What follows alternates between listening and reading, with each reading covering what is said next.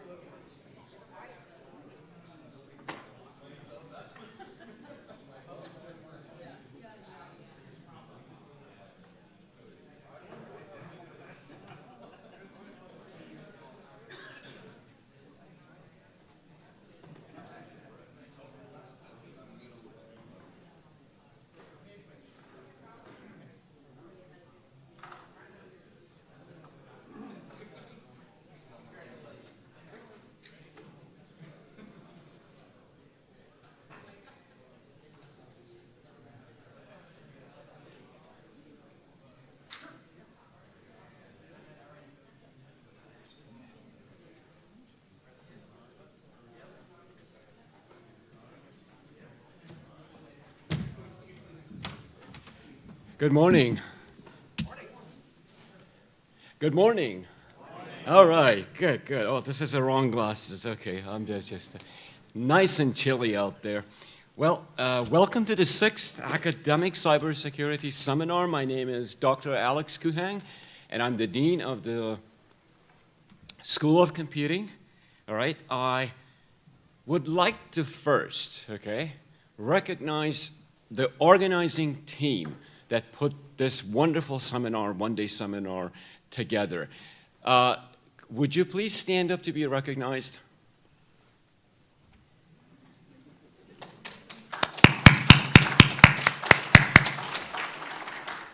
They've done such a wonderful, wonderful job, and thank you so much. I'd like to thank the cybersecurity professionals here, the distinguished speakers. I know we have a wonderful, wonderful program together, and you wonderful, eager learners, that are gathering here today for a one-day seminar. Come on in, guys. Come on in, Well, today we come together as a community of experts, practitioners, and learners, united by our shared passion for safeguarding what we call the digital realm.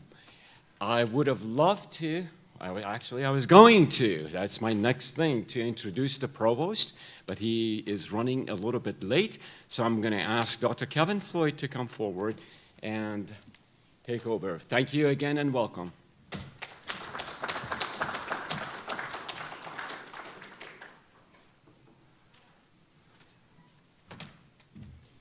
Thank you, Dr. Kuhang, and good morning and welcome. This is the 6th annual Academic Cybersecurity Seminar here at Middle Georgia State University, and we're excited to have you all here. This seminar seeks to really educate Georgians and the MGA community about information technology, information security, and helps us to bring into perspective all the threats that are out there and how we can work together to address those. The event also will feature guest speakers who will help us to investigate what different people from different organizations are doing to help combat various cyber threats. The seminar aims to empower, educate, and connect Georgia professionals and students in a forum of enlightening discussion and discourse. This year's themes centers on innovation in IT, cybersecurity, and IT cybersecurity challenges. This academic cybersecurity seminar is one way in which we put the university's core values of stewardship, engagement, adaptability, and learning into practice. As a leader in cybersecurity education, Middle Georgia State University offers a number of cybersecurity-related programs, both at the undergraduate and graduate level. Middle Georgia State University, if you didn't know, is also designated as a National Center of Academic Excellence in Cybersecurity through the National Security Agency and its partners, including the Federal Bureau of Investigation, the Cybersecurity and Infrastructure Security Agencies, CISA, the National Institute of Standards and Technology, NIST, and the National Initiative on Cybersecurity Education, NICE. The School of Computing, through its cyber programs and through its other academic programs, offers a number of dynamic degrees in information technology, computer science, as well as mathematics and statistics, with a total population so far this fall of over 1,200 students in all those programs. So we're very excited about those numbers. If you have time today, I encourage you to stop out at our table. We have information about all of our programs. So if you're interested in any of our cybersecurity programs, again, at the undergraduate or graduate level, we offer those as well as programs, other areas of IT and computer science, both online and face-to-face. We would love to have you as a future student. We also have the brand new programs that just started in computer science. These are undergraduate programs as well as our new Doctor of Science and Information Technology program. I would also like to, as Dr. Kuhang mentioned earlier, extend my thanks to our organizing committee, who's done a tremendous job, spent many weeks in preparing and lining up speakers. Dr. Scott Spangler, Dr. Valerie Mercer, Dr. Alan Steins, Dr. John Gerard, Dr. Vicki Sandoval, Ms. Tina Ashford, Kendall Palmer, Brooke Ingram, Shane Knighton, and Wayne Lockwood. They're all here. Please join me in thanking them today.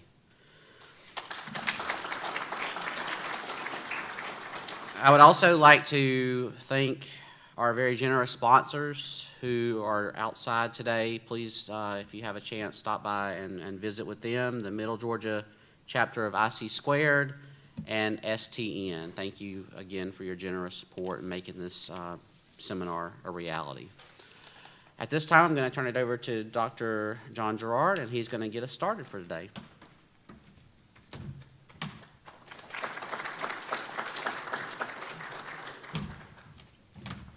Thank you very much, Dr. Kuhang and Dr. Floyd. Well, good morning, everybody. As Dr. Floyd said, my name is Dr. John Gerard, and I'm absolutely delighted to be here today on behalf of our amazing students, faculty, and staff at the School of Computing. We've got an awesome day planned for you, and I just want to go over a couple things so everybody understands what we're going to be doing today. So as Dr. Floyd and Dr. Kuhang both mentioned, thanks so much to the organizing team, an amazing amount of work. I've been involved in a lot of these conferences over the years, and I can tell you that this is one of the very, very best, and we've got an awesome team that puts it together. Thanks also to our sponsors, AITS, ISC Squared, and STN. For the students that are in the room, STN has a really cool challenge. If you're interested in doing an internship, go out and see them, and they've got a really cool challenge for you to try to solve. But before we start, we just have a couple minutes before our first speakers, and I wanted to share with you something that I read in the Washington Post. And the article opened, and I'm quoting, but the article opened with this passage. It says, the group used faked LinkedIn profiles and posed as software developers or project managers to send malware to employees at those targets and install backdoors for later communications, Microsoft said in a recent report. The reference was short and did not provide a lot of details. Now, that's not a new story. How many times have we heard that story over the last number of years? What's a little bit different about this is the hackers called Anon Ghost said that they were behind the attack, and they installed or they attacked Israeli apps that warned residents about incoming rocket strikes. The group even sent out through this hacked app a notification that there was a nuclear bomb coming. So we've all seen the impact of these malfactors and the importance of cybersecurity. But I think the recent events that we're seeing that's happening in Israel and in Gaza shows that the power that can be employed through cyber warfare. And so our point in all of this is really to see that we can do everything that we can do to defend our people. I know from my own personal experience, sometimes we get these cybersecurity trainings and we go, oh, do we really have to do this again? But again, this whole attack was launched by people being fooled into thinking they were dealing with IT folks. So let's use that as a reminder as we move forward this morning to think about just how important cybersecurity is. So just a couple housekeeping details before we kick off. First of all, please be flexible, especially for our online folks. We'll do our best to keep to the schedule, but as is always the case when we have speakers coming from across the state, it's likely that there could be a delay, so certainly stay with us, but stay flexible. If you're looking for the restrooms, they're off to my right, your left, and in the very unlikely event that we need to evacuate this room, just follow the conference leaders and they'll lead you down the stairs to my left, your right, and down outside of the building. And finally, please make sure that you keep your phones muted today. Now, to our online folks, thank you so much for joining us. To everybody, in fact, this is a great investment of your time. We've put together, or the team has put together, in fact, I take no credit for the awesome work that they've done. They've put together an awesome group of speakers, and I think that you'll find that your time is very, very well invested. And especially for the online folks, we'll do our best to make sure that our speakers stay inside the range that you can see them. And we've got Dr. Alan Steins back there to make sure that everything is going well. Again, for the online folks, occasionally you might get some updates from Dr. Steins suggesting that there's been some delays or some slight tweaks in the schedule. Fear not. The schedule is available for everybody at www.mga.edu/ACS. I will be introducing the speakers very briefly, as I'm about to do for the first one, but I'm not going to provide much of a biography on them. We've got detailed biographies online, and I want to reserve all of their time for them to speak so that you don't have to listen to me any more than needed. My students remind me frequently that they don't enjoy listening to me, so I don't want you to go through that punishment either. Any questions before we start? Dr. Spangler, anything that we need to add before we launch into the program? Okay, yeah. Well, we actually don't know that he's going to be here all day, so maybe you should save that for later. No, I'm just kidding. I'm absolutely delighted to be here. So we're pretty close to on schedule. So I will invite our first speaker to the platform, a great friend of the School of Computing and the Department of Information Technology. Please join me in welcoming Todd. I just about did it. Todd Davenport. It's an inside joke. I have a good friend named Tom Davenport, and I've already called him Tom this morning. But Todd, welcome to the stage. Thank you so much for being with us today. Thank you so much. All right. Well, good morning, everyone. Hopefully you all have had an opportunity to get your first, maybe second cup of coffee in, so you'll be a little bit energetic. I will tell you, again, I'm Todd Davenport. I am a Senior Director of External Compliance at Global Payments. And I'm sure that probably doesn't mean anything to any of you. So I'll tell you a little bit about what being a Senior Director means, as well as a little bit about Global Payments. For those folks that are watching online or where we're streaming, I do like to move around some. And if you don't see me all of a sudden, it doesn't mean I fell off the stage. It just means I got outside of the frame that's being recorded.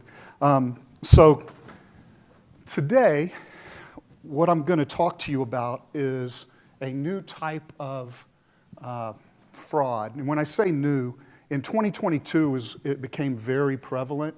It was observed previous to that, like around 2015. But during that time frame, it was very limited in scope. But in the holiday season of 2022, it really exploded. This presentation is going to be more of a, I'll say, awareness presentation. I'm not going to get real down deep and technical. I'm not a technical person, okay? But I do want to make you aware of this. So again, I'm a Senior Director of External Compliance. What that basically means is I have the privilege of working with some incredible professionals at Global Payments that are responsible for our compliance of the payment card industry standards, okay? Global Payments is a worldwide company. It's a Fortune 500 company. We have over 27,000 employees around the world. We actually have locations in over 40 countries, and our services are performed in over 100 countries, I'm sorry. Primarily in the financial sector, in financial technology, and doing what we call the issuing, acquiring, and the merchant business. As far as myself, I have over 30 years of experience in information security and compliance across the public and private sectors. I was in the Air Force for 20 years, and then I transitioned as a DoD contractor for 13 and a half years. And the last 8.5 years, I've been in the public sector and the financial sector. I'm married, been married for 40 years. I have 2 adult sons that both live in Atlanta, and I have one incredible 9.5-year-old grandson. So that pretty much is me, who I am, right? So today, again, like I said, I'm going to talk a little bit about this triangulation fraud. But before I really get into the details of that, I want to do, because we are in a learning environment, right? I thought I would share a little bit of what I'll call useless knowledge, but it's something that I became aware of several years ago, and I find it interesting. So this individual, Willie Sutton, also known as Willie the Actor or Slick Willie, right? Does anybody in the room know who Willie Sutton is? Anybody, any ideas, any guesses? That's what I thought would happen. Okay, so Willie Sutton, I think so, lived from 1901, sometime in 1901 to 1980, right? Willie was a bank robber. He was mostly active in the 1920s and the 1930s. He spent over half his life in jail, right, in prison. Now, he did escape from prison on 3 different occasions, but Willie was famously known as a very prolific bank robber. He did always use a pistol or a Tommy gun, but no one was ever shot in any of his robberies. He was known as Willie the Actor, Slick Willie, because of his use of costumes and disguises. He would be a postal worker, he would be a police officer, different things like that. He was proud of the fact that no one was ever hurt in any of his robberies. He never shot anybody. He did write 2 books later in life and mentioned, he was asked at one time about his guns, and he said he never had bullets because he never wanted anybody to be hurt, right? But Willie also was, like I said, the 11th person added to the FBI's most wanted list. So the most wanted list started in 1950, and there was 10 people on it originally, right? That one of those individuals was captured about a week after the list was issued, and right after that person was captured, Willie was added to it. I know that's not really that fascinating to you all, but what I would say is Willie was interviewed on multiple occasions, and one of the things that Willie was asked is, oh, hold on a second. Something didn't work there, but Willie was asked, why do you rob banks, right? Why do you rob banks? Anybody have an idea what his answer might have been? What was that? I'm sorry. That's right. That's where the money is, right? And my slide didn't work because we're supposed to be animation there, but that's where the money is. Simple, right? So Willie also had, while he claims he never said that, there was also a law in medicine that's associated to that comment, right? It's called Sutton's Law. And basically what Sutton's Law says is, when you're a doctor in medicine and stuff, is what you might also want to call it the keep it simple, stupid technique, right?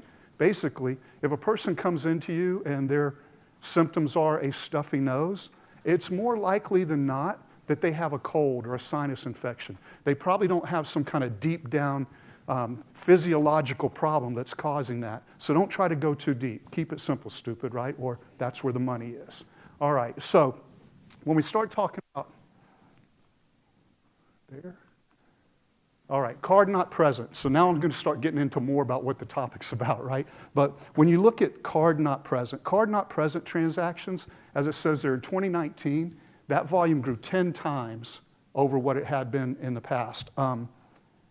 For those, if you want to go back in history a little bit, credit cards or debit cards first started being used 70s, right? And then through the 70s and 80s and most of the 90s, everything that was being done with a credit or debit card was considered card present, meaning you had to have a card, right? And you had to give it to a merchant.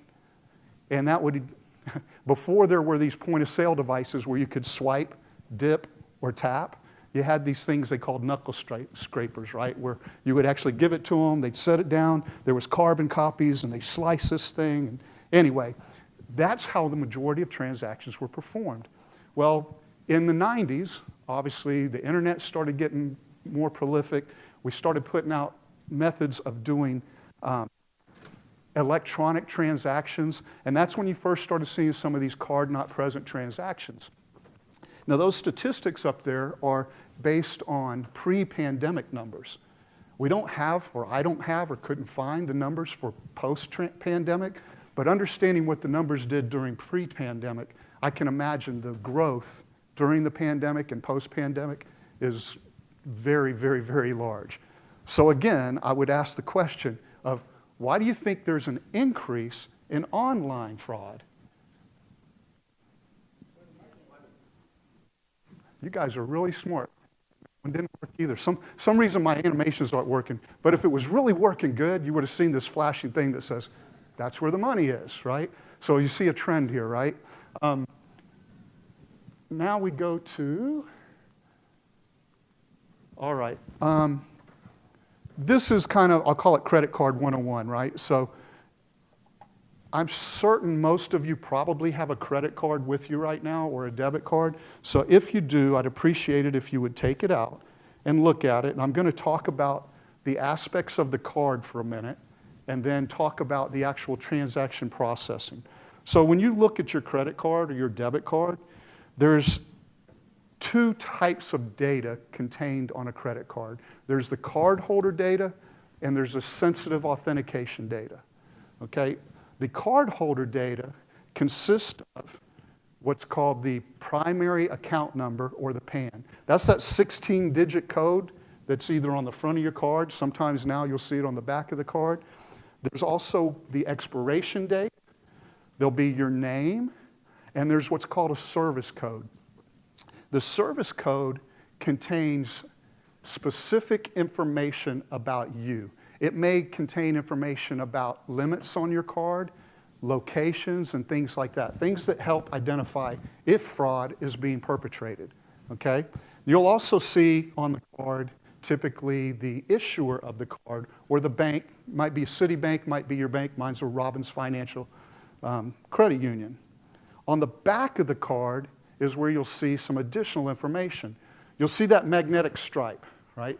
This magnetic stripe contains some of that, what I called sensitive authentication data. So your pins or pin blocks are on there, as well as your, excuse me, what's called track 1 and track 2 data. And that's a lot of information about the card. So some of this stuff that's on the front of the card, the PAN and those things, are all in that magnetic stripe. That way when you swipe your card, it communicates with that point of sale device. There's also what's called the CVV, or the card validation value, right? So when you do a card present transaction, you swipe, you dip, or you tap, right? And it provides a lot of information to the merchant to pass on. All of that information doesn't take place when you're doing an online transaction, right? Because an online transaction, all you're providing is that payment or primary account number, the expiration date, and that card verification value. That's the only information, or your address or zip code, right? But there's other information that's on that magnetic stripe that can't be provided during a card not present transaction. Now, it's my belief that that in lies makes a card not present transaction a little more susceptible to fraud than a card present transaction. All right, so this is the basic cardholder data flow, I'll call it, right? So first you have a card holder. That's me, that's you. We hold a card. We take that card and we present it to a merchant. This could be a merchant online, e-commerce, or a merchant go to the school bookstore, right? You give that card to that merchant. Dip it, tap it, swipe it, however. That merchant takes that transaction and then they forward it on to an acquirer. The acquirer is the merchant's bank, basically. That's where that merchant deposits their money and where they get money, right? That acquirer then takes that transaction and sends it on to the card credit network. So on your card, it probably says it's a Visa card, a MasterCard, American Express, or whatever. So that's just, the acquirer sends it there and says, hey, we've got someone trying to make a purchase. You guys are the network. We need you to make sure it's okay. So the network then reaches out to the issuer of the card, the issuer being Robbins Federal Credit Union. The issuer could be Wells Fargo or whoever, and says, hey, does this card holder have enough money in their account to make this purchase? The issuer then says, yes, they do, and they tell the card brand, and it goes back saying it's okay to make this purchase, right? So I wanted to go through that for a couple reasons. One, just so you understand how the card flow happens, how those authorizations take place, but also some of the terms are not readily in everybody's head to understand. But all of that takes place, that authorization takes place very quickly. I was just at the QT as I was coming here, you know, and I noticed where they put my cost of my water in, I tapped my card, and I mean, it was 2 seconds, and it came back and said approved. So all of that communication takes place in less than 2 seconds. Okay, so in your typical e-commerce type of transaction, what you expect to happen is you're the online person, right? You're making a credit request. Let's say I play softball, so I like to buy softball bats. And I don't know if you all know, but softball bats can be very expensive nowadays. So when I go online, I start looking for the best bargain. Where can I get a $350 softball bat for $75, right? So I go online, I search, I try to find that. I find one. I then present my card to that merchant and say, hey, I want to buy that bat from you, right? And here's my card so you can approve that purchase and you can ship the bat to me. The merchant takes it. They go through that process I talked about before. Everybody says, yep, he's got the money. Go ahead and let him buy it. They buy it. They ship it to me. Everybody's happy. That's your typical online transaction. I suspect with the increase in card not present that I talked about before, all of you have probably engaged in that activity at some point in time. Well, in 2022, this triangulation fraud really exploded. Like I said, it actually first started being observed around 2015, and essentially, I believe from 2015 until 2022, the threat actors were really doing what you would call the first 2 phases of like the MITRE attack framework, right? So they were doing their reconnaissance and they were doing their resource development. They were figuring out how can we make this work to really benefit us. And what they realized was, number one, most cardholders don't pay attention to their statements every month, right? So, or if they do, they only pay attention to the big numbers. So one of the aspects of triangulation fraud is it typically takes place for what you would call low-cost types of purchases, right? So just think of it. If you wanted to buy a $9 tube of toothpaste, right? $9. You probably see a $9 thing on your credit and you go, yeah, I don't know. You don't even pay attention to it, right? But imagine if they did that $9 fraud to 1 million people, right? They just made $9 million and nobody's even paying attention. So that's what this fraud kind of focuses on. What they've determined is the sweet spot is probably around $50 to $300. That's the area that they can try to get, that's the monetary area that they can go in that typically doesn't get flagged. No one really pays attention, okay? So again, 2022 holiday season is when it first really exploded. And you'll see there those numbers. It says 600 million in the month of November, right? Well, that, like I said, that was really just 1 week because it started on Black Friday. So it was $600 million of fraud just in that short period of time. So the estimate is obviously billions of dollars over the year, right? The expectation is that this will increase in 2023. So now we're going to talk a little bit about how these fraudsters perpetrate this fraud, right? So again, let's say I'm out looking online to purchase something. It may be a softball bat, like I said before. And I start doing my searches out there. I might be doing a search on whatever your favorite search engine is, and it points me to a marketplace. Maybe it's eBay, maybe it's Amazon. And you go to that site, and now you're presented with a whole bunch of additional options, right? If you're like me, my wife says I'm cheap, but I like to think that I'm frugal, okay? I'm gonna look for what I think is the best, the lowest cost that provides the best value to me. So what these fraudsters have done is they've established valid websites and advertise items that they know people are trying to buy. So they will say, that softball bat that I typically would go to Louisville Slugger for and pay $350, they will have it advertised on their site for $50, for $75, something like that. Me, as an unsuspecting consumer, is going to say, wow, why would I pay $350 for something I could get for $50 or $75, right? I make that purchase. What the fraudulent seller then does is they probably do two things. One, now they have my credit card information or my debit card information. So they probably set that to the side for later. But then what they do is they take stolen credit card information they obtained previously.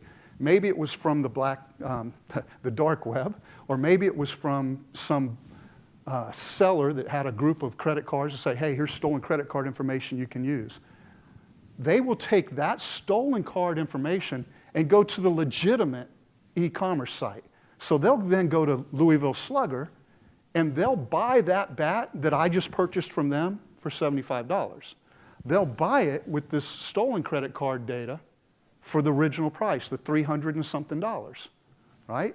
Okay, great. Louisville Slugger says, fantastic, we just made a sell. When that stolen credit card, when that fraudulent website makes that request for that purchase, they will give them my shipping address. So Louisville Slugger gets a sale, valid sale from somebody else's credit card. They ship it to me. I get my bat, I'm happy. I was only charged $75. That's what all of my statements will say, $75. Well, a month later, the person whose stolen credit card information was used will be looking at their statement and say, what's this $350 purchase for something from Louisville Slugger? I didn't make that purchase. And then they, of course, will go into now, they go back to their, what they call chargebacks or fraud. They'll go to their issuer, right, the bank who issued their card, and they'll go to that merchant, Louisville Slugger, and say, hey, you guys charged me $350 for something I did not buy. And Louisville Slugger says, well, your credit card was used to buy it, right? But okay, we will reimburse that money back to you. The issuer will now have to issue a new card to that person whose credit card data was stolen, right? So they've got to get a new card. If you're like me, you have a lot of other online things that probably point to that card. So now you got to set up those payments differently and all of that, right? All of this is taking place in me, who made the purchase, a valid purchase. I have no idea any of this is going on. I don't know. As far as I know, a valid purchase was made and I got a great deal. Louisville Slugger really can't reach out to me to get the bat back because the only thing they know about me is that address. It wasn't my credit card. It's just an address that they shipped it to. Could be a valid address, could be an invalid address, right? So Louisville Slugger ends up being out of the merchandise, out of that bat, as well as the $350 that they had to reimburse the person whose stolen credit card information was stolen, right? So they are definitely impacted.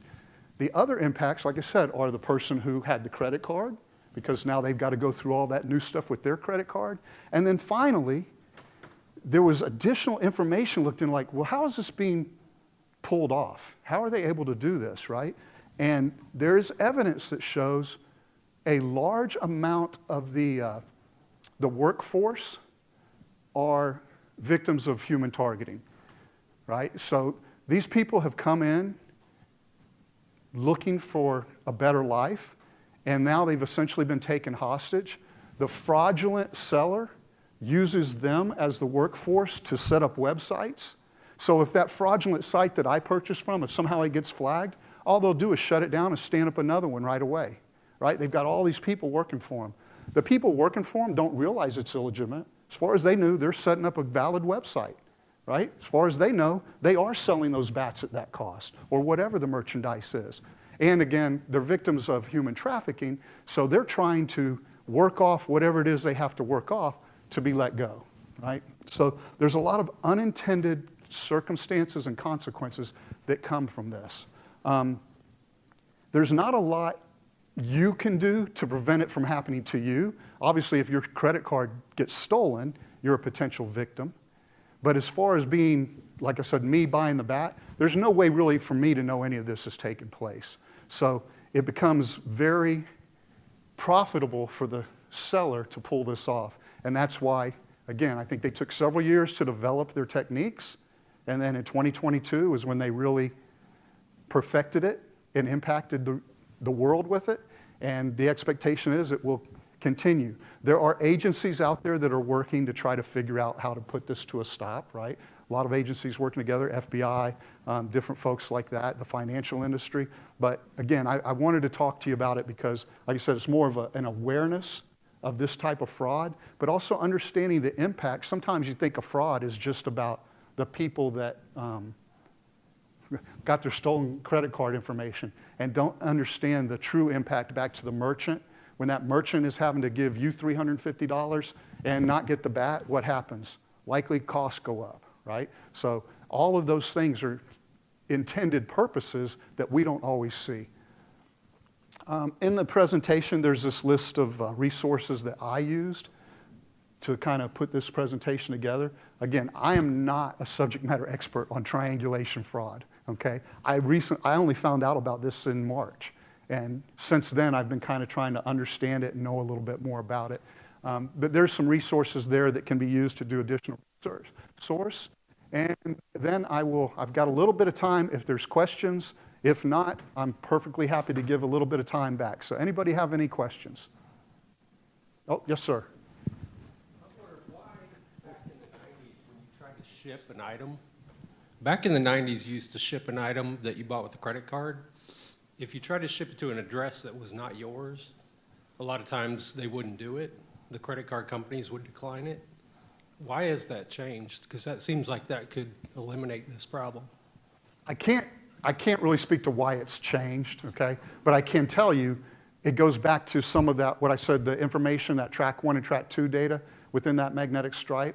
Sometimes in the card it will have your physical address, and it's likely that when you swiped it or chipped it, it came up and somehow, especially this happens like with overseas stuff, right?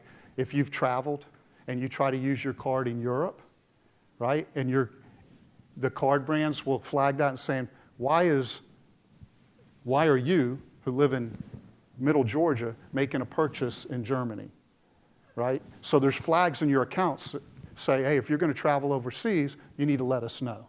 And then they'll turn that off during that period. It could have been something like that, but otherwise, I really don't know. Really don't know.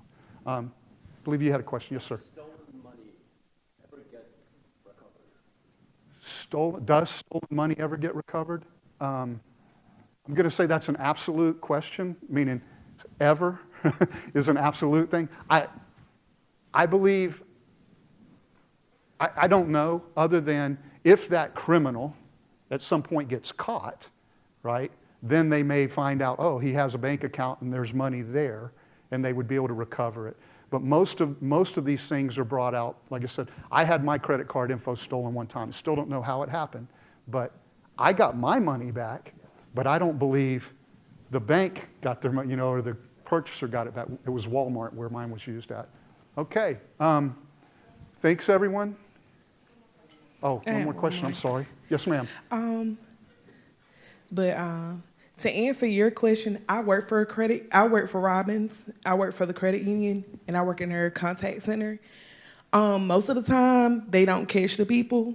With the credit unions or the banks just take a loss and just get the money back instead of just trying to find the person. Or sometimes the websites or whoever will just give the money back. That's what typically happens on our end. Besides that, the question that I had was,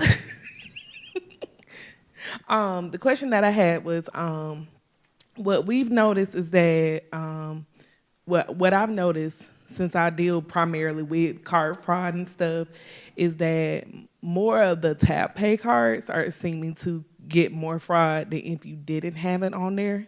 Now, is that something where you guys are noticing an increase in it, or is it just something that just typically happens over time because they're moving towards more contactless cards? So I don't actually know statistics on that. I will tell you something I did research that I found interesting. I was thinking that maybe since we're seeing an increase in like the card not present type of fraud, that maybe we'd see a decrease, for instance, in like skimming, right? We're all familiar with skimming. Like maybe that's harder to do than card not present, so maybe it would decrease. But the research I did, that didn't play out. It looks like the skimming and stuff is increasing just as well as the card not present. So, okay. I did have some contact info on the bottom of the slide if any of you wanted to reach out to me, have questions just in general on anything else. And I will put a public service announcement out there. If you are not currently a member of the ISC Squared Middle Georgia chapter, I highly encourage you joining, because you get the opportunity to hear speakers talk about topics, all of these types of topics. It doesn't cost you anything. They've got a table out there, and I really, really recommend you join. It's a great networking opportunity and all of those things. So again, thank you very much for having me, and hope you guys enjoy the rest of your day. Thanks so much.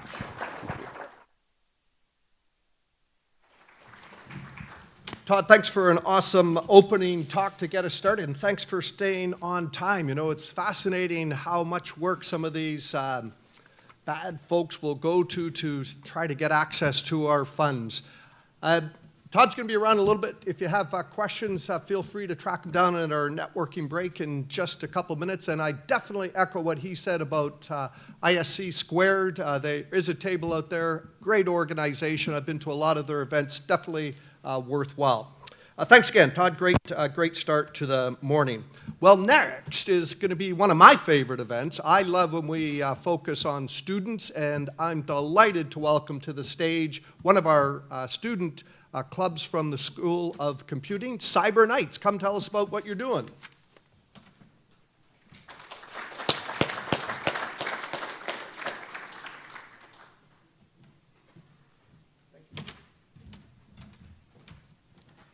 Good morning. How are you guys doing today? Just before I start, I want to introduce myself. My name is Kobe Roy. I'm the president of Cyber Knights. We are a cybersecurity focused team, and I just want to tell you guys about us. Before we start, can I get a raise of heads of all the students here? Good.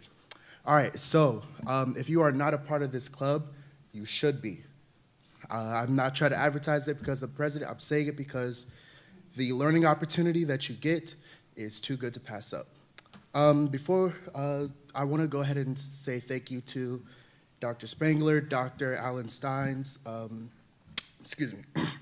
Dr. Alan Steins. They are faculty here, School of Computing. They are very helpful for my club and AITS, the other IT club in the School of Computing, and just want to say thank you to them.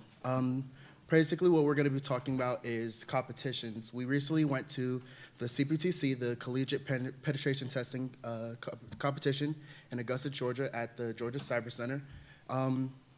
Essentially, the best way to describe it is, imagine you were blindfolded and your hands were tied behind your back and you were thrown into a dark room and they told you to get out. That is what the competition was. You were given a range of IPs, and you were told to get whatever you can, get whatever information you can from that. It was a great learning opportunity, and what I really liked about this competition was it wasn't just you at your computer and doing whatever it is that you needed to do. It also gave you the professional aspect of what it means to be an IT professional. So during the competition, we portrayed as a pen testing company, and we had a client. And with that client, we will have professional interactions. So we were also scored based off those professional interactions. One of those professional interactions is writing a report. A report is something that you would have to do as any IT professional, as some of you in the field may know, you would basically need to have those skills, those professional skills to make sure that not only that anybody can work on a computer, but do you have the social interactions to work with professionals? The learning experience from that was very great. I'm going to be completely honest. I did not know a lot of what I was doing, but it's a really good way to test how well are you at critical thinking and problem solving. Are you going to sit in a room for 8 hours and stare at your screen, or are you going to look up something? Are you going to try and figure out what you don't know, right? And I think that is the best thing that this competition gave me, was that it showed me all the things that I want to learn and that I didn't know that there was to learn. And I think that every student would benefit from it. That's pretty much all I have to say about that. I want to introduce Stephanie James. She is one of the members of Cyber Knights and also part of Women in Technology, and she's going to talk to you guys about the NCL competition.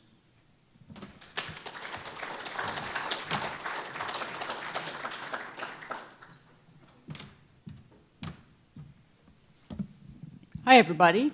I'm the online ambassador for the Cyber Knights Club, and a big part of our club is online competition, cybersecurity competitions.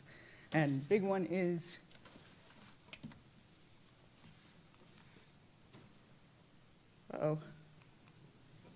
National Cyber League, or NCL. It was founded in 2011.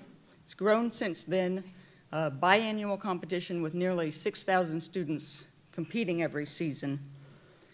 Open to high school and college students, all skill levels, starts at easy puzzles, goes all the way up to very challenging puzzles for more experienced competitors. Capture the Flag competition is a cybersecurity challenge where you're looking for a string or a token, the flag, if you complete it successfully.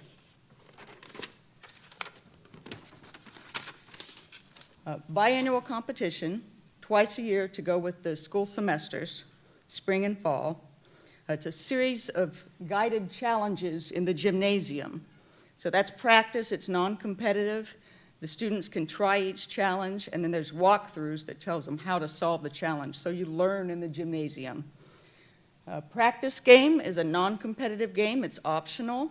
It just gets especially new students or returning students comfortable with the way that NCL works and how to do the puzzles. Individual game pits each of our students alone against all of the other students playing NCL all across the country. And then the team game is a group effort, up to 7 students. You can have multiple teams from one school. You can even have teams that combine students from different schools. So if you have a school with only a couple of students playing, you can combine with other schools to have a bigger team. And you all work together as a team against all the other teams in the National Cyber League. Last season we competed. We have 2 students in the top 500 for the individual game, and our team was in the top 200 for the team game. 9 knowledge areas covered in the National Cyber League. Got open source intelligence. This is Google, social media, any publicly available data. This is part of the reconnaissance phase of actual penetration testing. So this bridges the gap between the education that we give our students and actual real-world application of the knowledge. Cryptography, decoding hidden messages. This is secret messages. Starts with stuff like Caesar cipher, really easy stuff that everybody knows how to do, and goes on to actually using tools to extract the data from a message and get the plain text message. Password cracking. This is recognizing common password hashes and, again, running those through tools or something like a rainbow table to figure out what the plain text password would be. Log analysis is taking your log data and knowing how to sift through it, how to recognize important events that occur, and pull those out and found out where a compromise or a hack might have occurred. Network traffic analysis.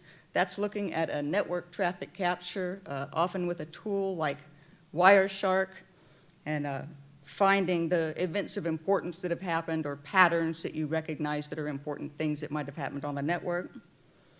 Forensics is just the students taking forensic data and analyzing that, finding the important things that happened, finding artifacts of where a hacker might have gotten into the system and left something in there. Web application exploitation. This is a really broad area, searching for vulnerabilities in web apps or websites, forms that go into a website, and using those to exploit or bypass security measures and get in there and gain information.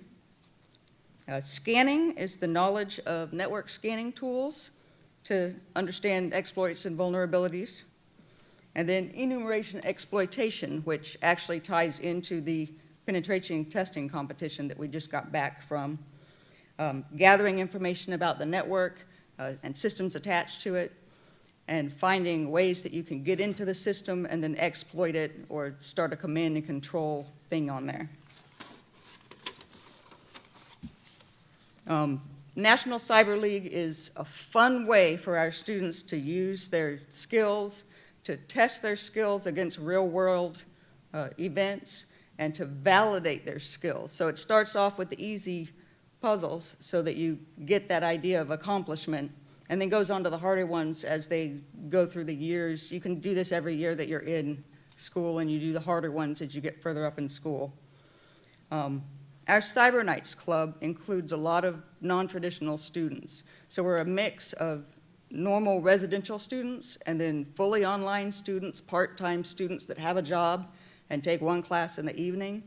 And National Cyber League gives us a chance to bring everybody together as a team and work together in one thing. It gives you that connection that you might not get if you're a normal online student. And most importantly, it's a fun way to do it. We have a great time as a group doing this competition and learning new things every year. Thank you.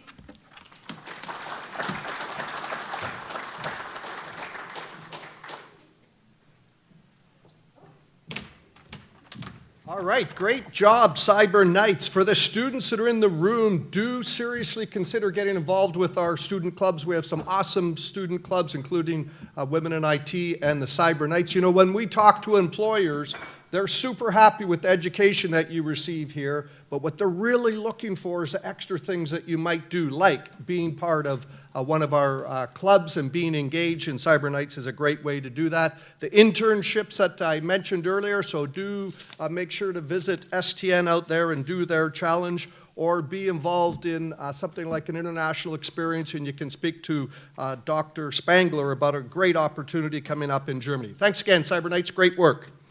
All right, ladies and gentlemen, we're very fortunate to have our first keynote speaker of the morning, and I'm delighted to invite Clark Rayner to the stage, who's an IT executive with an incredible amount of experience, and he's currently serving as the CIO for Georgia's Attorney General.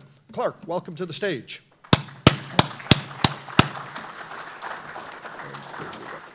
Gotcha. Thanks so much.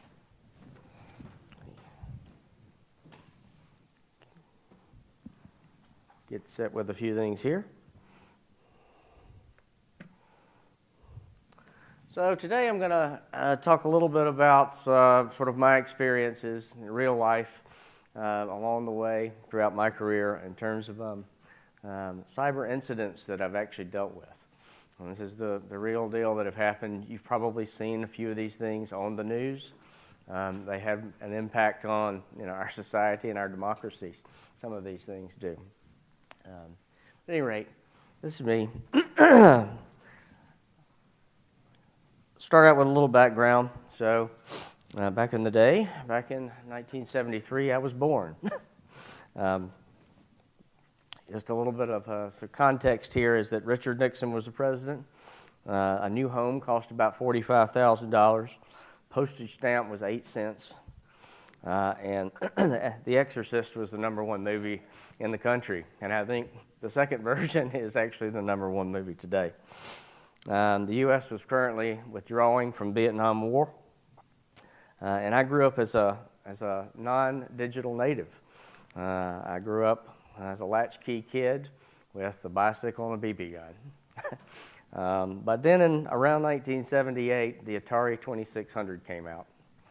And everyone up and down the street in my neighborhood received an Atari 2600 except for me. My mother bought us a computer. I was furious, but it set the stage and really sort of what was to come next.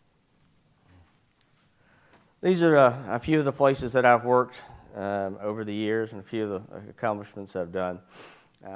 But I started off my career at Six Flags over Georgia in IT. We did everything from admissions to running all the cash point of sale type systems throughout the entire park. A lot of wireless back then even, which was a sort of an emerging technology. I sit on the board of GMIS International. GMIS stands for Government Management Information Sciences. It's all the state and local government IT leadership from around the country. We also have 7 other countries that participate, everywhere from Canada to the UK, Sweden, the Netherlands, Belgium, Australia, and New Zealand. And I've been very fortunate to be able to travel to all those places and give talks and also participate in a number of multinational projects that we've played a role in. I left Six Flags and took a government job, which I never thought that I would ever do. And I said, okay, I'll be there for a year. And here I am approaching retirement after never leaving the government. But I started off at Henry County, where I ran the IT department. When we started, there were, I think, 4 of us in the IT department for the entire county. When I left, there were about, I think there were 19 total IT folks there. But we had developed and built, an IT organization there from the ground up, including a cyber program. I took that knowledge and moved on to the state government, where I went to work for the Secretary of State. And so a lot of what you'll hear today is about some of my experiences there at the Secretary of State's office. I'm currently with the Georgia Attorney General's office. I've been there since January 2020, right before COVID, so it has been a very interesting ride. Let's see. I want to back up a minute and tell a story about my first cyber incident. And so that we were involved in, goes back to about 1985. We had a computer lab and a computer class. And when I was in junior high, I think most places call that a middle school now. However, we had all of these Texas Instruments computers. There was one mother computer that sort of had, a processor and some memory in it. And the rest were really kind of dumb terminals.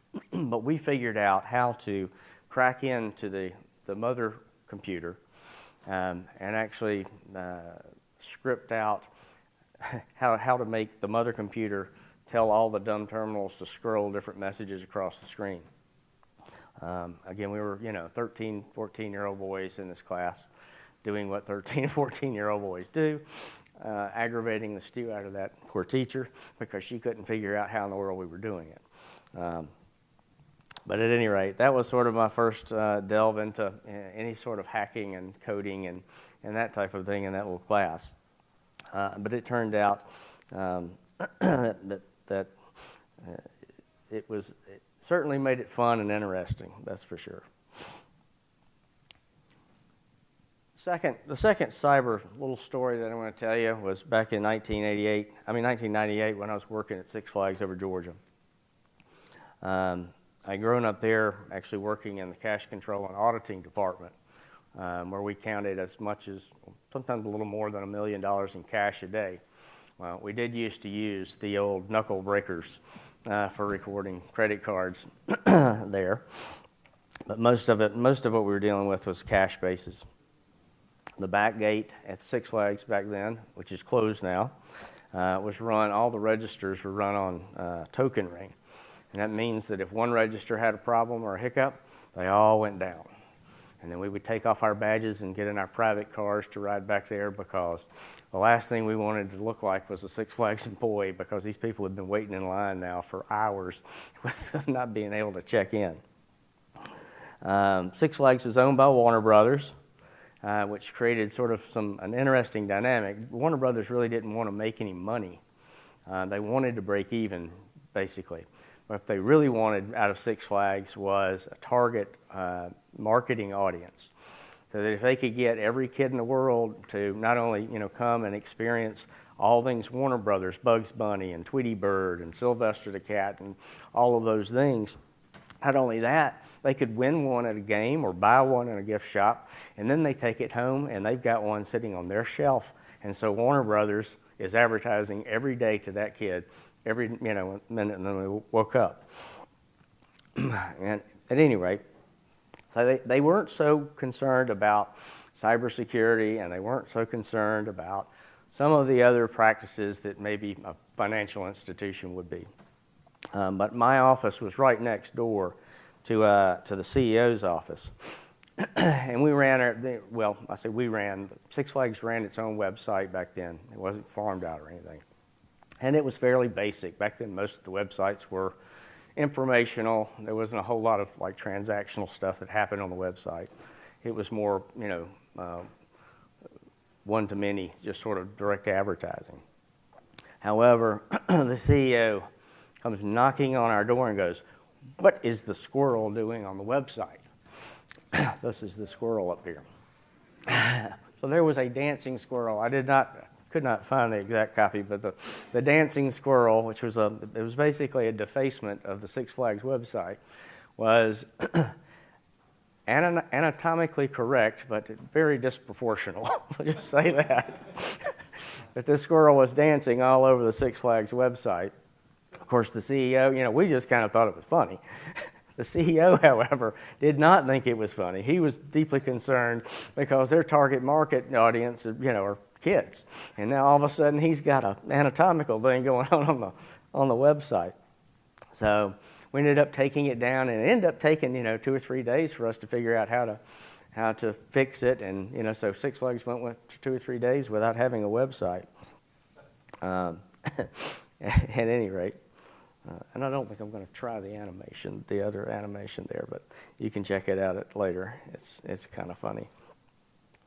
At any rate, so that was my second sort of experience with a hacking event. The third one here. When I was at Henry County, we had. When I started at Henry County, the population was, I started at Henry County. Anybody remember what Y2K was? We spent lots of money and lots of time to make sure that we had 4 digits instead of 2 digits in the code, and a lot of COBOL and a lot of, you know, older programming languages, so that the world wouldn't melt. I spent my Y2K countdown there in the 911 operations center waiting for something to happen that didn't. Back then when I started, Henry County had a population of about 85,000 people. There were, like I said, 4 people in IT, had 90 computers countywide, and most of our operations ran on IBM AS400. With dumb terminals. Back then also we had 25 dial-up accounts to the internet, and that was how we got all the internet. You had to be a director to have access to the internet. Of course, all that changed. I was there for 14 years, and when I left, the population had reached 210,000. There were 1,900 computers. We had 18 IT personnel. We had centralized internet, fiber backbone.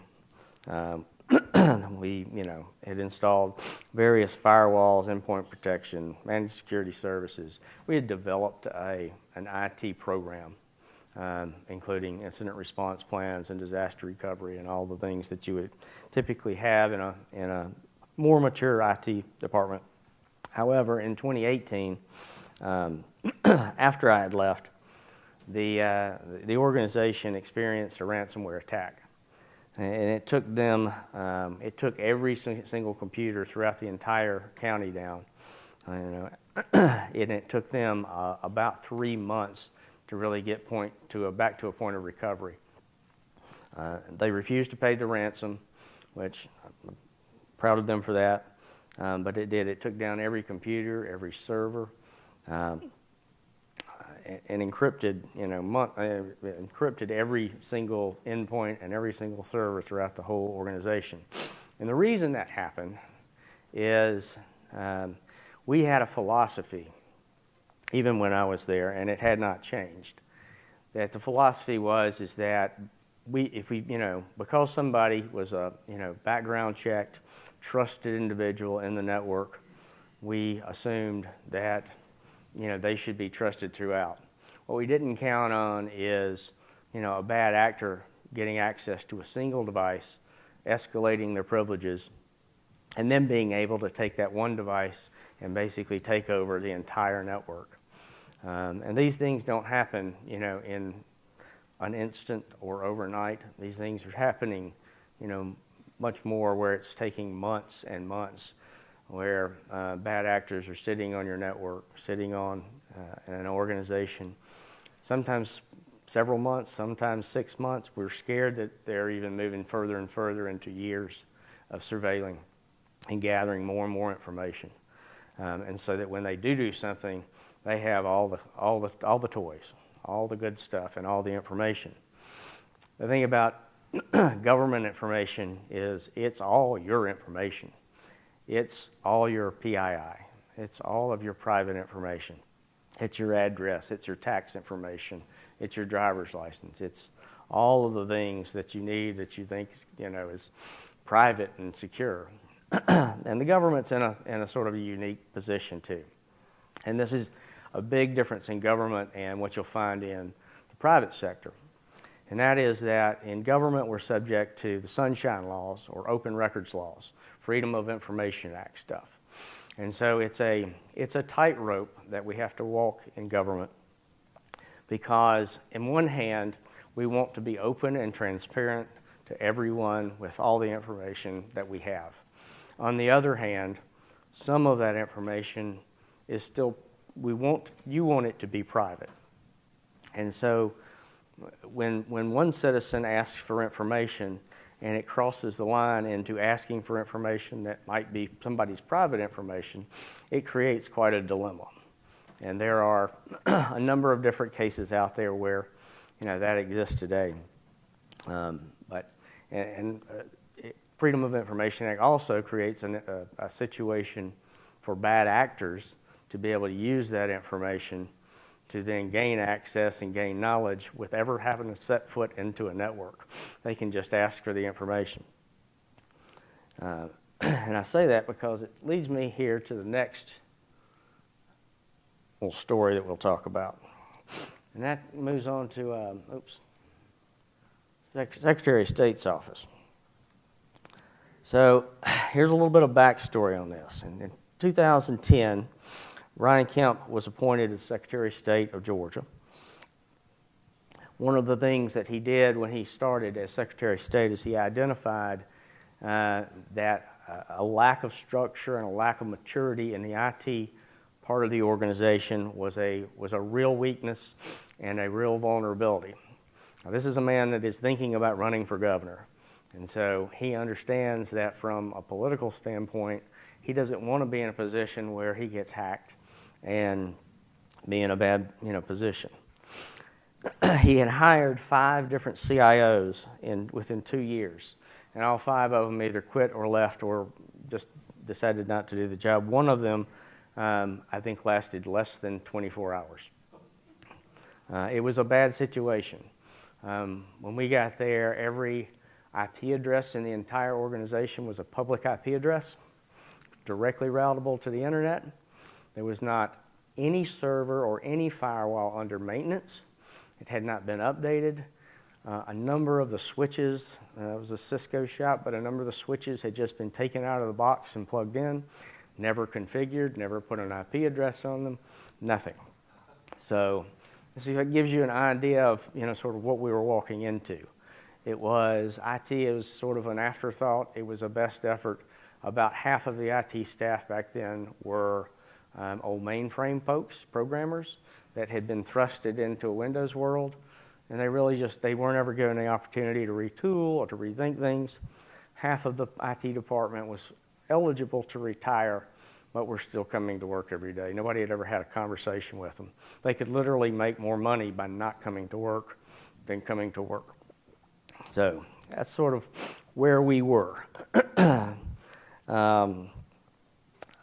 The Secretary of State had hired a consultant that came in and sort of mapped everything out. I can tell you they had been there about 6 months and they were so ready to leave, but they hired myself and another gentleman on the same day.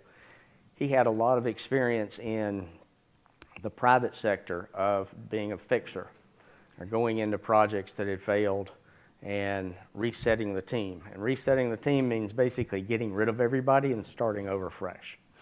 But he was good at firing people. And we did. We restructured the organization. We created all new positions. We rehired everybody in the organization, except for one person. We thought there was going to be a lot of value in keeping some institutional knowledge around while we worked through the transition. Let's see. I said that. All right. So fast forward a little bit to November 2014. We have an all-new staff except for this one person, our legacy person. He's our institutional knowledge. I was in New Zealand at the Algam conference there, and had and he got a phone call saying we had to fire this person. You know, after finding out what had happened, there had been a release of every single person in the state of Georgia's voter registration information, including their name, their first name, their last name, their social security number, their address, all the good stuff. Anything that you would need to go, you know, create a new credit card or form an ID. That this, and it was called, well, one of the reasons it was called was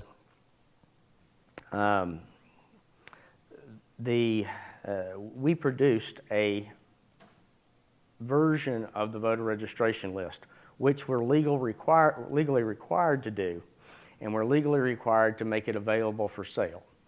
It's used by political candidates for doing mailings. It's used by political parties for doing research and their analysis. It's used by the media quite often to find out how many people are registered, that type of thing. What our employee did, however,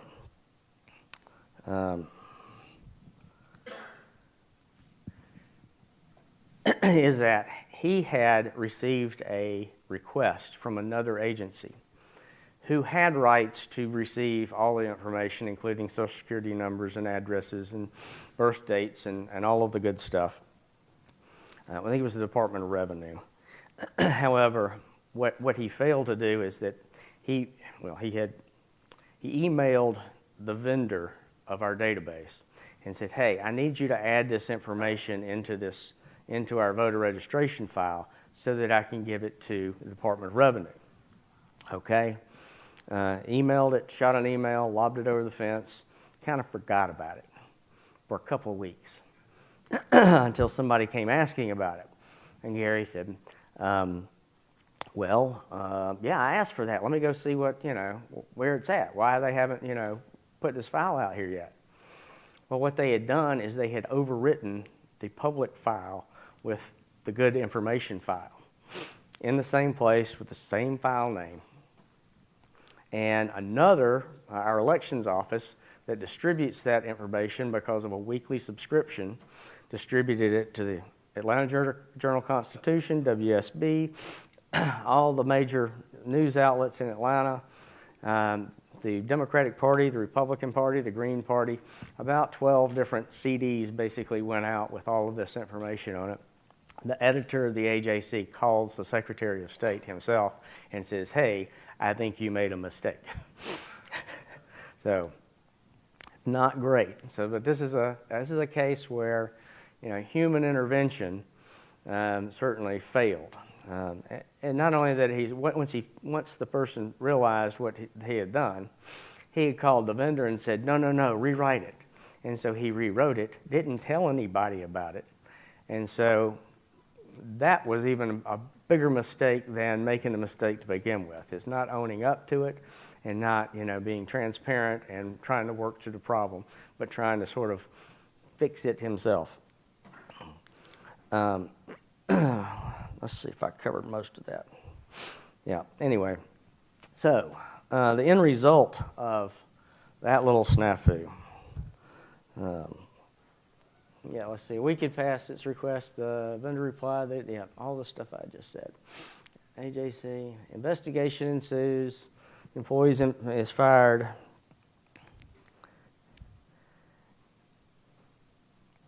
Our IT guy was fired because there were a number of different costs to the Secretary of State and to the citizens of Georgia. One is that we lost the institutional knowledge that that one employee had, and so we were carrying on without that institutional knowledge. We had to conduct a complete policy review and to understand, why did this happen? Turns out there was policy in place that should have prevented this that were not followed. It cost over $5 million in legal fees and in credit monitoring for the 9.5 million voters whose information was exposed. Even though we got affidavits from all of those recipients saying they either destroyed the data or they returned it and did not copy it. Didn't matter at that point, the damage had been done. $5 million in legal fees and in credit monitoring that went on. We don't know, this is an unknown in politics and in the public sector, is what are the political costs? What could that have meant in terms of, the value to, the elected officials that it affected. Again, there was a multi-person approval process. There was data loss prevention tactics that were put in place after that to make sure that one person didn't have access to be able to overwrite a file like that, and that that data was then classified, and we were able to better maintain it. But that's a real life example. It was in the news for weeks, and I think they're still probably dealing with some of the repercussions of that now. The next story, it's along the similar lines, but a little bit different. We shot ourselves in the foot with the last story. We had an inside guy that made a mistake, that basically overwrote the files and handed it to, people that did not have rights to it. This next one happened in 2016. There was a presidential election that was underway. The Georgia Secretary of State IT department. We've been there for 2.5 years now. We've gotten a lot better. We put in a security program, incident response, all that kind of stuff. We had a lot of tools in place at this point. But we detected and stopped a documented breach attempt. And this breach attempt we discovered, and we actually hired 3 different consulting companies to come in and help with this. But we identified that this breach attempt was coming from the U.S. Department of Justice. The U.S. Department of Justice ultimately took our information, tracked it down, so they said, and identified that it was one of their contractors that had a compromised computer that was working on some relative information that appeared as if it was trying to break into our network. And it was the voter registration system, again, that we caught them trying to break into. Take it with a grain of salt for what it's worth, but sometimes in the government, your best friends can also be your foes. You have to trust but verify, and it's important to have the right information, the right systems in place to be able to trust everybody within your own network and also within your fellow governments that are out there. And again, they did admit that it happened, but they blamed it on a contractor. That one hit the news too. A couple of things I just thought I would go over that are just really practical things for any organization. As you're thinking about becoming a cybersecurity professional or an IT professional, these are things that are must-haves. They're things that weren't necessarily needed 25 years ago, but today you cannot live without them. No matter what kind of organization you're in, whether you're government or private sector, it could be a small organization or a big one. But everyone needs to have and adopt a cybersecurity program. And a program is a written program that has, it lays out the groundwork, it lays out the framework for how you're going to run cybersecurity. It has to have executive support.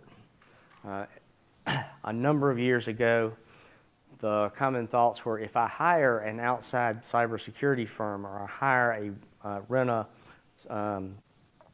CISO, that if something happens, I can blame them, fire them, and it removes the responsibility from me, the CEO. Well, that's not true anymore. The CEO and the board of directors are just as responsible for hiring the wrong person for when something goes wrong as if they did it themselves. Second thing here is to adopt a cybersecurity framework. Anybody familiar with what cybersecurity frameworks are? I mean, there's a number of them that are out there. CIS, there's NIST, there's COBIT, there's a lot of different ones that are out there. You got to adopt the one that's the best fit for your organization, the one that's the most backed up. I can tell you from a government standpoint, most smaller governments will stick with CIS just because it's what they can do with the amount of money and the support they have for cities and counties.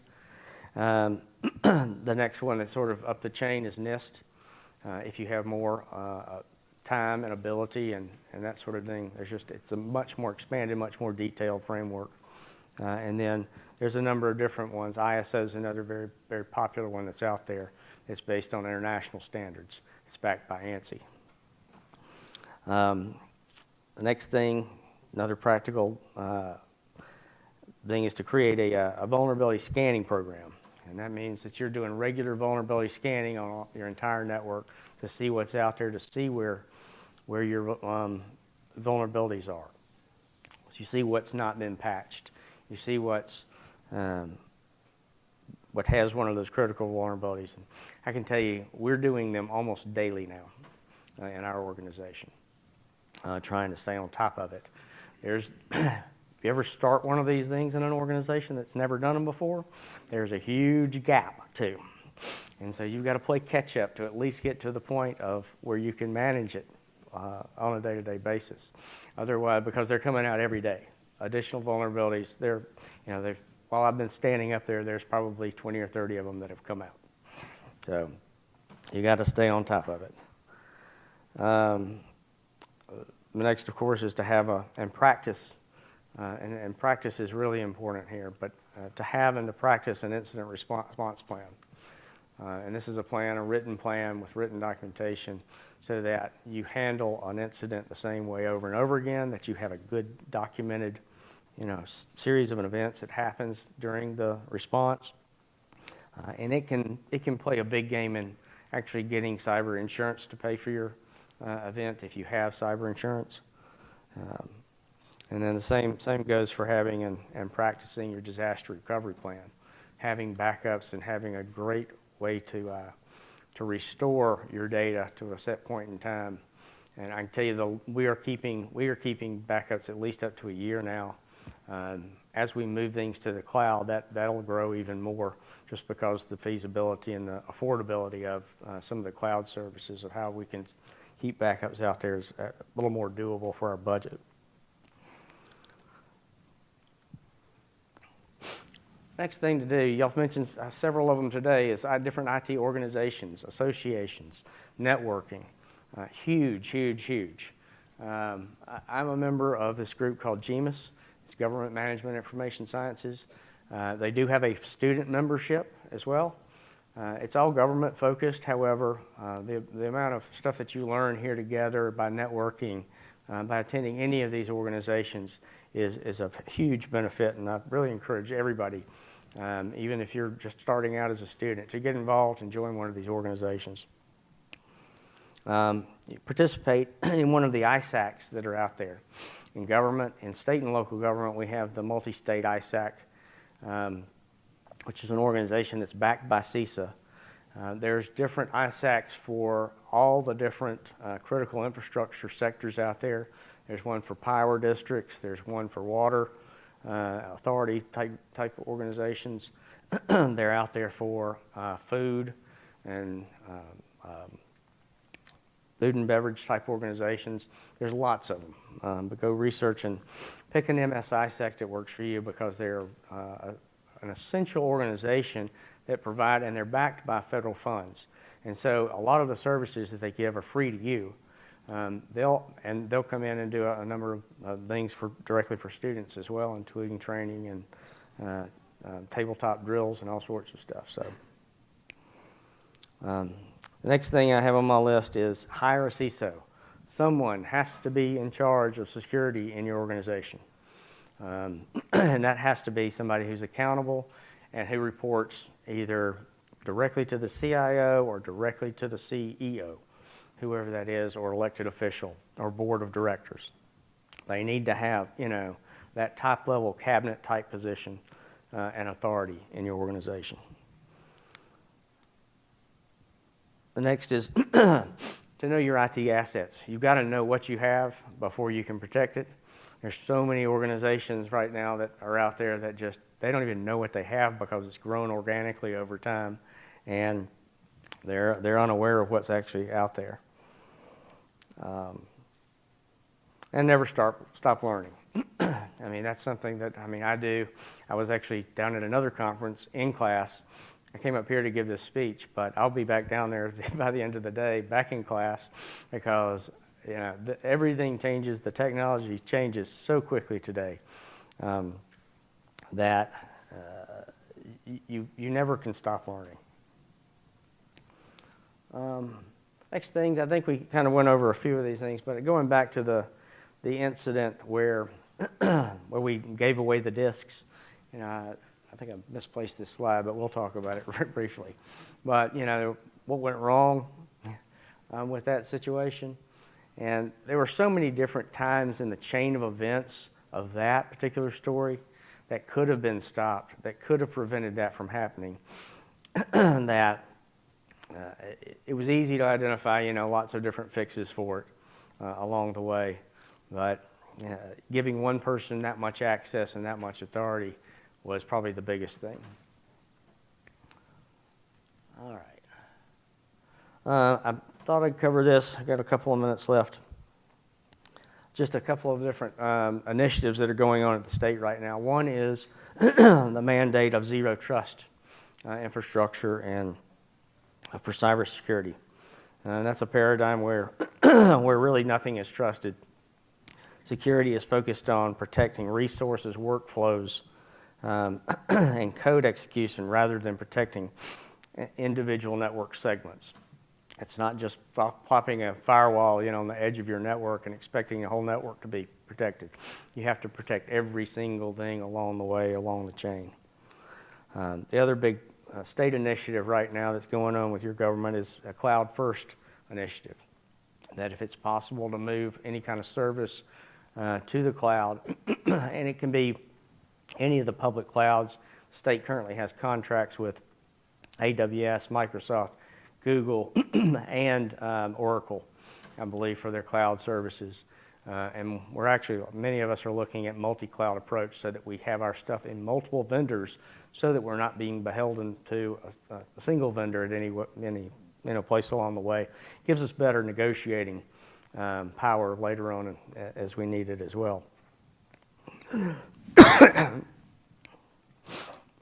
And the final thing I was going to touch on, just because it's such a hot topic today with everybody, machine learning, large language models, and artificial intelligence. Those are kind of all interchangeable. They can be. I can tell you a couple of the things that we're working on in our office today involve using artificial intelligence for a lot of law enforcement activities. You may know how they caught most of those people from the videos from January 6th at the U.S. Capitol. They used a program that basically scours the entirety of social media and does facial recognition, and then coordinating and triangulated those people so that they identified who they were, issued warrants, and arrested them. So we're doing that. We're doing that on a large scale with our human trafficking unit and our gangs unit right now. We're using some of these large language models that look at video to help us really sort of build the organization so that we know what the organizations look like. These are criminal enterprises today. They are not, it's not your local street gang. These are big, organized criminal enterprises that in many cases are multinational. They are operating in all kinds of different sectors. They may not look like your typical, Bloods and Crips street gang kind of folks. They are, they could be your neighbors. But there's a big initiative to be able to identify those, and we're having a lot of success in our office right now with that. Other big applications for this type of technology are traffic management, being able to identify and model traffic patterns so that we build better roads, create better traffic, and emergency management. And we were doing some of this when I was at Henry County, where some of the models today are about 95 to 98% accurate, where we can predict based on a number of different factors where like the next accident's going to happen.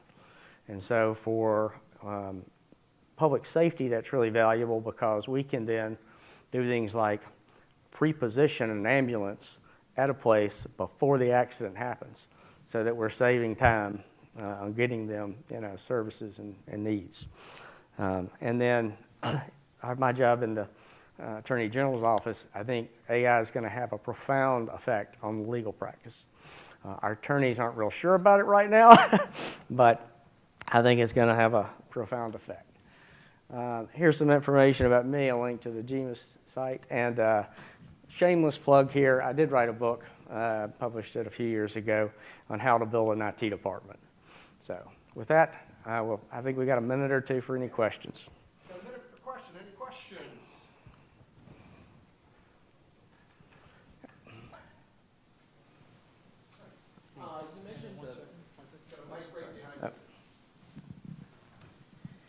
Thank you for the talk. I had a question about the situation with the voter database file. You mentioned that the legacy IT employee that made the mistake, that his worst mistake was trying to sweep it under the rug. Yes. A little bit of a what if, and a little bit of a hypothetical. How would you have dealt with that employee if they had straight off the bat confessed alerted y'all to what happened, and how do we incentivize employees to be proactive with bad news? Well, that's a great question. I think it's difficult to speculate, the what ifs on had he done something differently. I can tell you that in other similar situations like that, when an employee did make a mistake and came to us, we were in a better position, first of all. We were able to actually go back and almost the exact same thing happened about 6 months prior. However, the employee said, I think I made a mistake. I think I copied the wrong data. And they came to us, and we were able to work with the person who received the data, received it back, and it wasn't a big deal. The employee continued to work. I think certainly it's a culture problem, and it's a big. A lot of what I do is not necessarily technology related. It is culture related, and it's making it's driving change and implementing technologies that are disruptive to a lot of people's work habits and what they're used to, and so changing that culture and making it okay, making it absolutely that's part of the culture where it's okay every time to own up to a mistake and admit when you've done something wrong. Clark, thank you so much for an awesome talk. Thank Really you. appreciate that. I know we've got some other questions. Clark's going to be around for a little while. We have a networking break right now, so please take some time to meet with some other folks. If you're a student, go talk to the STN folks about your internship. And please, please, please, did I say please? Be back at 10 o'clock so we can start on time. Thanks so much.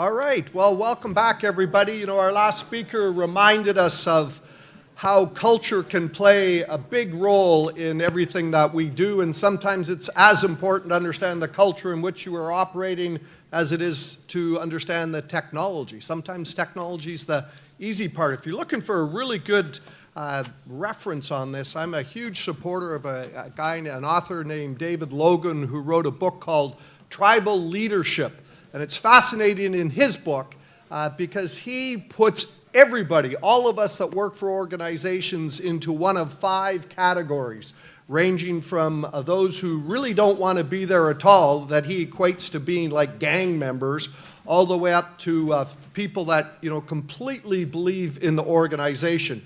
We hope that we have people that are really committed to the organization, but the truth is a lot of people are not.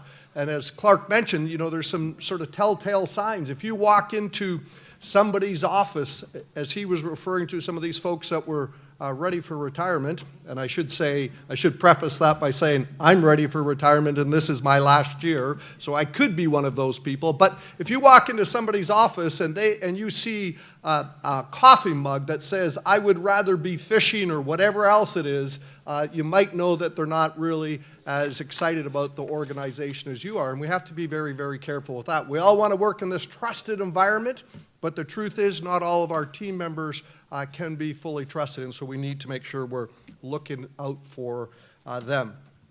Well, ladies and gentlemen, if you have not visited our Museum of Technology, you don't know what you're missing. And our next speaker is going to talk to us about that. Professor Tina Ashford is the sort of visionary and person who took an idea and put it into action to create what is definitely the best little technology museum in the country. Tina, come on and tell us all about it.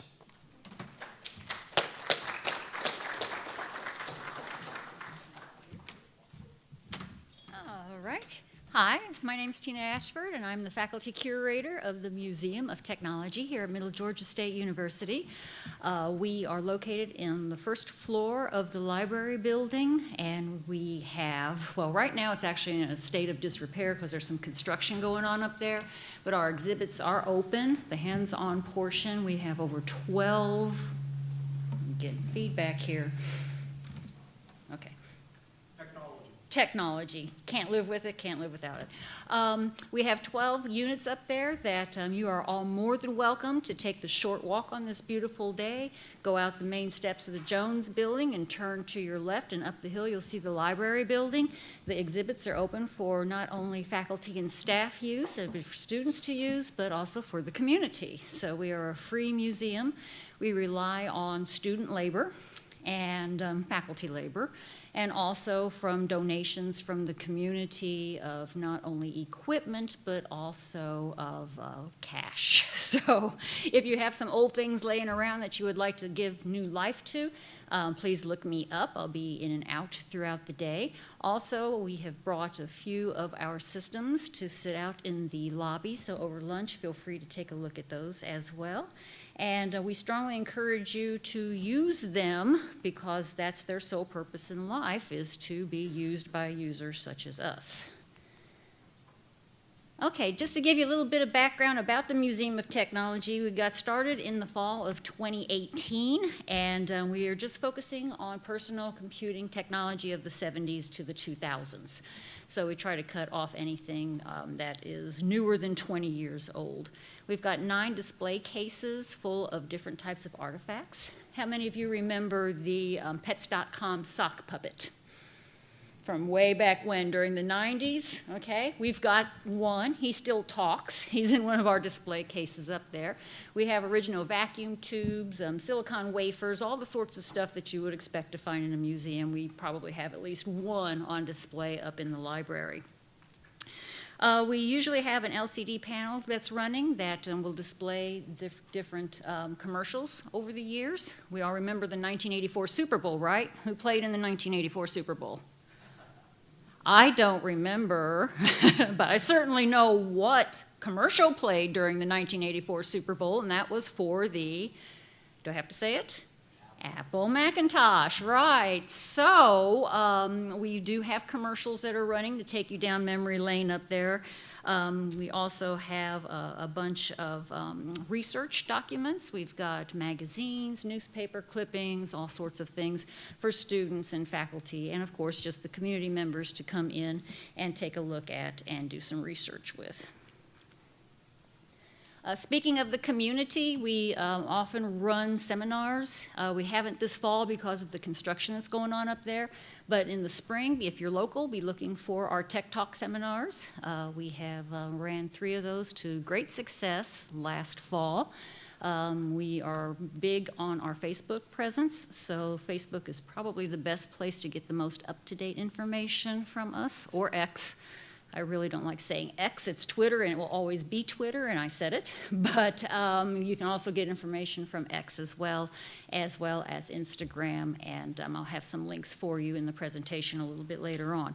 But if you are interested in the history of technology, and if you would like to be a guest speaker, please hook me up. I would love to invite you to come to speak at one of our Tech Talk seminars.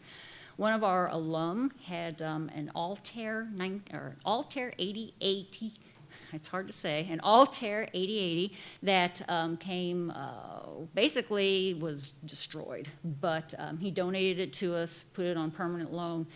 We had students that went and fixed it up and repaired it, and now it is one of our working exhibits. We can bring it to community functions. Later in November, we're going to the Computer Museum of America in Roswell, Georgia, and doing a presentation on the Amiga 2000. So we're available for civic groups, and of course, if, again, you know of any speakers who would like to come talk about anything of historical nature, please let me know.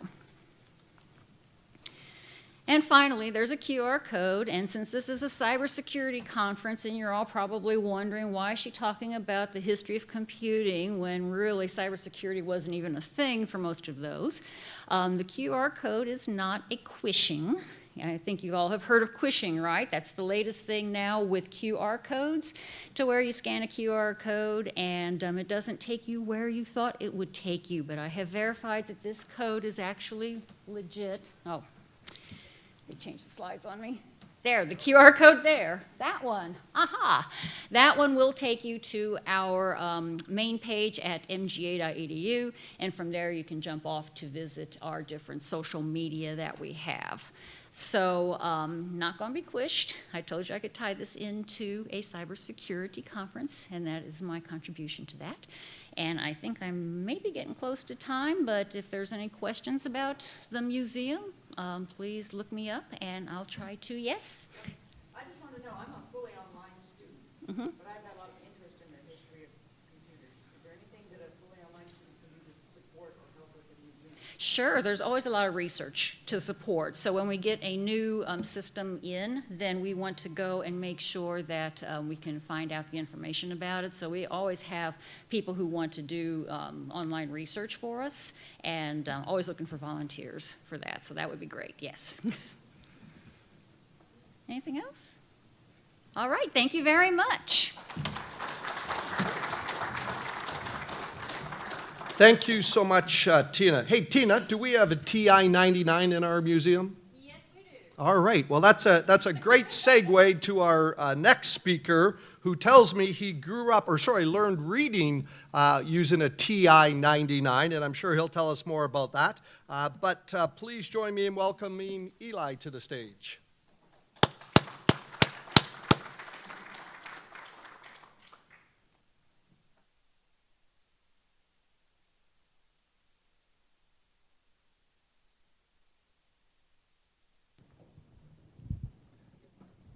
Hi guys, mic working? Right on, all right. Yeah, so speaking of old computers, yeah, I got started a while back.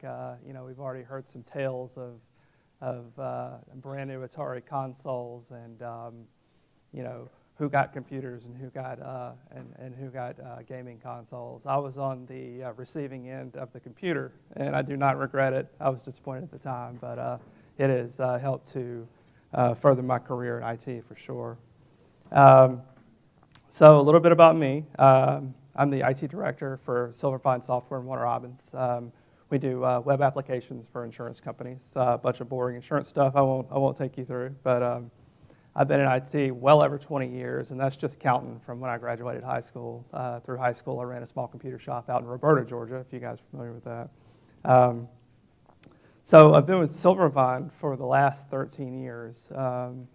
I started with our payments division, so our payments processing division. You've heard a little bit about that already this morning.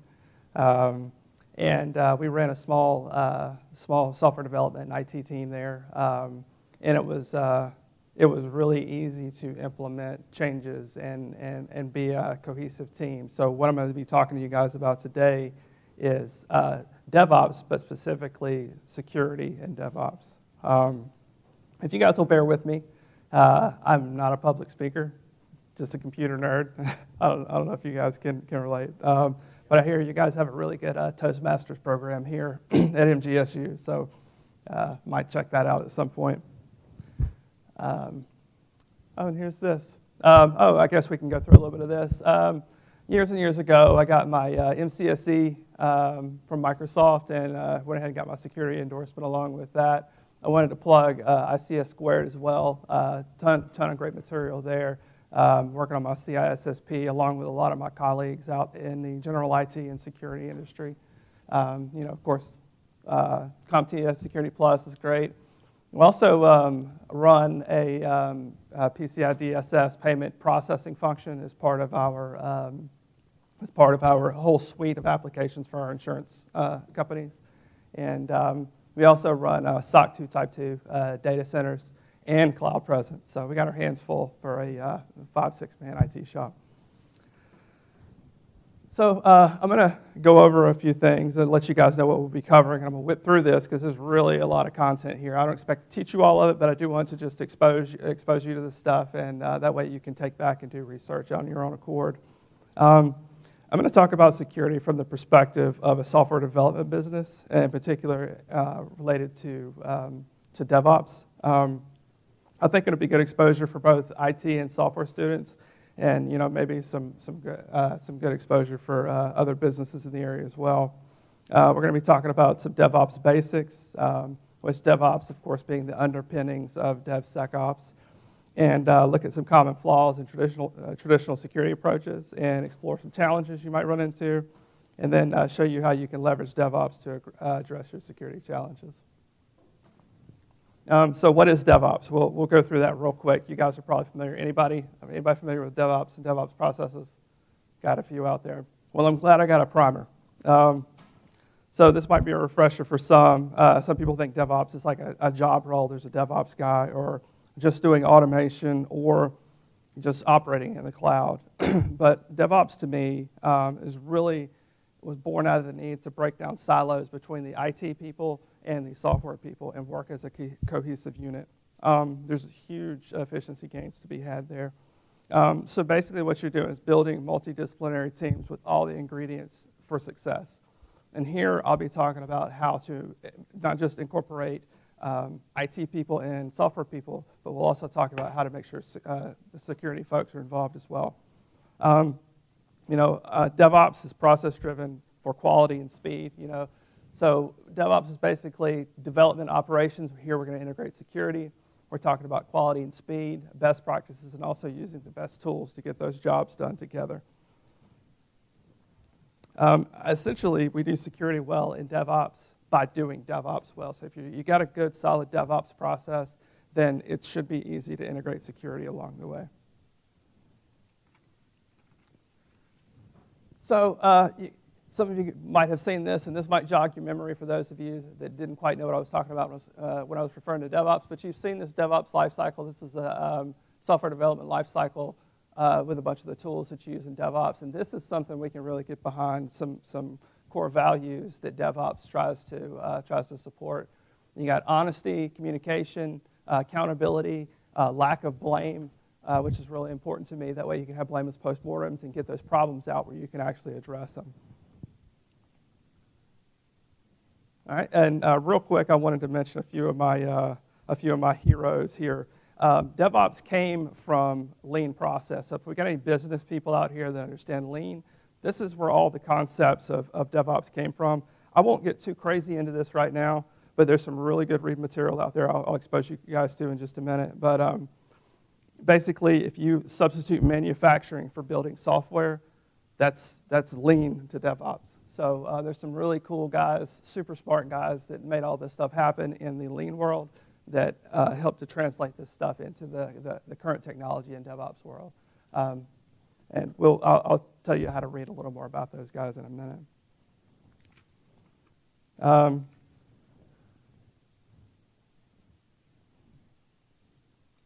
All right, my books.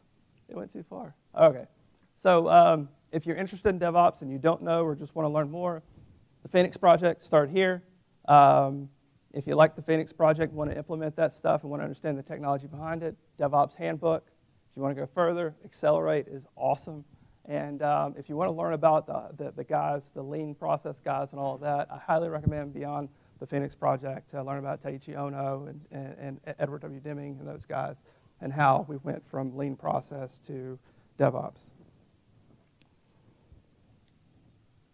So let's talk about traditional security approach. So I'm going to use a fictitious story to kind of illustrate what can happen with traditional approaches of security in IT.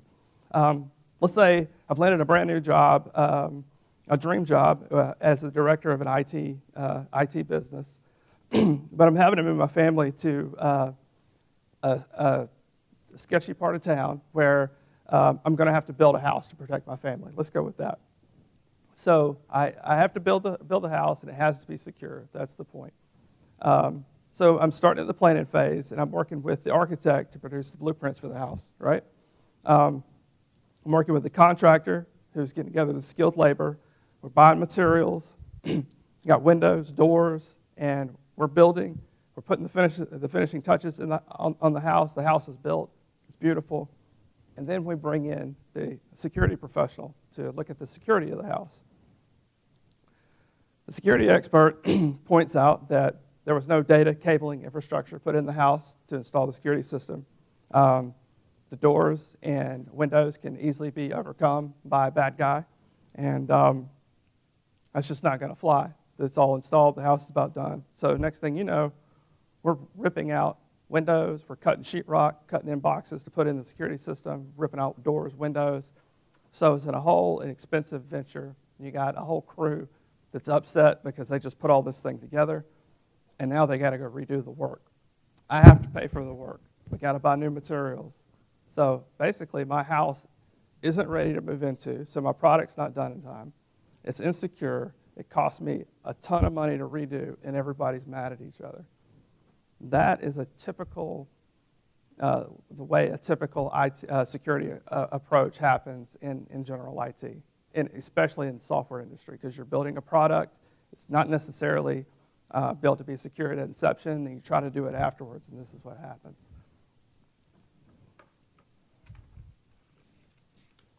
So, like I said, this is an obvious and unfortunate security approach that we've seen in both traditional IT models and DevOps models.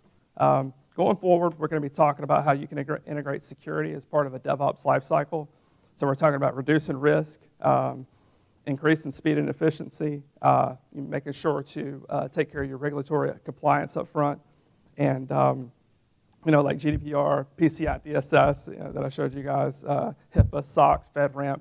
Some of you guys might be beholden to, and and talk about how you might employ some cultural shifts to make sure that security is integrated into your processes right up front.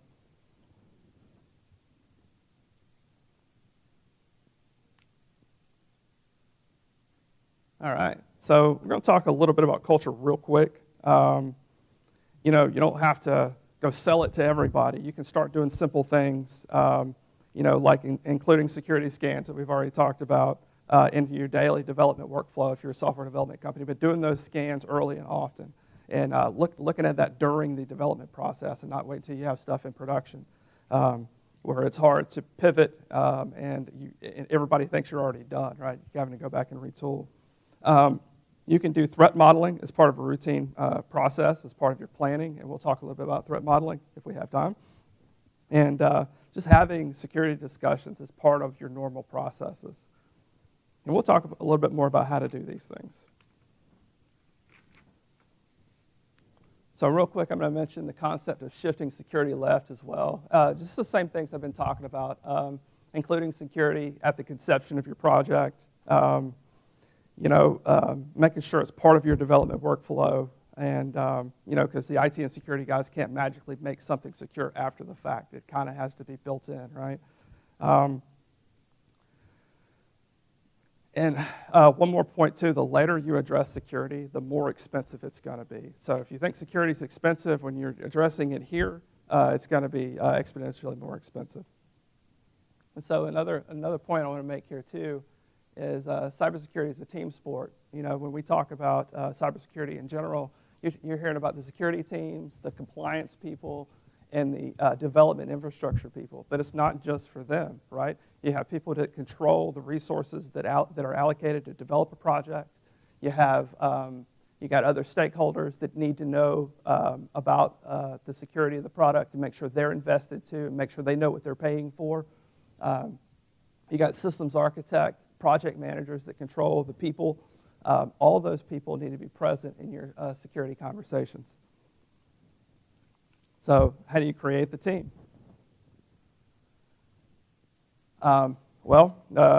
First thing we did is you got to come up with a cool name, right? So you can come up with something cool. What we came up with was a strategic threat analysis team. Some stuff that was thrown out there was Security Risk Assessment Council. Call it what you want to. But the point is to bring all these people together and let them weigh in, because when you let them weigh in, you're creating buy-in on the project, right? When people are at the table and talking about it, they're bought into it. They're understanding the concerns, and they're offering up suggestions and ways that they can help, right? So don't bring them in after the fact because it feels like they've been left out. They're not part of the process, those sorts of things. I mentioned senior IT staff, but also other senior leaders. They need to be a part of these conversations sometime because, like I said, security costs a lot of money. And they need to know why. They need to understand how. Because going to them saying, hey, we got a security thing, it's going to be $150,000, that doesn't work. I mean, it should be obvious, right? So get them in as part of these conversations. And we're going to talk about threat modeling real quick. I'm going to kind of whip through this. This is kind of a generic threat modeling session, and I'll tell you guys kind of how this works. It sounds like something for the security guy, but threat modeling, you could use that same group of people to do it. There again, it's a team sport. Threat modeling is a process of analyzing business systems, whether it be software or whatever. As far as technical requirements, you're identifying threats, you're documenting your vulnerabilities, and how vulnerable these things make your system. So we're going to step through the process that looks like step 1, objectives. Step 2, visualize. Step 3, you're identifying threats. Step 4, you're mitigating the threats. And then 5, you want to make sure you did a good job. What's left? Did you do everything you set out to do? And what do you do next? So we're going to clip right through these real quick.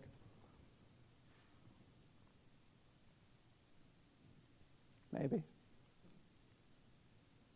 All right, step 1, objective. So what do we want to accomplish? Confidentiality. You want to protect your application against disclosure and exfiltration.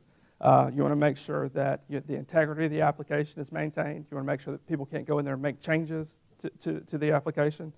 And you want to protect the application as far as uptime, as far as denial of service, DDoS. You guys have heard of these sorts of things. But a bad guy or an unintended person might trip something and take your application offline.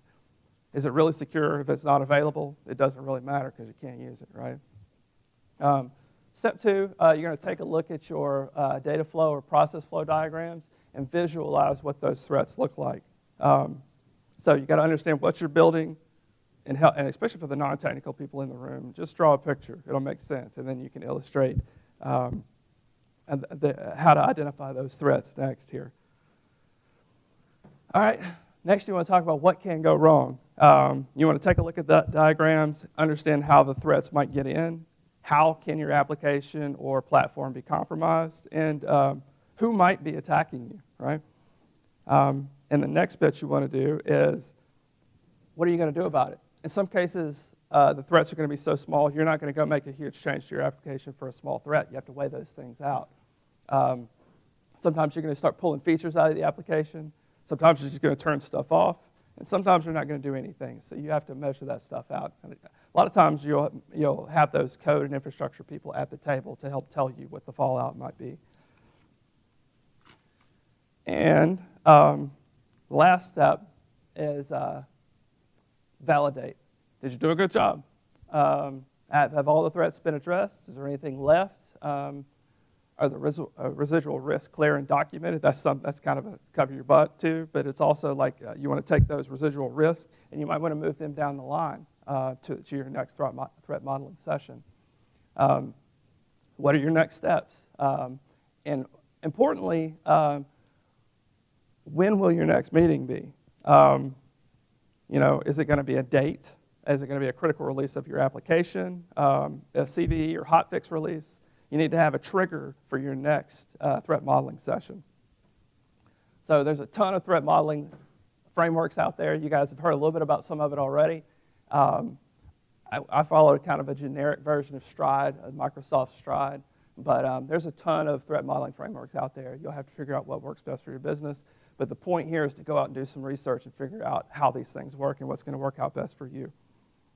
I like pasta, just because it's pasta.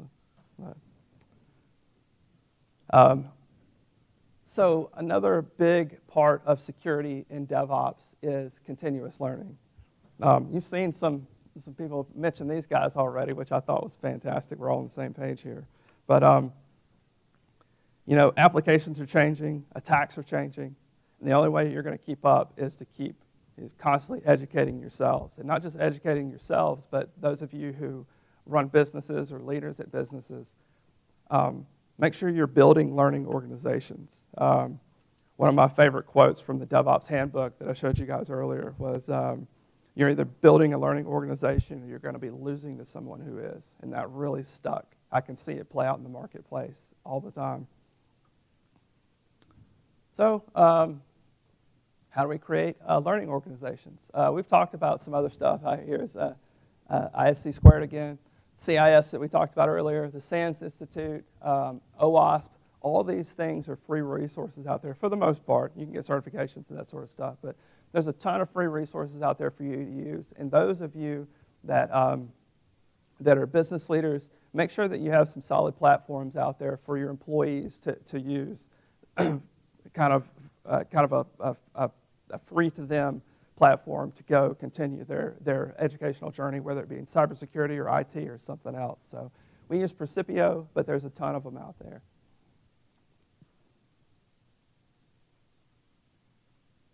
A little bit more, I love books. I love to read, but I wanted to mention a couple of more books in particular. If you got through all the DevOps books and you're still upright and you're looking for some further reading on security in DevOps, I highly recommend Investments Unlimited.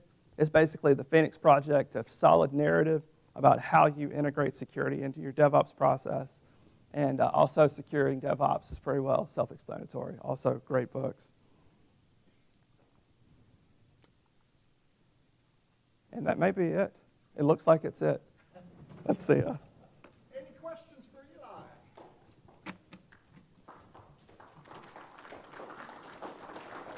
No questions. All right, thank you so much. Thank you. Eli, thank you so much.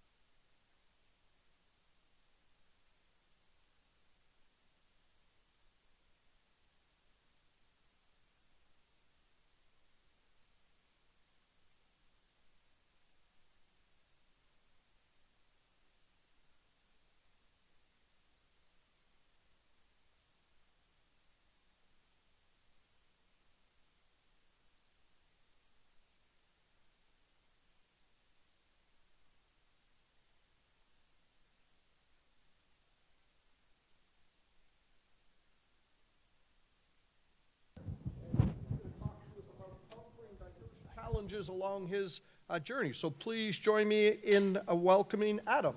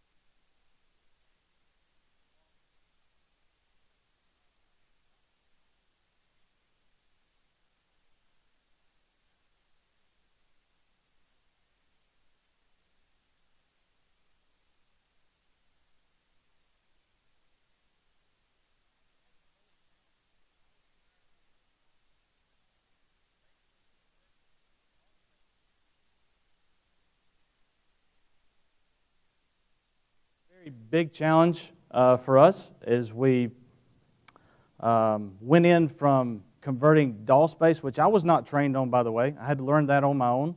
So we converted these CSV files over into an Oracle database. And for the most part, it went really well. I learned a lot. Eventually, moving on, I had an outage. We had an Oracle database. We had multiple developers. Because of our state agency, we didn't have a lot of money. We had one production database for many, many years. And so we had a couple developers working on that database by themselves. And one of the columns got changed. And when you change DDL, which is data definition languages, some of the resources that you use to restore data are not there. Oracle has a great thing called Oracle Flashback, right? Flashback queries. And you can look and see what the data was 10 minutes ago, 2 hours ago, 2 days ago. But that was not at our disposal. Once that column was changed, we were down.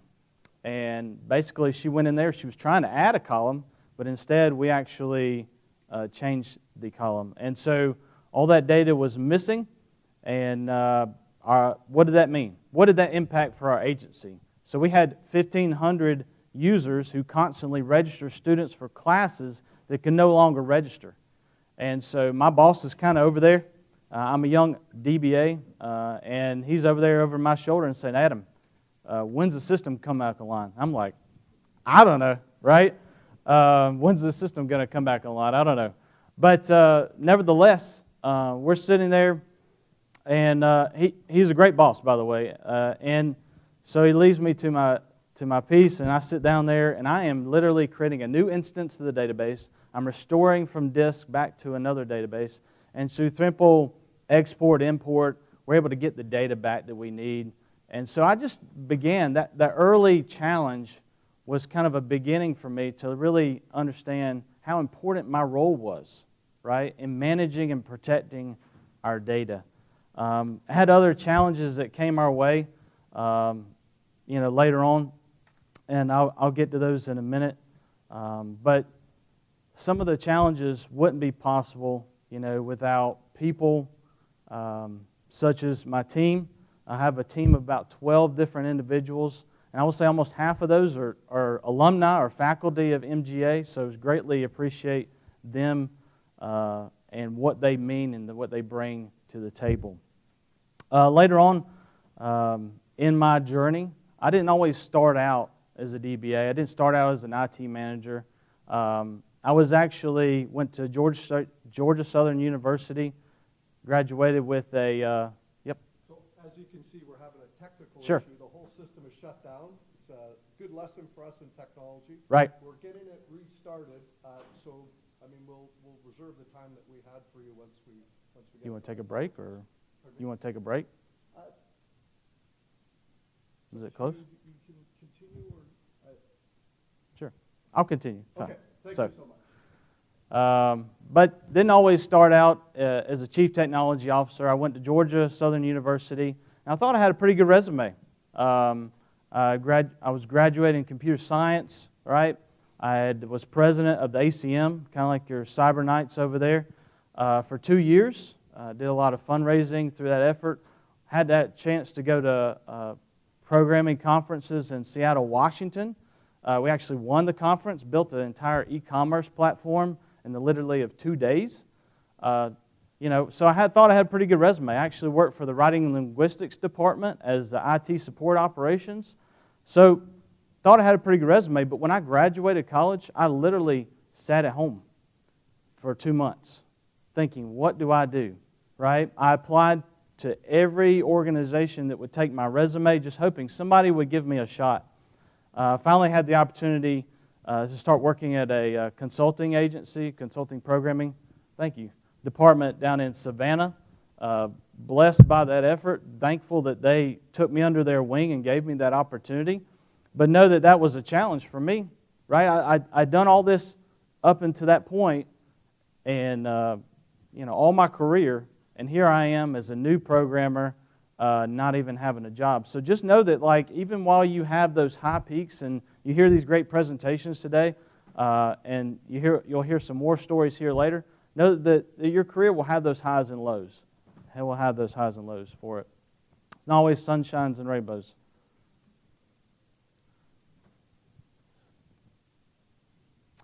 So just to give you an overview, I gave you an overview of the training center and what we do. This is our main campus in Forsyth. We do a lot of instruction. We have over 30 different classrooms on campus in which we do a lot of classroom instruction for our police officers and our firefighters. We also have a high-speed driving track, as you can see behind me, as well as fire training grounds, a mock village, a bomb range, and I'll show you some of that in just a bit.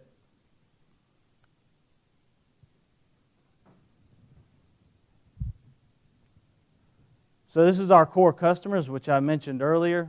Basically, anybody who wants to be a firefighter or a police officer, they start at our academy, and then we train throughout the state. A lot of us said is we do a lot of classroom instruction. This is one of our instructors, Brad McKinney. He's up there giving instruction on supervision to a lot of police officers who will be taking the ranks. This is some of our use of force training. So we have a use of force lab in which we put officers in real-world situations as they go through and they have to deem the correct use of force. We also have de-escalation techniques. So we put officers in 360-degree simulators, put them through real-world situations, and so they have to determine to shoot or no shoot depending on that situation. We have a urban cycling course in which we get officers that are in urban environments, right, used and ready to go out there on the streets.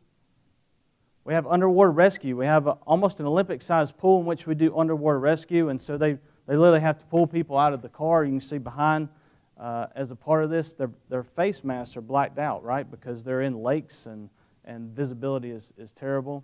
We also have fire training grounds, as I mentioned, so we're training our firefighters to come on side and put out fires. Here we actually do accident reconstruction. So our instructors will literally rig up some windshield wiper motors to get that car to accelerate and remotely control that car to about 30 miles an hour and crash it. And when you say, why would you crash a perfectly good car? We're actually testing formulas that will be used in case law. And so we've actually proven or sometimes disproven some of those formulas. We use a lot of software to do that. As you can see here, we're actually remapping that accident crash scene, and we're doing that 3D, right? So we have applications that are designed to help us and do that.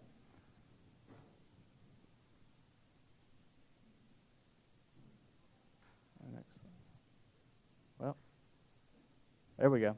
So we got some ATV training, right? So our DNR officers are on site, and they're training on their ATVs. Sadly, we do lose some officers to some of this types of activities, so we want to make sure they're well prepared. We actually have the National Guard on site, so we have people rappelling right from helicopters on our campus. This is actually on our high-speed track, and they're doing basically tactical removers out of that Black Hawk. I love this clicker, by the way. But anyway, our goal is basically to support state-of-the-art training. And that is our charge as IT, right? You may be thinking, this little sailboat, has anybody built one of these when they were little? They have a toy sailboat at home? I know I did. I had a fascination with sailboats, and so I built one. I built one just like this, carved it out of wood. My mom made the mast for it. We set it in the water, and I was thinking, wow, this is going to be cool. I'm going to set it in the water and pull it around. Well, you know what the first thing that happened to that sailboat? It tipped over and sunk to the bottom. That was like the beginning of the end of my sailboat journeys as a kid and building. Next slide, please. If my sailboat had looked something like this, maybe it would have worked a little better, right? Is anybody familiar with sailboats? Does anybody tell me what is the difference between this one and the one before that keeps that boat upright? You want to guess? Next slide. It is the keel. Very good. So the keel is what keeps that boat upright. This happens to be a fin keel. You may be thinking, Adam, I didn't come here for a nautical dissertation here. What exactly are you trying to get at? So a fin keel is basically a type of keel that keeps that boat upright. And so if my boat had simply had a keel at the bottom, right, to weight it, it would actually counterweight the mast that's at the top. So if you can imagine a sailboat, the wind blowing on that mast, that keel is that wet surface at the bottom that keeps that boat from flipping over. There's different types of keels, like full keels, bilge keels. This happens to be, again, a fin keel, and it's designed to be fast, right? It's designed to go through the water, but also it's designed so that it keeps that boat upright, and it's designed that, you know, if it hits something, it could break off.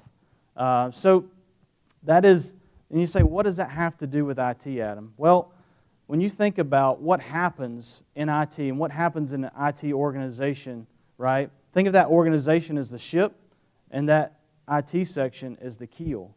And so if you think about it from that aspect, right, we as IT, we're keeping that boat, that organization upright, right? We're no different than some of the presenters before. We have attacks come on our organization, storms that arise, right? And so we in IT, to keep that boat upright, we also keep it moving in the right direction. And so that is our charge in IT. Just to show you some behind the scenes, obviously we provide IT support. This is our main data center. We build and configure servers that support the operations of the training center. We also have an app development team. I have some app developers over here that help develop a mobile app that supports our IT operation and helps students get registered and communicated with. We also have AV support, right? So we provide classroom support, instructions, just like we had here earlier. But we also have a studio, and we do video podcasts in that, and my team does all that. We also have a full print shop, which print manuals, handouts, material for instruction, and this is behind-the-scenes look at some of that. And it wouldn't be possible without a team of people, right? So here's my team, as I mentioned earlier, that support the operations. These are the unsung heroes, right, that go day in and day out to make things happen. As again, I alluded to, here's my resume. There's one of my graduation photos with my son. He's so cute. But I didn't always start out that way. So just know that. Again, this is some of the R-base conversion that we did earlier on. And of course, during this, I had to develop these applications. We had to consolidate applications, but I was also providing IT support. I was assisting instructors with classes, whatever the situation might arise. I had some early challenges. As I mentioned, we had some data definition changes, right, from one of our staff members, and she owned up to it. As we said earlier, if you own up to the challenge and you know you made a mistake, as long as we can fix it, all the better. Also had some programming challenges. I know a few programmers in the room here, and looking at some of this code, this is a monthly notification code. If you want to tell me what is the logical problem, this code obviously compiles, but there's a logical problem to this code. If you point it out, certainly hats off to you. But we're supposed to send a daily update, right, at 6 a.m. We're supposed to send a weekly update on day 2 of the week at 6 a.m. And then we're supposed to send a monthly update, right, on 3rd day of the month. Anybody want to tell me why that might be a problem? Anybody see the problem? Raise your hand. I'll point it out to you in the midst of time, but that monthly update will never run, right? It is the 6th hour, the 2nd day, and the 3rd month. Well, when is the 2nd day of the week on the 3rd day of the month? It rarely happens, okay? So you see those types of challenges. These are some of the challenges you can have early on when you think about developing. Again, hats off to you CTOs in there. Eli, certainly leading a team, you want to invest in your people, right? And so my organization did that. All right, so I transitioned from a DBA to a CTO. I was given opportunities to go to supervision training. I actually sought out a master's degree in public administration. Kind of wish that had been in IT, but it was popular at the time. Learned a lot about supervision and also attended some conferences and attained my CISSP. And with that, I was given an opportunity, right, to lead a team. And we did some amazing things, and I'll share a few challenges and things that we went on to do as a team. Here we're winning the 2016 Digital Government Summit Showcase Awards for our online training. As I mentioned earlier, we do a lot of online training, and a huge part of that is IT driven. Here we have some other projects that we get to work on. So we're not just sitting at computers configuring servers or supporting instructors. We're actually sometimes on a lift. We're on the top of a roof. We're installing security cameras. This happens to be one of my employees installing security cameras that cover our dormitory. We have over 200 different security cameras on 3 of our different campuses, and it's supported by 8 or so different servers and 3 miles of single mode fiber on our backbone. So we have a huge campus we're trying to protect, right? We also do that through access control.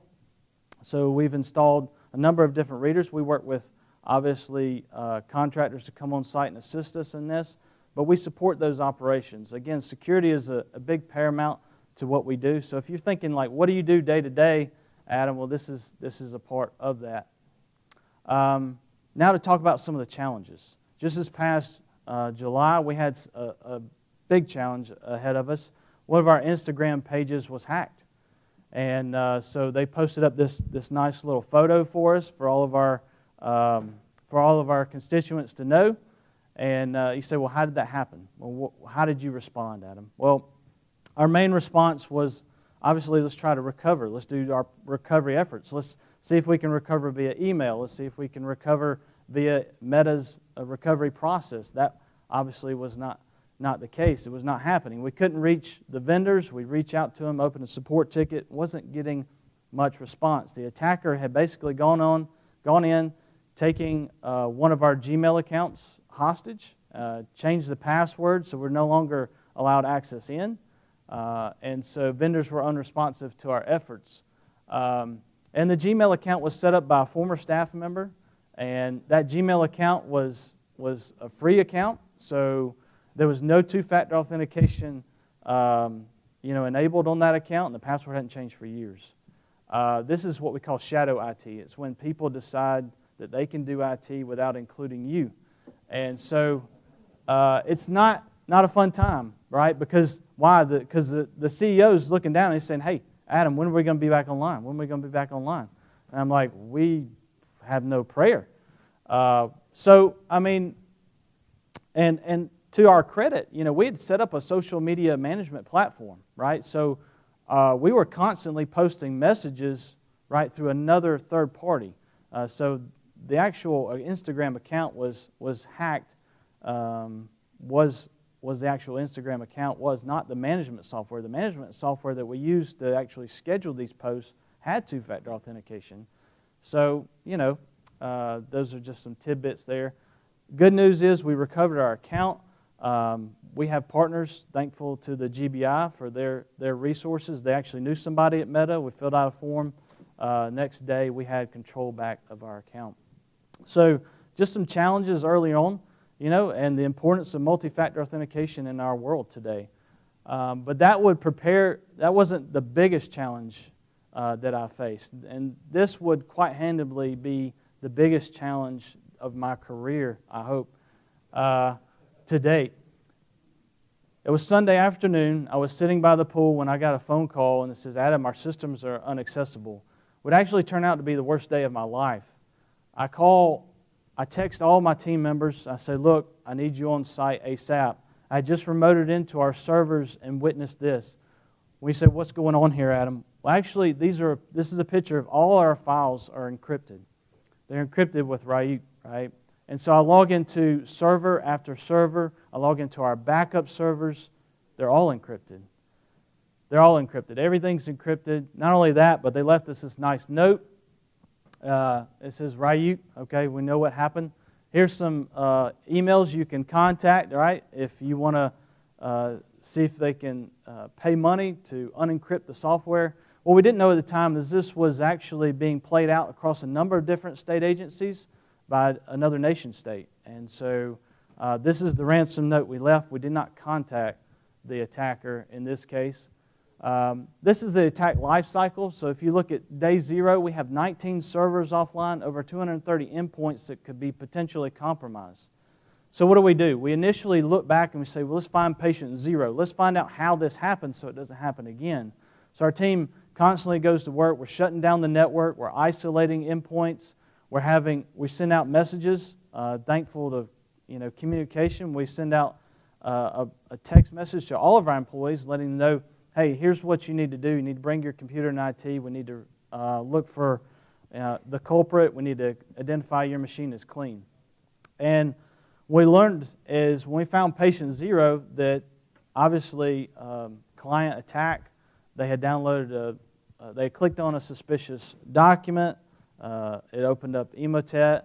They called IT. We came over there proactively thinking, well, this machine is obviously running slow. We logged in with our admin credentials. It harvested those credentials and then used advanced command and control network and those TrickBot to basically spread Ryuk throughout our organization.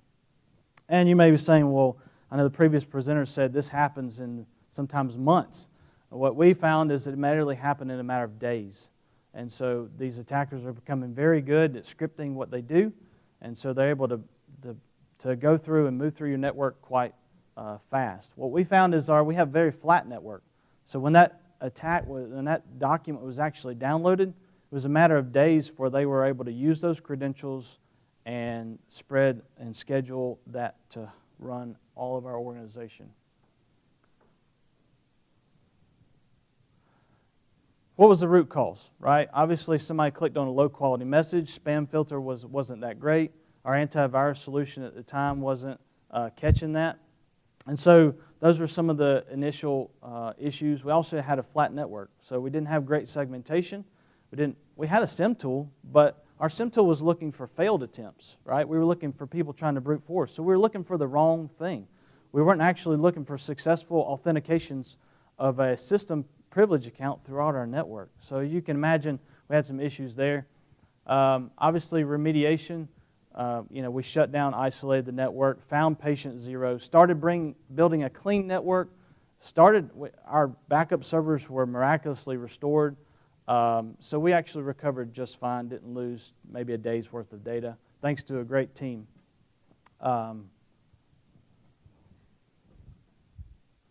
Some of the lessons learned, obviously removing unnecessary data. I know that's a small one, but it took us days to restore. So when you think about your restoration processes and how long it takes to restore, that hindered us a little bit. And obviously we expanded our two-factor authentication, segmented the network, did a lot of basically cybersecurity best practices. One of the things that was the most important lesson is something from Steve Jobs. It says, great things in business or organizations and government are never done by one person, they're done by a team of people. And so I want to give you a visual of that. This is 6 o'clock on a Thursday. And here on the left, you have my boss, right, the CIO, who is there reformatting a machine. Next to her, you have some of our staff members who are constantly going around reformatting machines so that instructors could be able to take those back to their regional locations the very next day. And so a lot of this was we recovered successfully, but a lot of it was due in part of our team and how resilient we were. And that leads us to, how do you avoid this in the future? One thing is we started attending a thing called CyberDog. A couple of you mentioned that. Going over to the Georgia Cyber Center, we do that annually.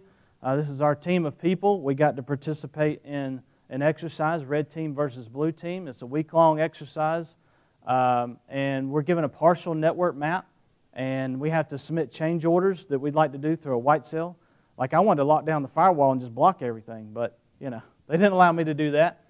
And this is our partial network map, and we had to basically complete this. We had to do scans of the network, find what endpoints we had, and be able to protect those.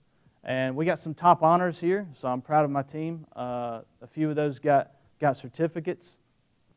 We also started doing tabletop exercises, and you may be thinking, why would you go through scenarios? Actually, it's very beneficial. It helps us really keen on, right, you have Joe here who's just gone, on vacation. He's issued a critical patch, right? And now the help desk is getting calls, right? And Joe's nowhere to be found. And so, what is your response? This is simple questions. Do you have policy in place that prevents this, right? Could you take any action on Joe for releasing this patch without even testing it? So some of these things come to mind, but I hope that gives you some insight into what the KEEL is, right? When it comes to the Georgia Public Safety Training Center and what we do. Some of the projects are very, very fun. And with that, I will entertain any questions. Yes, go ahead.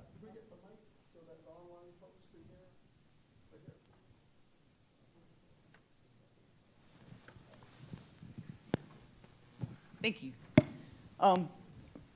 Like in your examples, so often we see that a security incident is almost always down to the human factor. Yes. Somebody opens and clicks on a phishing email link or something like that.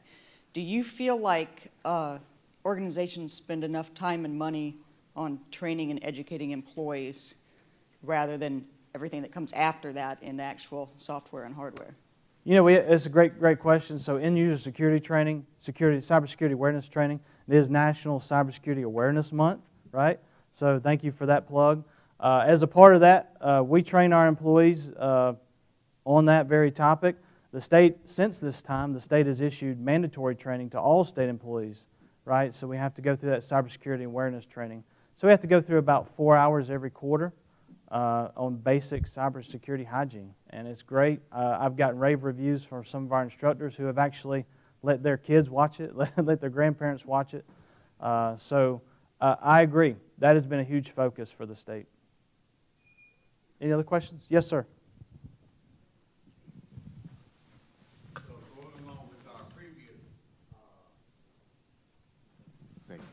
So going along with the previous speaker, when you were developing the apps, and especially with the attacks in mind, how much of the DevSecOps were built into the apps?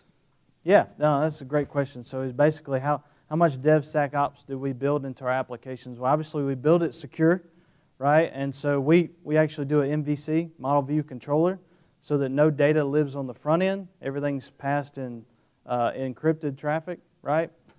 So that is our goal. Obviously, we're continuing to refine that. We send our people to training. As we talk, we invest in our employees. So yeah, thank you for that question. Security is definitely in mind in all that we do. All right. All right. Any other questions?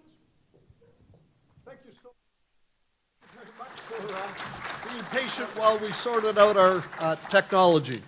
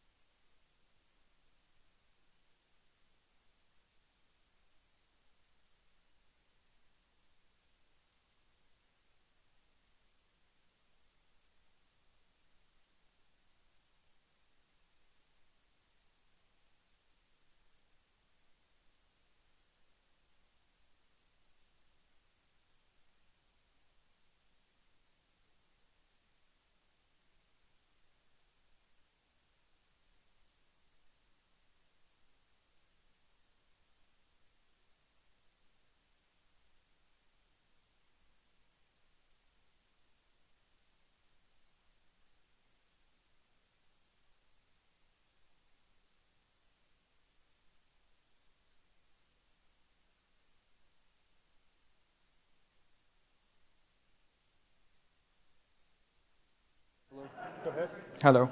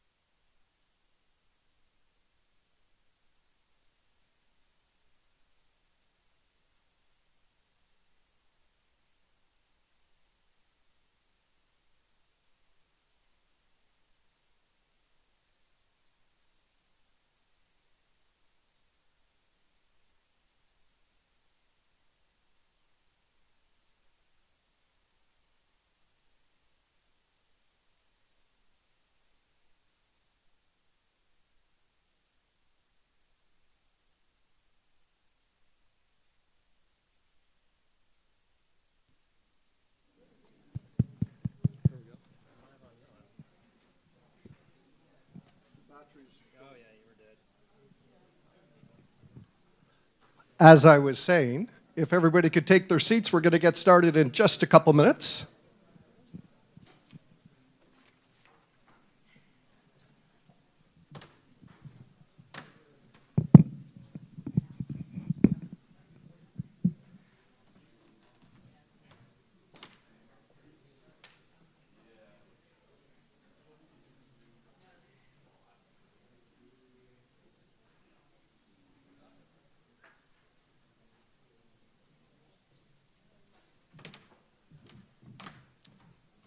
All right, good afternoon, everybody. Dr. Steins, are we streaming live again?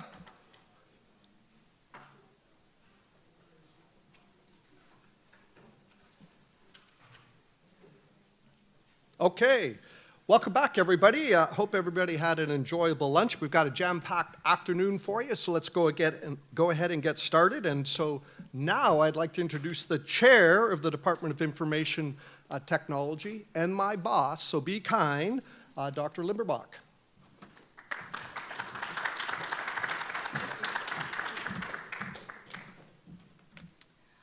Well, good afternoon. I would like to just have just a few minutes before we continue on this afternoon.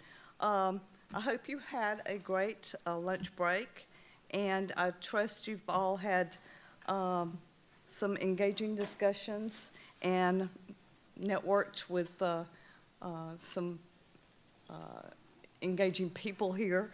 But we have an exciting afternoon planned and packed with valuable insights and discussions on the ever-evolving landscape of cybersecurity.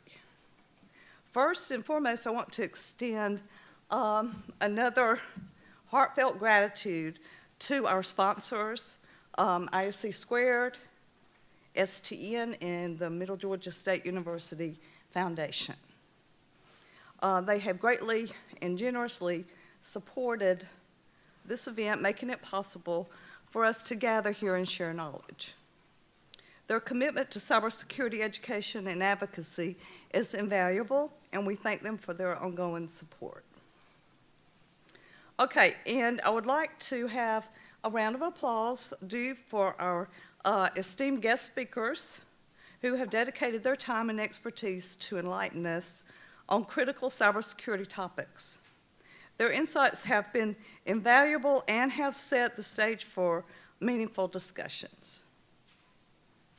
Okay. I also want to acknowledge the incredible efforts of our committee members. Their hard work and dedication in organizing this event is truly commendable. It's their passion for cybersecurity and the tireless hours they've invested that has made today's seminar a success. Next, I encourage the professionals and the company representatives in the room or present here to embrace the networking break scheduled for the 3 o'clock hour. And students, you have a golden opportunity to engage with these experienced professionals, to learn, connect, and to share ideas. So let's foster an environment of collaboration and learning during the networking break. All right, without further ado, I'm thrilled to continue on and introduce our next set of speakers who bring a wealth of knowledge and experience to the table. They will delve deeper into the latest advancements and the importance of cybersecurity. And they also shed light on innovative strategies to combat emerging threats and protect our digital assets. So let's continue this enriching journey through the world of cybersecurity, and thank you for your attention, and let's make the most of this afternoon. All right, thank you.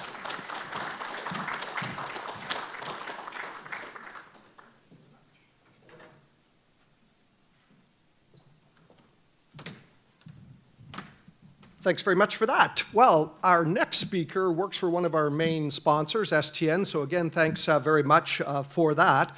But also, he has one of the jobs that is the dream job so many of our students dream about. And in fact, he is a penetration tester and one of the top hackers in the country, legal hackers in the country. Let's make sure we get that caveat right. So welcome to the stage, please, an alumni and former vice president of the Cyber Knights, as I recall, Cartavia. Thank you so much.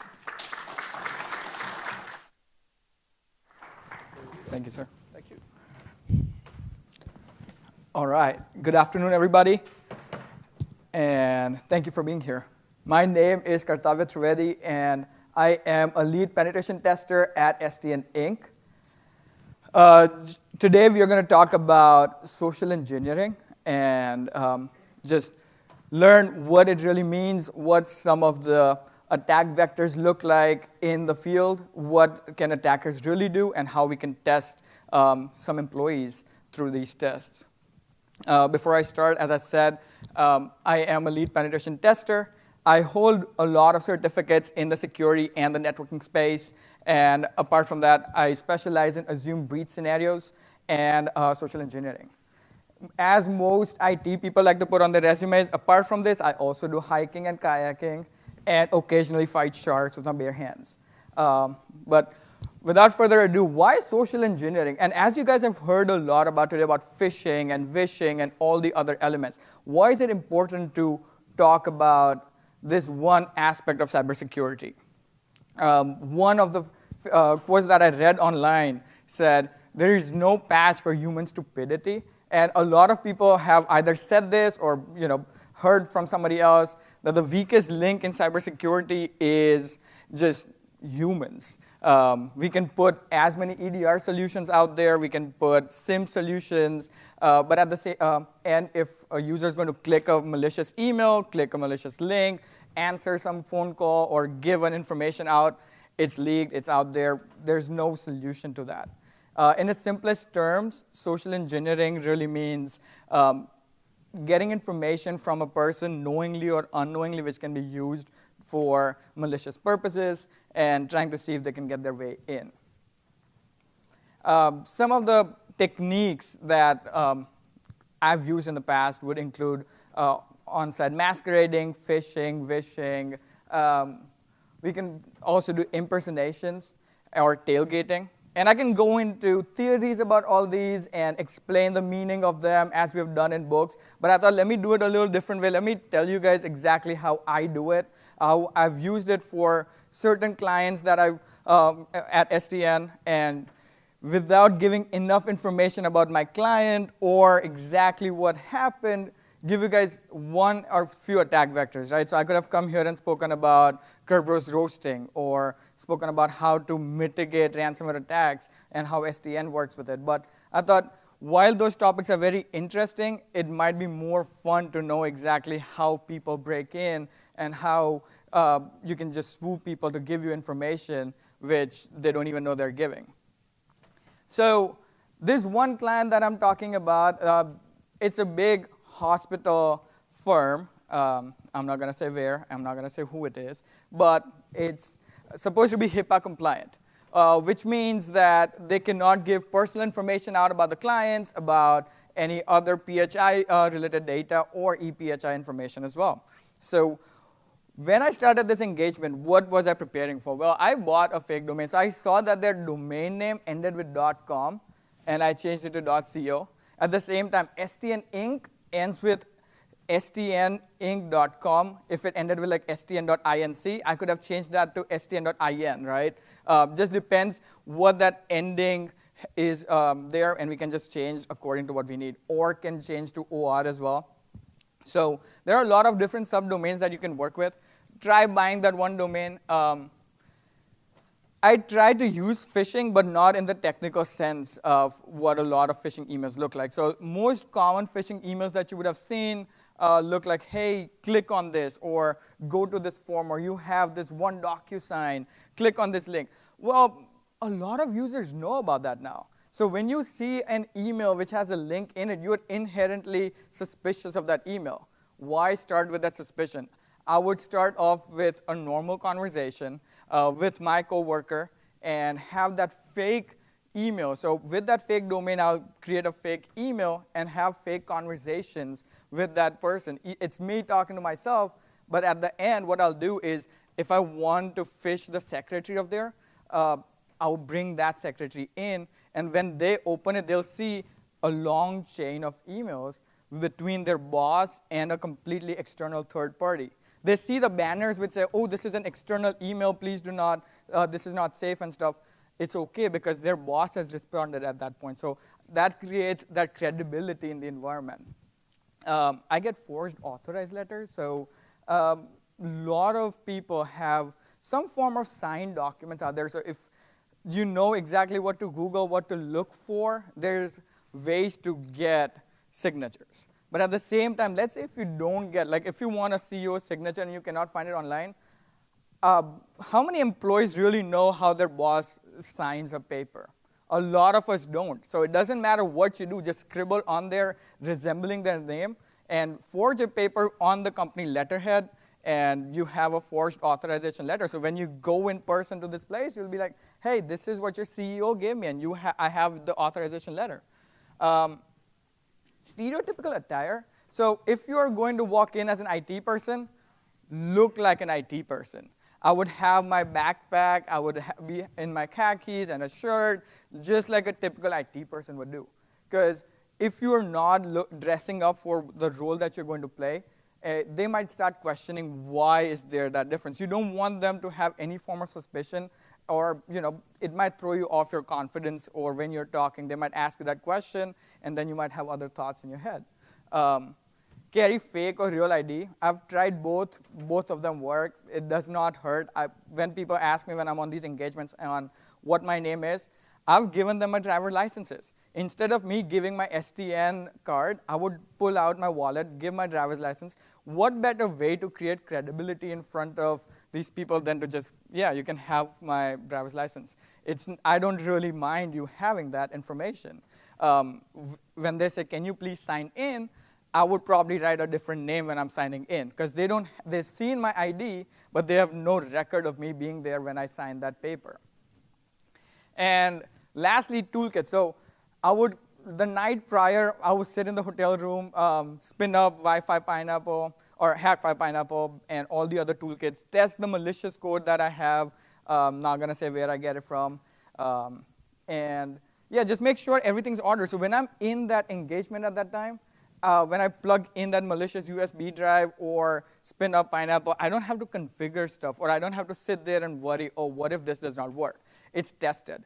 And these are some of the tools that I use. If you guys want to see them, it's on the STN table outside. I brought some of them. Do not take them or try to use them in any way. They have malicious code, and that's your warning for now.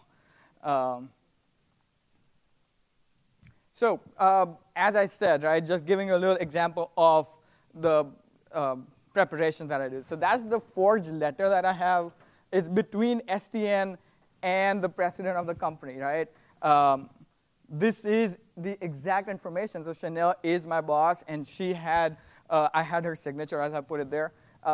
We are allowed to actually come there and do a HIPAA assessment. I don't know if everybody knows what goes inside a HIPAA assessment. I'm sure everybody knows what HIPAA assessments look like and what they're supposed to look like, but there is no physical component to a lot of these IT side of the HIPAA assessment. So when I go in and say, I'm here to conduct a physical HIPAA assessment review on your IT systems, I'm not going to go to a small surgery center and do it. I'm going to talk to the CTOs and the CIOs for that assessment. I'm not going to go in person to these locations. So that was like a big red flag for them to start with. But instead of questioning me on why I'm there, that letter just helped me go in. That's a fake ID. We don't use that ID at STN. I don't know how. It took me like 15 minutes to make it, just because right before I went in, I was told that, oh, they always check IDs. I'm like, sure, why not? And it got me in. And that's a fake email. So if you see, it says annual HIPAA compliant audit. And there are multiple emails that go through it. That forged letter goes with it. And there are like probably 5 or 6 email chains between Chanel and the fake president, and then me and Chanel and the fake president. And then in the end, the fake president or the fake email would bring in the real employee from the company and say, hey, can you please help these guys get access to our systems? They have everything. Now, as an employee who's working in the middle of the day, if you see, oh yeah, sorry, I was on PTO, this is last minute, this is the authorized signed letter, you see the CEO signature, it's very easy to let them, anybody in. Just, yeah, it seems credible. And, oops, I do get in. I've taken out some information out over here. But if you see over there, that's rubber ducky right there. We have the Hack5 Pineapple, Land Turtle, and the server room. So this is just what I could show. In overall, I have gotten access to surgery rooms. I've actually impersonated as Dr. Trivedi and observed operations happening from the balcony. thinking that I am a doctor and just visiting and seeing their practices, when I was like, I have no idea what is happening. I hope they don't ask me a question or a medical question. I can answer any technical questions, but when it comes to legs or surgery, I have no idea. But yeah, that's happened. I walked in and said that I am the new CIO for the organization and I need to check your server room, and I've gotten access to the server room, even without confirming with anybody if the old one was has resigned or was fired. They just assumed that they were not doing a good job and that's why a new person's in. I'm not sure. They didn't even reach out to other people asking, hey, are you still at the position? And I've heard a lot of stories when I'm there. So a lot of it, after you get in, after your preparation, also goes into preparing for that, right? So if an employee is saying, oh yeah, that last person, he was not good, he never helped me. And you have to go along with that story at that point. You cannot say anything. So you have to be confident, say, yeah, that's something what I heard everywhere. That's what people are telling me at different branches. I have no idea who that person is. But you just have to go along and be confident that you know exactly what they're talking about. So some of the things that I would say make a social engineering engagement successful, right? Be confident. When you are there are things which are going to come up which probably you might not have prepared for. There are definitely going to be situations which you cannot think of. So it's important to always be confident even if you're not feeling that. So there are times when I've had cops called on me, and the cops come in, and I have to still be in character to see how far I can push it, and just play along with the cops as well. So I think just a few weeks ago when I was in Arizona, the cops came in, and I showed that forged letter to the cops, and the cops are like, yeah, he has the letter, he has the authorization. I don't know why you guys have called us. They even didn't care to check and see if I'm doing any legitimate activity or not. So you still have to be confident even when the worst situations happen. Usually prior to these engagements, I would have like a mental headspace where I'll try to do a dialogue with myself to see exactly what might come up. Have a jail-free card. So yes, even though you're confident, even though everything is in order, always remember to have a jail-free card or a letter with you. So if that cop sees through you at that point, you still have the original letter in your hand so you don't go to jail if you're doing a pen test engagement. Stay within the scope. There are very specific criteria when it comes to social engineering engagement, similar to what a pen test does as well. In pen test, we are told, do not touch this IP address or that server or this subnet is off limits. Similar to that, very specific criteria are laid out on social engineering side, where I've had clients tell me, oh, you can mention this part of the story, but when it crosses this, or if you cannot see the HIPAA record. So I've had clients tell me, I want you to go as close as you can to these records, but do not look at any of these records. So it's important to know when to stop. Just gather that evidence so that at least your client knows that, yeah, you could have seen those records. Somebody else could have seen those records if somebody wanted to. But remember the boundaries at all times. And practice attack vectors prior to it. So just think about every possible scenario that can happen. Not that it's going to happen that way, but at least if those questions get asked, oh, do you have ID card? Or have you spoken to X, Y, and Z? Yeah, X, Y, and Z just told me to come here. Just have those answers ready, just so that when you're there, it's very quick. When it's a quick response, you seem more confident, and they just tend to believe, oh yeah, he knows what he's talking about. All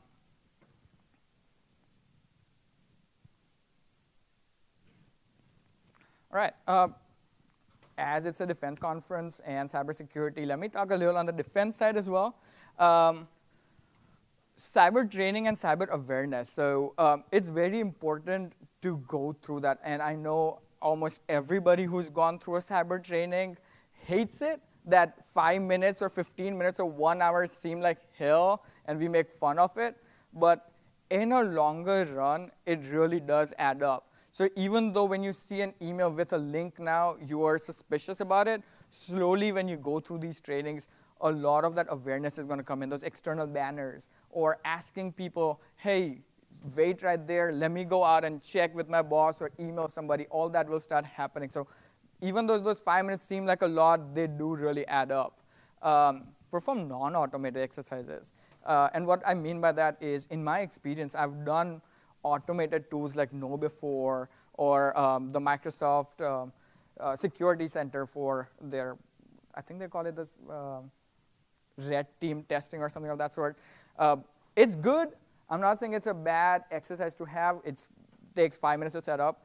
But now the new employees already expect that to happen. They know that this email is going to come on the 15th of the month or the 5th of the month. Since they expect it, and since the format is so similar to the last one they've received, they will start clicking it as phishing.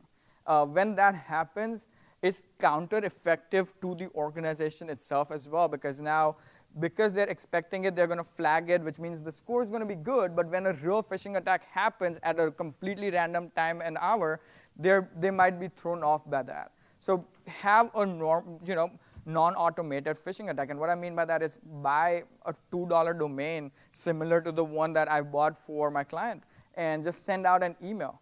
A lot of emails now you can track if that email was opened or not as well. Just see if it's open, and you can track that on your site. You don't need a fancy website or a web page where it tracks, oh, how many people clicked on the link or how many credentials I received. You don't need to do all that. If people open an email, the malware has become sophisticated enough to penetrate through your browser and affect a lot of the systems that we have nowadays. And lastly, perform social engineering tests. Have somebody like me come in and check how vulnerable you guys are. It's very similar to a pen test, but it's the best mitigating factor that I've seen. So the client that I just mentioned, I've done a social engineering test for them 2 years in a row now. The first year I went, out of, I think, 15 locations, I broke into 13 of them. And the other 2 I did not break into because those are like the first 2, and I was just trying to test my attack vectors to see which one works in that organization. But all the other 13 I broke into. This year when I went, out of, I think, 18 I broke into, I think, 9 or 10. And the ones which I did not break into, they were like, oh yeah, we know this is there because somebody does this, something happened last year, I need you to wait here. And those internal communications happen. People and employees talk. So if somebody gets social engineered and lets me into their server room, people internally talk and say, oh yeah, they messed up. So they're not doing that well. They will feel bad, so they will make sure that next year this particular location is not going to let anybody in. But at the same time, the whole organization knows that, yeah, this is a possibility.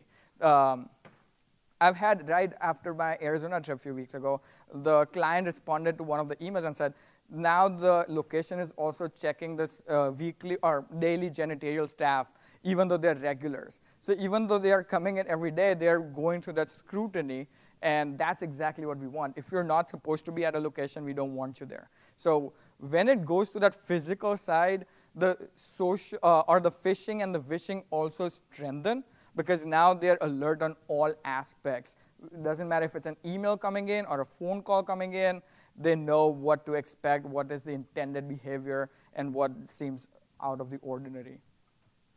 And that's it. Thank you, everybody. If you have any questions, if you want to reach out to me, that's my email. But yeah, if you have any questions, please let me know. Yes, ma'am.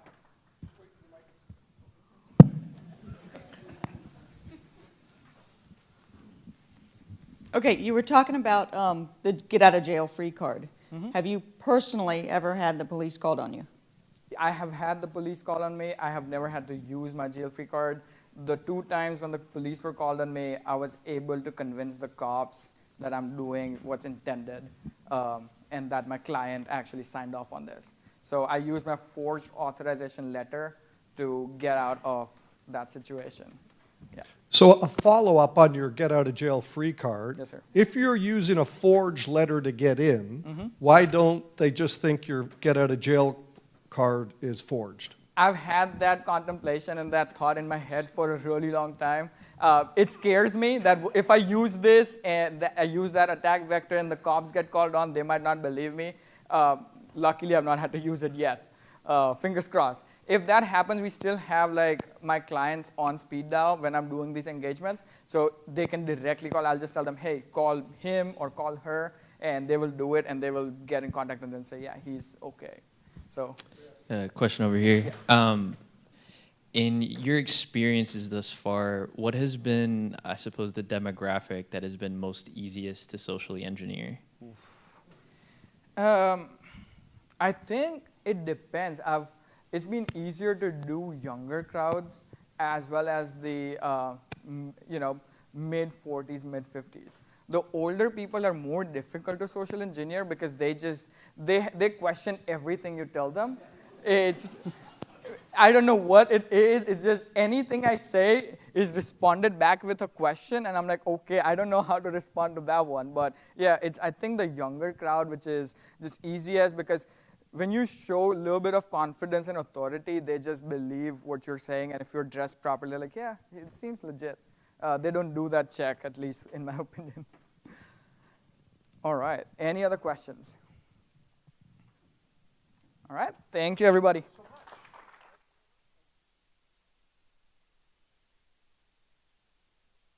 You're wondering, is this on?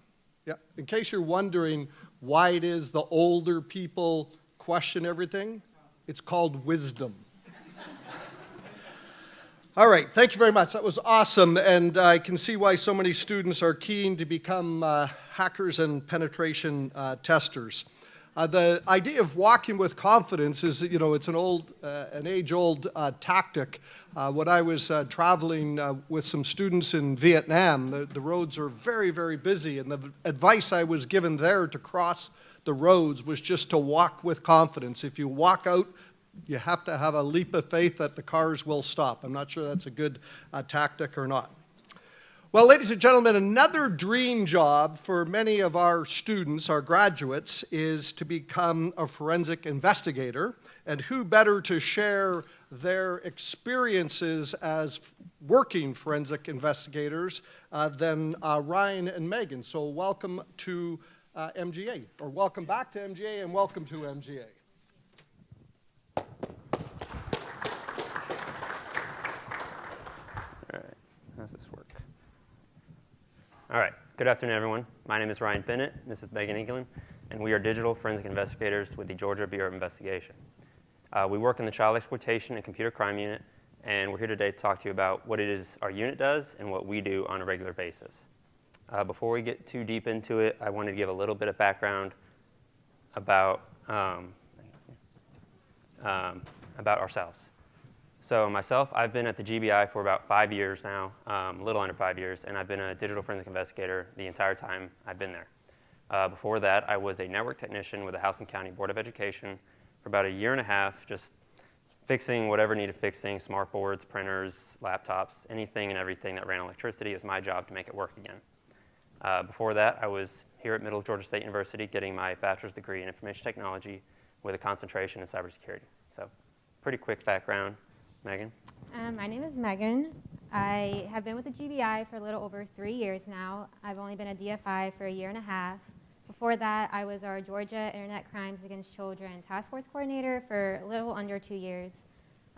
Before joining GBI, I attended the University of North Georgia in Dahlonega, where I graduated with a bachelor's in criminal justice with minors in cybersecurity and psychology. Perfect. All right.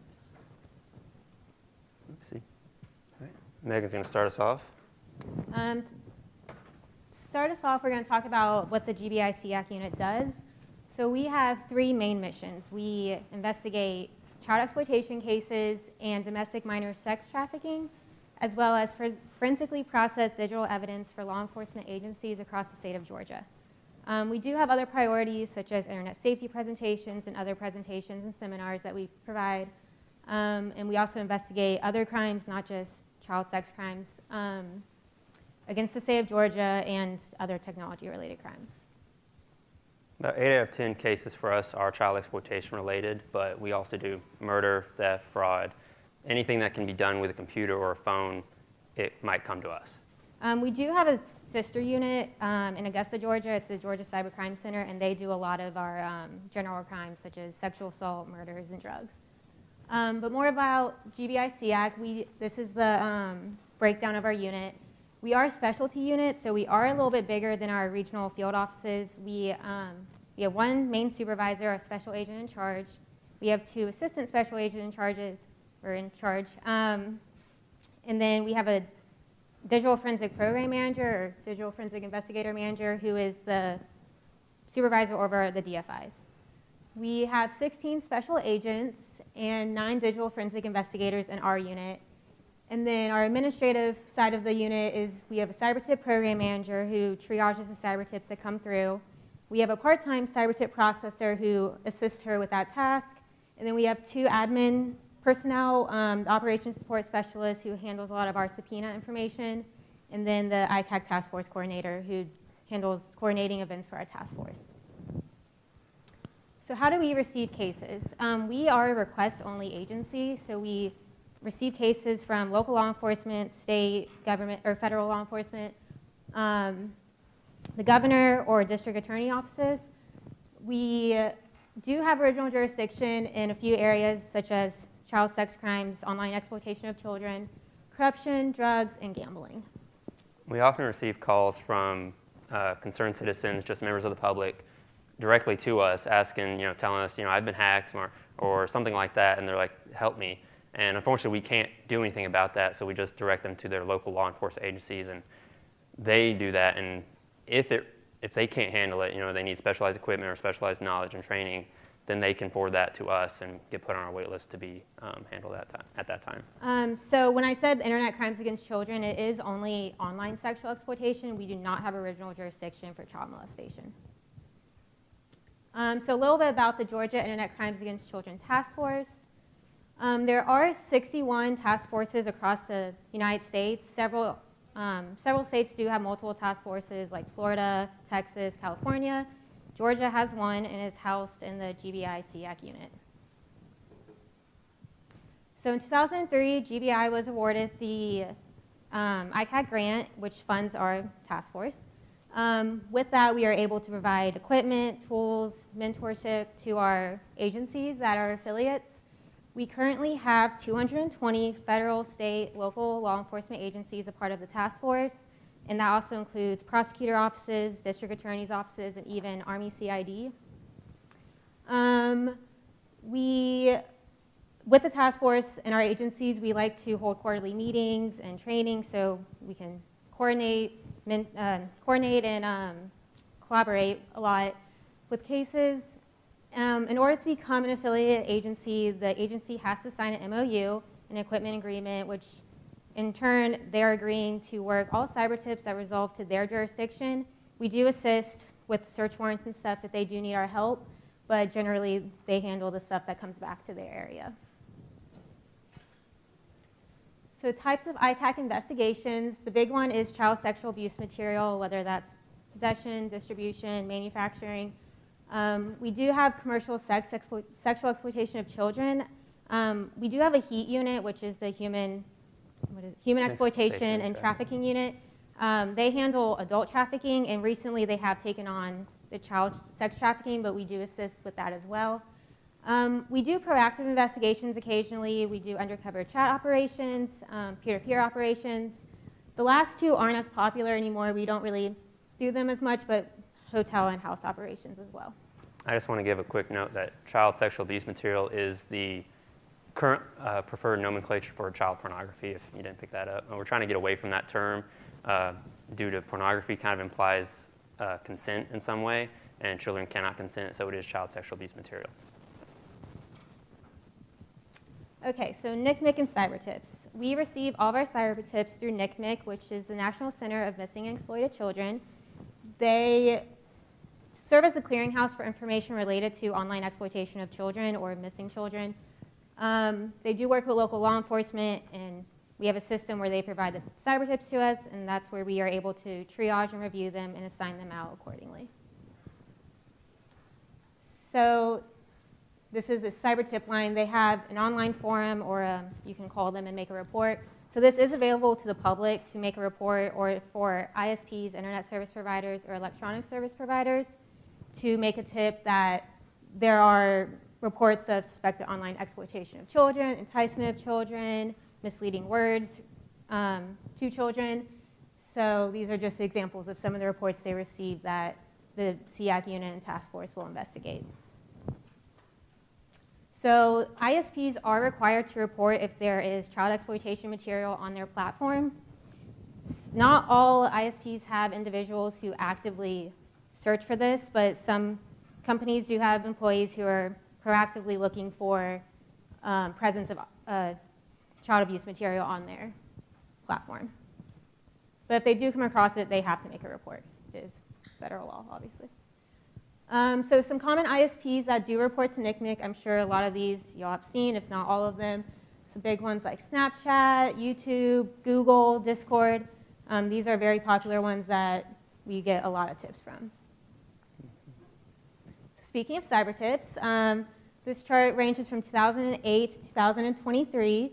We did see an exponential increase around 2020 due to COVID. A lot of kids were at home, on tablets, on cell phones, doing online learning.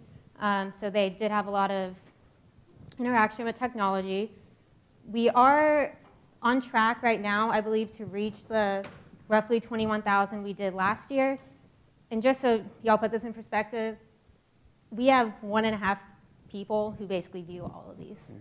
So they're sitting behind a computer and looking at essentially all 21,000 tips and seeing if it reaches the level of an investigation. These are just some stats for the year of 2022. We have not completed this year, obviously, so we wanted to give you all a rough estimate of what we have for 2022. So search warrants conducted, I believe this is also search warrants to ISPs. I don't think this is just residential. So 1,034, 5,772 subpoenas. A big one is the rescued hands-on victims. We have 47, and child sexual exploitation or commercial sexual exploitation of children victims recovered was 32. We've got the, you'll see the 3,300 devices processed last year. As we said, there are currently 9 of us, 9 DFIs, so I'm not going to do the math, but that's a few thousand divided by 9 people. We stay busy. And 1,000 search warrants, that does include the search warrants sent out to ISPs and ESPs, but we do go on search warrants. I'm going to talk about that in just a bit, but we're doing several a month, like usually 1 or 2 a week at least. And so we stay busy going around the state and serving those search warrants. Sometimes we do mini operations. We get a bunch of search warrants at once and knock out a few areas that are close to each other. But sometimes we are looking about 3 a day for a few days. So these are the stats for 2022. Then we're going to move on to digital forensics and how we fit into this. All right, so I get the really interesting stuff. So like I said, we are digital forensic investigators, DFIs. It's a lot easier to say. And it's our job to do the actual digital forensic examinations. So when we get devices, whether it's on scene or in person, it's our job to forensically process those, go through all the contents, and make the reports. And I'll talk a bit about that in a second. We assist the special agents on search warrants. We assist local agencies with it. And then on their search warrants and any devices that they submit to us, we process those as well. Documenting and reporting the findings of those examinations, that's obviously a huge part, a necessary part of it. We have to tell you what we found at the end of our examinations, and that is generally what is used to make those arrests. It's used in court, testifying, things like that. Maintaining knowledge of the current technological advancements, staying up to date. We all know technology is constantly evolving. It's growing, it's getting bigger and bigger, and there's more to learn every day. And we have to do our best to stay up to date. We're part of listservs and chat rooms, and we read news articles and journals. We have to know what it is that the current best technologies, best tools, and what the bad guys might be doing. Whether it's different types of encryption, different apps that have become popular, like Telegram or Signal, that might not be saving data. We have to figure out how to get that data before it's gone, if we can. Providing expert testimony in court. Fortunately, we don't have to do that as often as some other people might. A lot of times, I've only testified in court, I think 4 times in almost 5 years, so it's really not that often. A lot of times, our suspects, they know they're guilty. They know what's on their computer, and it was in a folder on the desktop called My Child Porn. So they can't get out of that a lot of times. I found it, and so they take a plea deal, and I don't have to go to court, thankfully. But it does happen sometimes, and I don't really enjoy that part of the job. But provide technical guidance and assistance to law enforcement officials in their own investigations. We get a lot of calls from local law enforcement and other agencies across the state who need help. Maybe they're on a search warrant. I got a call the other day. Officer was on a search warrant. He's like, I've got a computer here. I don't know if it's encrypted. I don't know what to do. And I just walked him through it over the phone and said, do this, this, and this. That'll get you the data. Make sure you back up this encryption key, and you'll be good to go. And then they can bring it to us later for full processing. So we do a lot of technical assist where we just provide our knowledge and training to them as best we can. What is digital forensics? That's probably should have gone earlier. But the National Institute of Standards and Technology gives you these nice fancy definitions. The application of science to the identification, collection, examination, and analysis of data while preserving the integrity of the information and maintaining a strict chain of custody for the data. So that's exactly what we do. We identify the devices, we collect them, we examine them, we report on what we found, and we make sure that we're not changing the original evidence as much as possible. We take forensic images or mobile extractions. I'll expand on that in a bit. And we keep a chain of custody. We took it from suspect on scene. It went to this officer. They transferred it to the evidence room. I took it out of the evidence room. Now it's in my custody. And then when I'm done with it, I put it back. So we know we can follow the whole chain of custody, because if at some point we're like, we don't know where the evidence went, and we go to court and we have to explain that, that's kind of a problem. I'm not going to read the really long one. You can probably read it. So 3 phases of digital forensics. Everyone kind of has their own opinion on how many phases there are and all that. You can do whatever you want, but generally we think of it as acquire, analyze, and report. So acquire, acquisition. Start there. Create a forensic image. Some of you might have done this before in class, or maybe in your own field. If you have a computer or a laptop or something, you get the hard drive and you create a forensic image. You take a bit-for-bit copy of the drive as it is. So once I have that, I can do all my processing with that. I don't have to touch the original evidence. It doesn't modify the original evidence. And so later down the line, I can defend everything I've done. And if more work needs to be done, they can get another image or do whatever they need to without any changes made by me. That works for things like laptops, desktops, stuff like that. Mobile devices, you can't really do that. You just get a mobile extraction and try not to change that as much as you can. You're preserving the original state of the evidence. You preserve that integrity, and you minimize allegations of loss or modification or destruction of the data. What can be acquired? Pretty much anything that can store data. There's probably some way to get the data off of it. Cell phones, that's probably the biggest thing nowadays. Everyone has a phone. Most people have more than one phone, it seems. Some people have drawers full of phones, and it's our job to deal with that. Laptops, tablets, DVRs, GPS, external storage, gaming consoles, cars, anything that can store and show data, we have to deal with it. And then we get to the phase 2, the analysis. That is just analyzing the data or processing it using forensic programs like Magna Axiom or Cellebrite Physical Analyzer. It's going to do all the hard work for us, basically, and run all its tools and spit out, here's the web history, here's the GPS data, here's all the user names and passwords on the device. And it's not perfect. They're constantly updating. If the tools aren't working, we know something's supposed to be there. We need to know how to manually dig into those databases and find the information that we know or expect should be there, and find ourselves if the tool is not working. The way we analyze data is going to change depending on the type of case. Like I said, most of our cases are child exploitation. The bread and butter of that is images and videos. That's the good stuff, web history. But fraud, maybe documents. He's got Word documents, PDFs, web history, murder. He looked up how to kill somebody or place to hide a body. That's important information. Maybe he took a picture with the body. I don't know. So, I mean, biometrics, there's some great cases out there about biometrics leading to the capture of murderers and stuff. So it really depends on the type of case, and we just have to modify our approach as we go.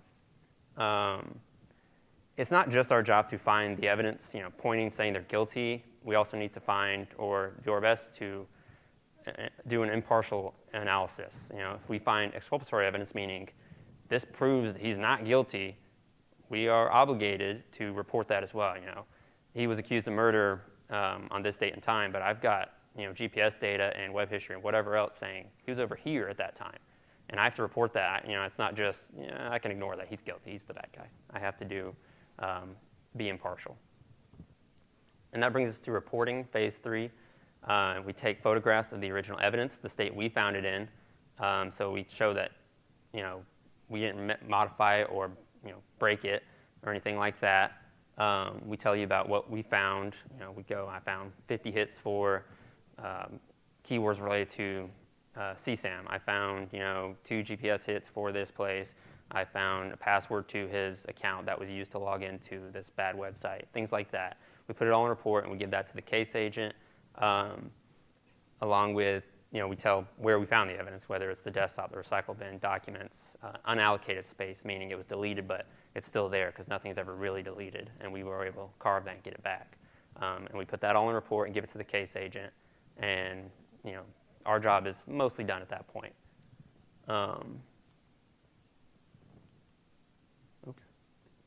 Next, let's talk about digital forensics in the field real quick. This is the best part of the job, in my opinion.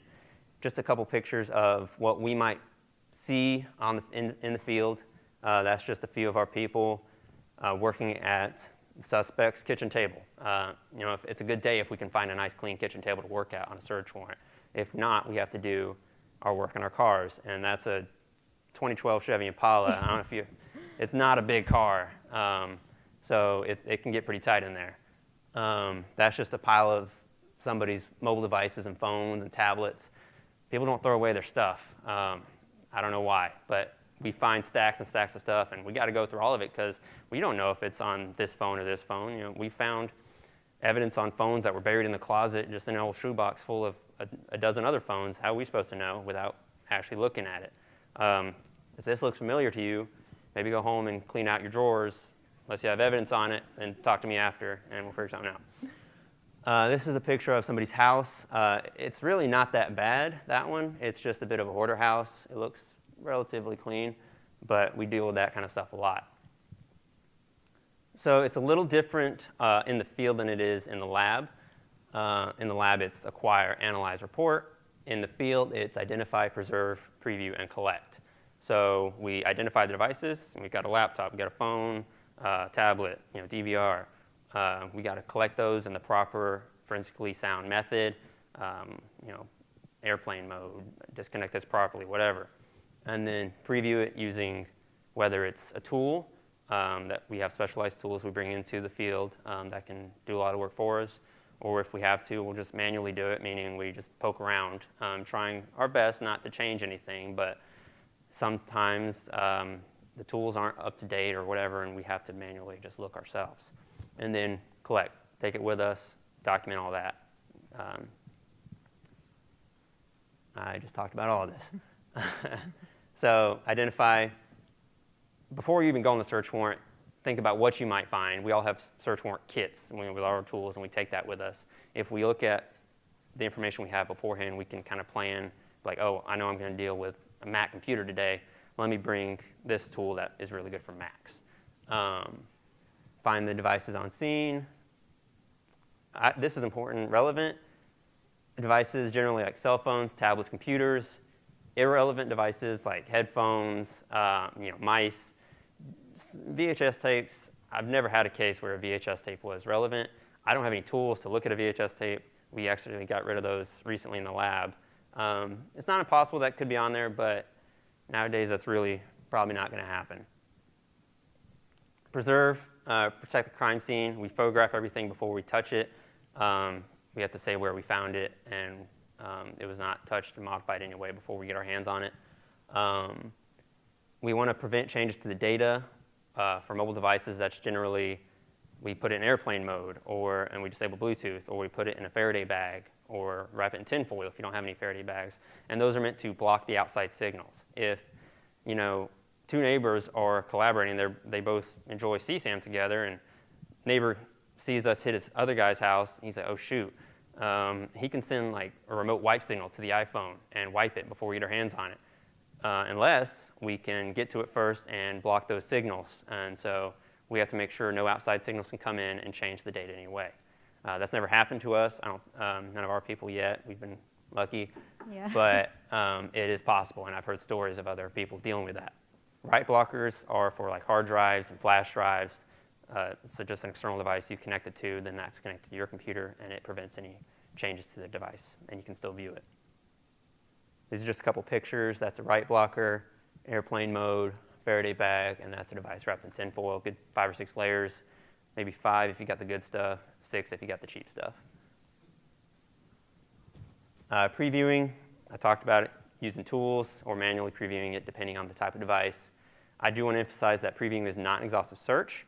It is just hit the hot spots. You know, it's usually in photos. It's usually in this app. We hit those spots. I don't have time to look at every single bit of data on every single device on a search warrant because we got to get out of there and go to the next one. We can't be there all day. It depends on the device how we're going to preview it.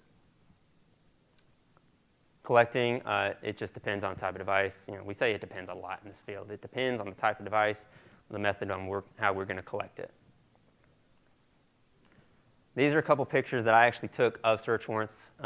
If you can see those, this is a guy's computer setup covered with trash and like, cigarettes and bottles of, there's usually some bottles of Mountain Dew or urine. It's usually both. That's like their sleeping area. And we got to find cell phones and flash drives in these piles of stuff. So we go through a lot of gloves. You know, we all have boxes of gloves in our cars, and we're gloved up, and we're digging through all this stuff. And I'll tell you one time, I actually dropped a flash drive in a pile of tissues beside the suspect's bed, and I don't know if they were used or not. I didn't look too closely, but I had to reach in there and get that. And I was actually on top of his bed because it was so crowded and it's a hoarder house. And like I'm leaning down and I'm like, please don't fall into this mess of tissues and just ruin my day. Luckily, I got it out and I found some evidence. And that's what you got to do. Another couple pictures of stuff we deal with. These are different houses. They look pretty similar, but they are different. It's pretty gross. Things are usually stinky or sticky. Sticky, yeah. Stinky or sticky, usually both. These ones are not so common, but I just want to throw them in because I thought they were kind of interesting. This is a burned out car, and our friends over in the cyber unit in Augusta were able to perform vehicle forensics, and they were able to successfully recover evidence from this burnt out vehicle from the console in there. We don't do that, so if you need vehicle forensics, contact the cyber unit in Augusta. We can direct you over there. This is just a computer that is absolutely covered with cobwebs and I think bugs and whatever else were in there. I didn't have to do that one, thankfully, but one of my coworkers did. And it's easy to see that and say, no, that's not today. And just hopefully the evidence somewhere else, but you got to look. And they did find evidence on a hard drive inside that case, so they dug through it. Just want to tell you quickly some of the hardware and software we use on a regular basis. I'm not going to hit all of these, but Magnet Axiom, Encase, Griffi, Cellebrite, those are probably our biggest ones. Some of the free ones, FTK Imager, I think anyone can get that. You can use that to image hard drives and look through the bits and bytes on the computer. Autopsy, Zimmerman tools like OS Triage, that was a former FBI agent who made that. We use that almost every warrant. DB Browser, VirtualBox, Paladin. Some of the challenges we face on a regular basis, encryption, that's more and more of an issue nowadays. Every device is encrypted, messaging applications are encrypted. More and more, if you don't have the password, you're out of luck. Luckily, a lot of times, the suspects, they fold once you put the screws on, and say, we know what you did, just help us out, and they'll give us the stuff, but not always. We do have some tools that can help us out in those cases. I'm not going to talk about those. Rapidly changing technology landscape, I kind of touched on that. It's just, it never stops. It's always another tool, another app, another device. Everyone has a million devices. I have got 2 phones on me right now, and just drawers and boxes full of stuff. Legal issues, stuff like, I don't have it in the slide, but AI. I was talking, the FBI guy mentioned it earlier, and I was talking to someone else. That is an issue that we are facing, starting to face. We don't really have the answers right now because it is starting to get to a point where it's indistinguishable in some cases, so that is an issue. And then smart bad guys. A lot of times we've got the low-hanging fruit. We get the dumb ones because if they're smart, they might avoid us. And there's just so many that we have to get the easiest ones because that takes the least amount of time. Other duties, participating in search warrants, testifying in court, technical assistance, validating our tools to make sure they're reporting properly, and giving presentations. If you'd like to join us and be a DFI yourself, if that sounded great to you, we're not hiring right now. We just closed the hiring window, but there's a decent chance we'll be hiring again soon. So just keep an eye out at that website. You need a bachelor's degree minimum to get the job. To be a preferred applicant, it should be in a field like information technology, cybersecurity, digital forensics, and that'll get you in the door a lot better. If you have experience with digital forensics, that's even better. Any questions? Nope. No one cared. Thank you. I should have left that over there.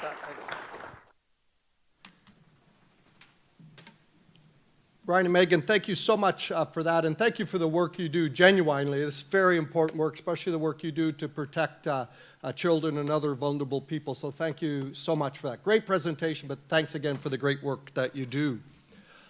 All right, ladies and gentlemen, we're extremely fortunate to have General Grabowski for our afternoon keynote speaker. And as most of you know, the General's had a very impressive military career, including an appointment as commander of the Georgia Air National Guard. So please join me in welcoming the General to the stage. Thank you so much.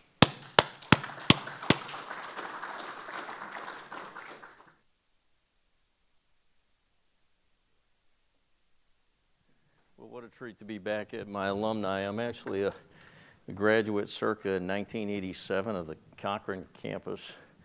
I'm probably the dumbest guy that will brief today, though. I had a good time in college, and unfortunately I have the grades to prove it. But when I started my Air Force career 37 and a half years ago, I started out as a communications guy. Before we had cell phones, we used to make telephone calls on rotary dial phones with sparks and fire, and I was the guy that made sure that those copper wires were hooked up right in the phone, in the home, and then the switching equipment at the telephone central office. I had an opportunity to cross-train from IT into radar and learned a little bit about radars, and then I spent the last 20 years flying on an intelligence, surveillance, and reconnaissance aircraft called Joint Stars. For those of you that are in Middle Georgia, you've seen those planes lumbering around the pattern, and that's a 24-foot phase array radar with 22 radios and 7 data links. And it has the capability to scan about 15,000 square miles in 60 seconds and detect movement. Very IT dependent, very cyber connectivity is paramount in the success of that platform. The last operational sortie for that airplane was flown 2 weeks ago supporting the Ukrainian effort. We're going to park that airplane, and I'm going to explain to you why here in a minute. But what we're going to go to replace that airplane is very cyber and IT dependent. So Dr. Langenbaum, thank you for giving me the opportunity to stand on your stage today and give this briefing. So as an Air Force guy of over 37 and a half years, I'm going to show you an airplane video to start off with here. But it's not one of our airplanes. If we could tee that up, or I guess I'm going to hit this button right here. And maybe, there we go. Yep, that's me.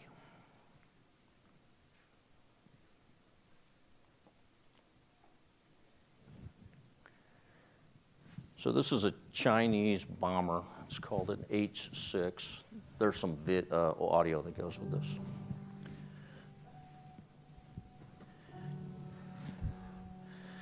I want you to pay attention to the last part of this video because the target is Guam, Anderson Air Force Base, Guam. This video is playing in China right now. You can, in fact, find it on YouTube. But this is, in my opinion, breathtaking.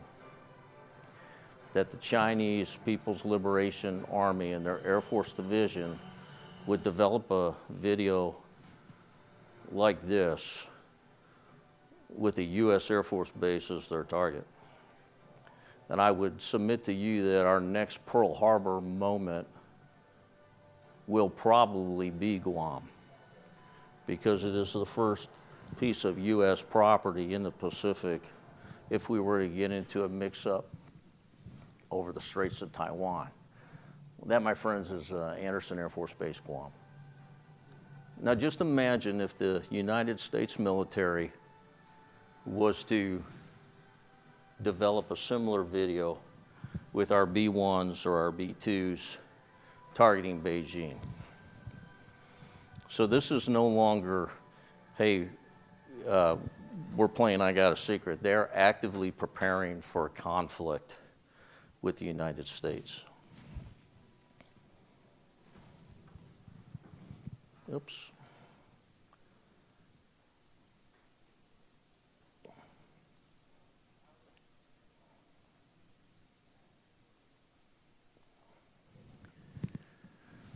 So when I was in grammar school and high school and even here in college, this was the way most of my history teachers presented the map of the world to me.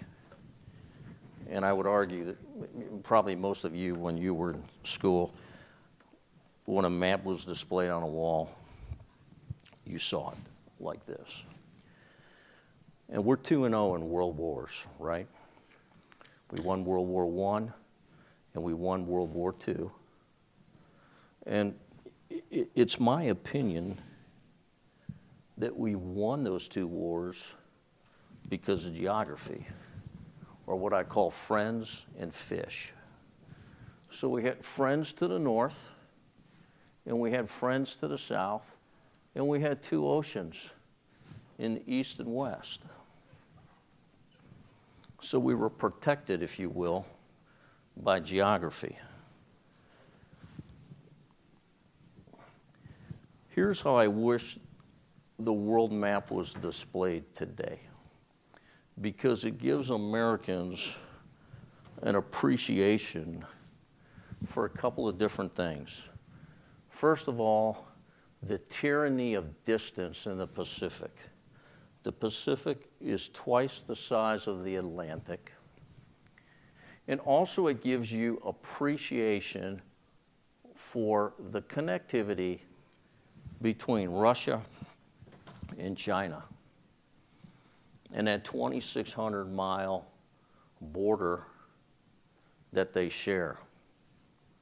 I think Sun Tzu and some other noteworthy historians were famous for making the comment, the enemy of my enemy is my friend. So when you look at world events and a potential dust-up over Taiwan, it's easy to see where these folks may team up. And then you subscribe to the fact that, okay, well, our friends in Australia will be there to help us. And the problem with maps are they're flat too. The Earth is round. So this is an away game, folks. If we forget gear, our closest friend that's not within the weapons engagement zone, because Japan will be busy and so will South Korea, is 3,800 miles away. That's the equivalent of going from Key West to the Space Needle in Washington State. This is a very difficult part of the world to defend our allies in. much different than Europe. In fact, when you consider the distance just to get there and the number of tankers our assets will have to hit to get gas to get into that AOR, it's a very, very difficult nut to crack. 6,600 miles is up there because that is the distance from Whiteman Air Force Base, where our B-2s are currently located, to the Straits.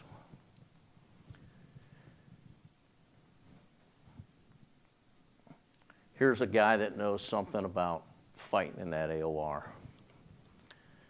General MacArthur, as you know, fighting Japan, was run out of the Pacific in the Philippine campaign, and it took him quite a while to fight his way back into that area of the world. So let me tell you what's going on right now. This is a little bit of an eye chart, but what I want you to pay attention to is in 1999, these were the investments in space, airplanes, boats, and missiles by China. This was us. Let's look at today.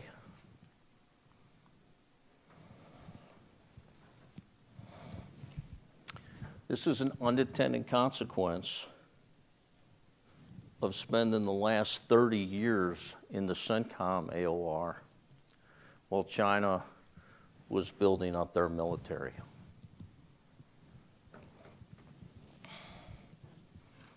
So when you take a look at that,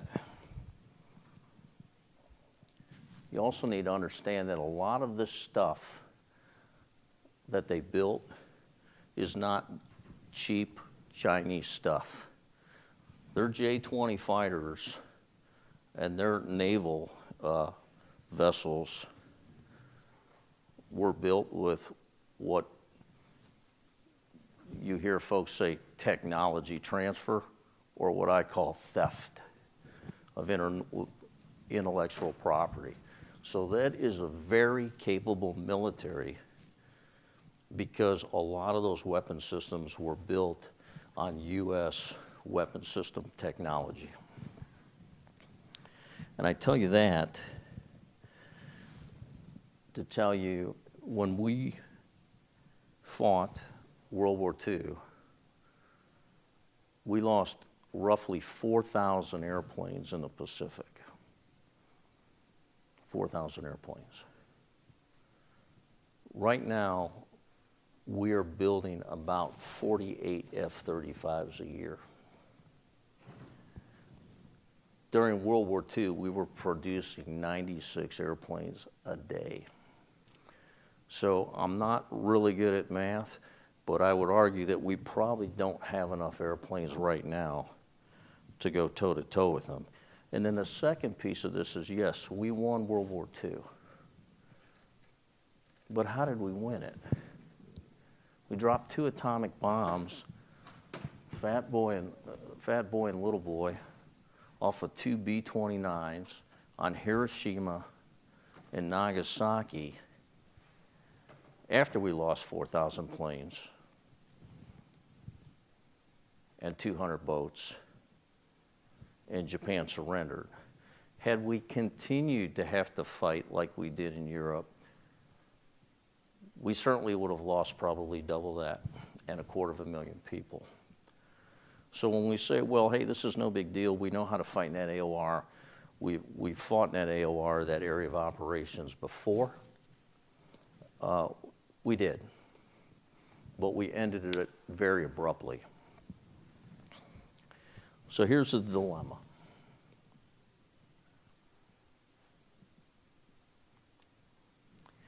It's my opinion that the United States Air Force is almost where the cavalry was with the advent of mechanized infantry in the tank.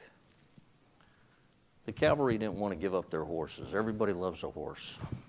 Get a cowboy hat, you ride into the saloon, you know, it's a good time.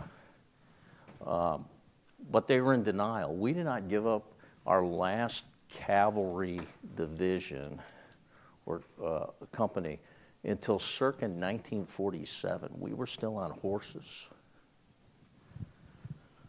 So let's talk about our current horses.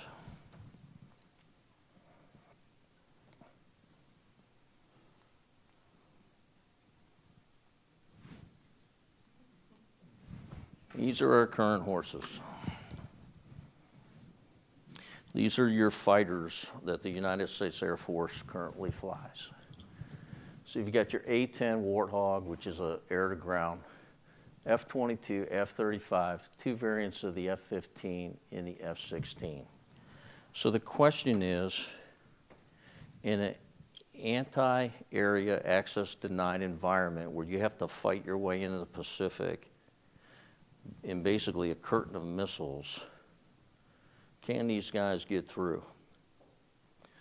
The big difference between these airplanes are this airplane and these three back here are airplanes that have computers. These two, the F-22 and F-35, are computers that have wings. Very, very different. As we move forward and we get into what we call 5th and 6th generation aircraft, the IT load, the cyber connectivity, and the secure data links that are going to make these airplanes successful are going to be maintained and protected by some of the students and people in this room. Because you can't crank those airplanes. It's like booting up a computer. It's not like an old, like this one where you can go out here and kick the tires and maybe jury-rig it or jump it. You can't do that with these new airplanes.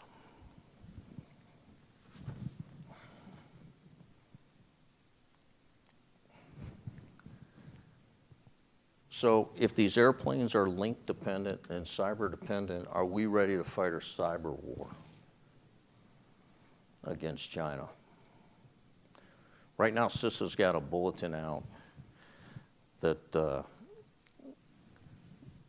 that bomb that hit Anderson, before that bomb hits Anderson Air Force Base, there will be a cyber attack stateside that'll be unprecedented on our public key infrastructure.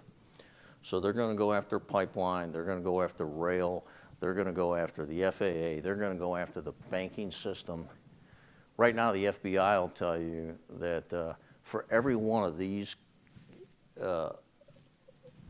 white hat hackers like we just heard from, they have 50.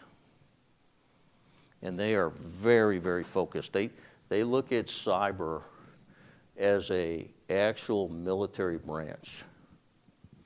The way we have the Navy, the Marine Corps, Space, Army, this is a real weapon of war that they are honing their skills and making every effort to make sure that they're ready to take down U.S. infrastructure before the first bullet or bomb is dropped on U.S. land or territory. And they want to do that so they can sow chaos and discord and disruption. Because if the U.S. military is busy trying to get things fixed in the homeland, it just sucks away resources and time. In the last 4 wars, and I'll put wars in air quotes, it was largely an away game. If you were part of the general public, Vietnam, Afghanistan, Iraq, Bosnia, some of the things that are happening right now in the Middle East with the Israeli conflict, if you're John Q. Public in America, that hasn't come to your backyard. If we go to war with China over Taiwan, it's going to be in your house almost immediately because of the cyber attacks that are going to happen. And right now, they are living on the land and our critical infrastructure. And I'm concerned that there's going to be an awakening here stateside if we get into a situation over the strait. So it's going to be incumbent on folks like you to help protect the United States in that cyber domain and in the space layer as we're using kinetic weapons overseas. So here's the other problem. There's not a real sense of urgency right now, okay? The folks in this building don't necessarily know how to fund this, fund the Department of Defense properly for a cyber war. And the folks in this building are not really good at buying stuff in a timely manner, or what we call speed to ramp. Further compounded by the mindset of the American public. I was born in 1964. I actually remember doing this, okay? Running out into the hallway and the klaxons and the sirens going off, because the clear and present danger then was the former Soviet Union. I lived through the Cold War. Now, in retrospect, that's actually comical to think that that desk was going to protect me from a nuclear weapon. But the teaching point here is all of America had the same mental model of what the threat axis was, who the enemy was, and what the existential threat or the impact was to America. I would argue today that's not the case. The Chinese are masters at cognitive warfare. And we can argue about whether or not we should have TikTok apps on our phones. If it wasn't TikTok, it'd be something else. But our current generation spends about 2.5 hours a day on our devices. Over the course of a lifetime, that's 5.5 years to shape and win American hearts and minds. And those folks in China understand that. And if they can win a war against America without firing a shot, they're certainly going to attempt to do that. So, how's my feel-good briefing going so far? So what are we going to do to fix this? It's not time to park our horses, but our horses need help. And this is how we're going to get the help.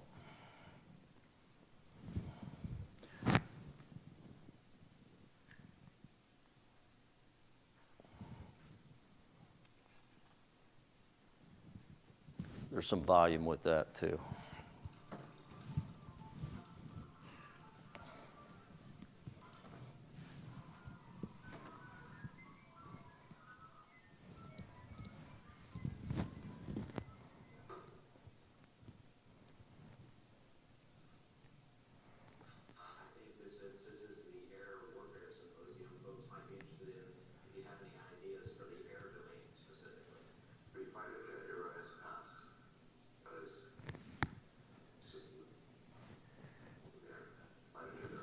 So I was in the room with 2,000 of my friends that love airplanes when Elon Musk made that statement.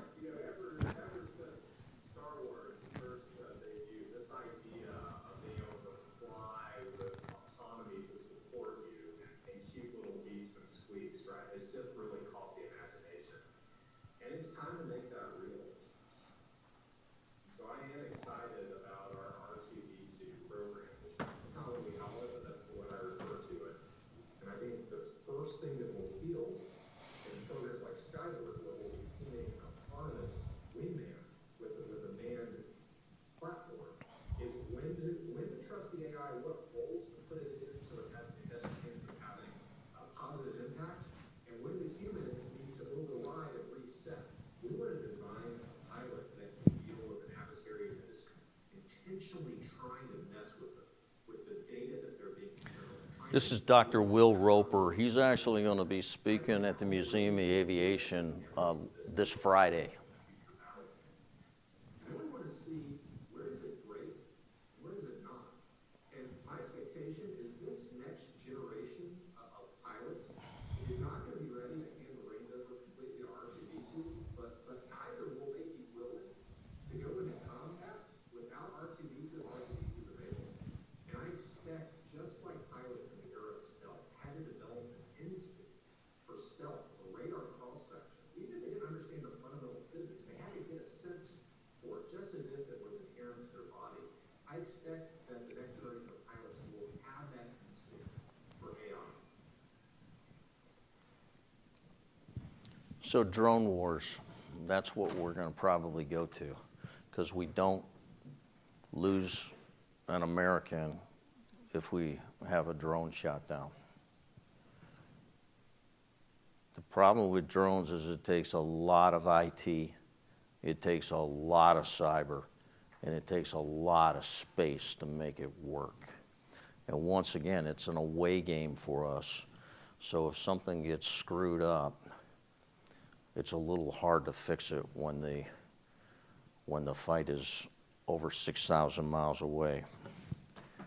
So you're going to hear terms, if you run around in the defense community, you're going to hear terms like ABMS, Advanced Battle Management System, Project Overmatch, which is what the Navy calls their Advanced Battle Management System. You're going to hear Joint All-Domain Command and Control. The military loves acronyms. All that is Waze and Uber for war. So if I leave here and I decide I'm going to order an Uber, I'm going to pull out my phone, I'm going to hit the app, it's going to go line of sight to a land-based antenna, up to a satellite, down to the Uber taxis. They're going to communicate who's going to go get Tom Grabowski from the college. One of those taxis will declare and say, I will go get them. They lay a Waze map over it and they say, okay, show me where the cops are, show me where the bad guys are, and show me the fastest way to get to my fare. And then they come and get me. The last part of that is probably the most difficult part of that. Those of you that have gotten in an Uber late at night is what we call the VID part. Hey, is that my taxi? And then the taxi guy going, is that my fare? That's the part we don't have quite doped out yet. But so when you hear JADC2 or ABMS, just think Waze, Uber for war. Except now, I'm not a taxi rider, I'm a target. And that taxi is now somebody that's trying to kill me. It could be a Tomahawk missile coming off an Aegis cruiser. It could be one of the fighters I just showed you. But the only way that works is with IT, secure data links, and secure cyber. And we have got to hire smart folks like you to make that work at Robins Air Force Base as we park that Joint Stars mission and go to these 4 new missions that are going to make this work. We're going to do 4 new missions at Robins. One is going to be spectrum warfare. One is going to be airborne battlefield command and control, or what we call BACON. We're going to do the ABMS family of systems, and then we're going to do a battle management squadron. My shameless plug for that is, if you don't have a propensity to serve in a uniform like I did for 37 years, I started out the first 13, I did it part-time in the Air National Guard. I was in the restaurant business. But on 1 weekend a month, I'd go work in the IT shop on the base. So I did it part-time. And that was kind of a good fit for me because I didn't want to be in the military full-time right away. Then I decided, well, I kind of like it, and I spent the following 25 years doing it full-time. But the other teaching point I'll give to the room is, there's 22,000 people roughly that work on Robins Air Force Base. Only 4,000 of them are in the military. So if your mental model was, hey, I don't want anything to do with the base because I don't want to be in the military, you can serve your country as a Title V civil servant. My wife spent 26 years in the United States Air Force, never wore an Air Force uniform. Just retired as a GS-12, buying CSAR Special Operations helicopter parts and airplanes. So there is opportunities coming to Middle Georgia that are going to position this university to train our next generation to potentially defend this country against China. And I hope to God that that doesn't happen. But I didn't think we were going to be seeing some of the things that we're seeing right now with the Israeli conflict either. So the other thing I'll tell you is when guys like me build these slides, and we like to put clouds, and we like to put lightning bolts, and that's code for we don't know how this shit works, but if you give us a bunch of money, we'll give it to folks like you to figure it out. And so all of these things that make Waze for war or Uber for war, some of it we know how to do, but some of it we don't. Whoops. I need to get checked out on this clicker. Georgia's uniquely positioned, though, to figure out ways Uber for war because of this airspace off the coast, Fort Gordon, and the Army Cyber Center of Excellence, which is also home to NSA Georgia. And for those of you that are in the cyber IT world, NSA Georgia is like Disney World for cyber and IT guys.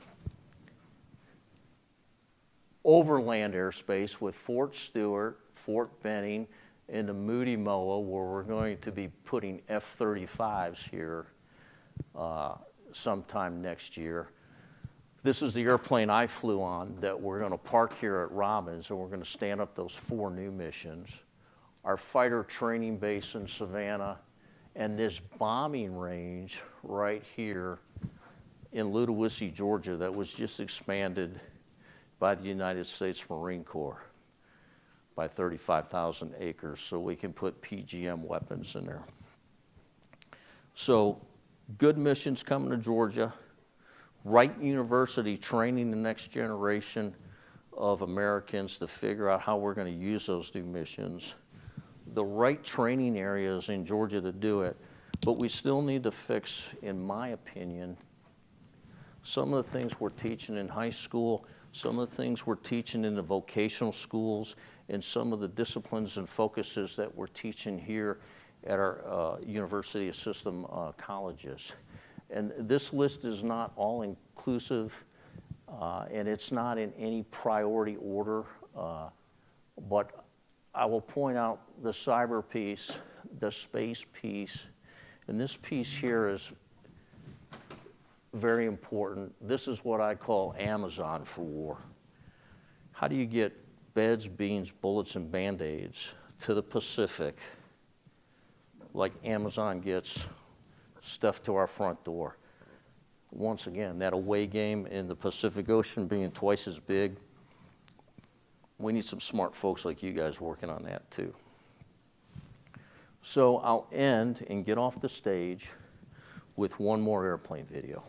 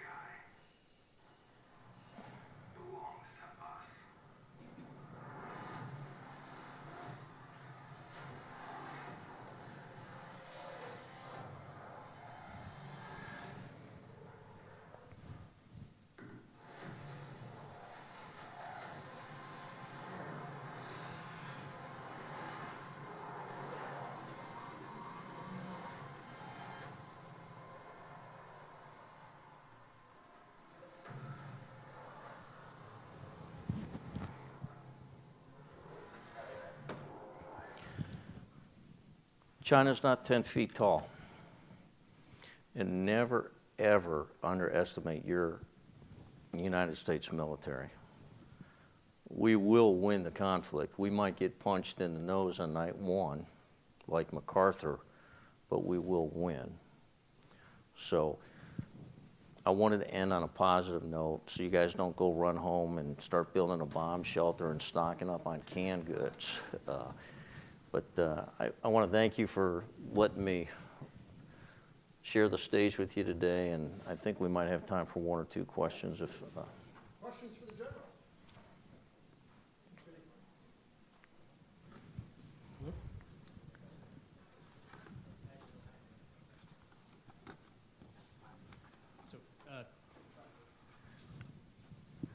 I can hear you. I'll regurgitate it. If So I was curious, and I could be wrong, the current DoD philosophy is that there will always be a human element in the kill chain. Do you think that's a future outlook that we might need to change? So this gets into what we call man in the loop versus man on the loop. And when I say man, I'm not trying to be sexist, but that's the military nomenclature. There will always be a man on that loop, maybe not in the loop because of AI and machine speed. So that airplane I was on, I would work 1 or 2 firefights in a 4 or 5 minute period in a CAS scenario, close air support scenario, with those 21 radios and 7 data links. But if I had machine augmentation, I could do it so much faster and so much quicker. The problem with the United States Air Force and the military right now is we run on what we call a 24-hour air tasking order. So we decide what we're going to do tomorrow, where we're going to put the tankers, where we're going to put the fighters, where we're going to put the transport airplanes. That's not going to work with China because you got to get that 24-hour planning cycle down to 24 minutes. That's how fast it's going to change over there. And so you will always need a human being to potentially throw a penalty flag if the train is jumping the tracks. But the only way you win a war in a away game like that is with AI, machine learning and machine speed, cognitive help, AI help. I don't know if that answered your question, but we're not going to turn this over to the robots, I guess, is the answer to that question. Yes, sir. Question for you, too. First, thank you for your service. Thank you for being here today and volunteering your time and commitment to our public here in Middle Georgia. Thank you from my therapist for my further commitment to spending time. Now I'm scared. But more importantly, you brought up an interesting part of the Air Force and all military to where we are at a point to where we buy products and we put products inside of our aircraft, our tanks, our everything. Does it concern you where, since now we're going to a workforce so integrated with chips, where are these chips coming from and how are they controlled? Is this one day China's going to go click? So it's not one day, and I think I can talk about this because this is open source, but if we were in a secure room, I could tell you all kinds of horror stories, but our premier 5th generation fighter, the F-35, the computer with wings, we have now done some forensic supply chain analysis where some of the parts were manufactured by countries that don't particularly like us. So you would say, well, why are we farming this out? Well, the F-35 is shared with our NATO partners, and we're trying this, Lockheed Martin's trying to sell this thing worldwide. So it wasn't intentional that we had sub-suppliers and subcontracts that were making parts, chips, avionics pieces that could potentially, for a bad actor, have malware or in the case of structural parts, may not have the integrity that they should have, because we have to make sure that we can sell this airplane to our NATO partners, which means we have to put some of the suppliers offshore. So yeah, that's a real concern, especially when you look at IT systems and some of our tactical comm gear.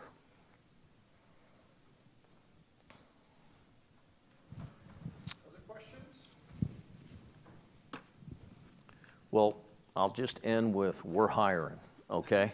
So whether you want to wear the uniform or you don't want to wear the uniform, or in my case, where I wore the uniform sometimes and then sometimes I worked in the private sector, there's a path for you to support your United States military, whether it's in a uniform or out of a uniform. And if you'd like more information on that, come see me on the break.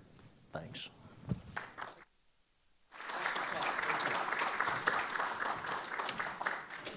Thank you again for an awesome and important, albeit somewhat sobering talk. But here's the good news, folks. Not only, as the General said, is Robins Air Force Base hiring and looking for folks just like everybody in this room. For our students that are in this room, we've had great success with internships at Robins Air Force Base, many of which ended up becoming full-time careers.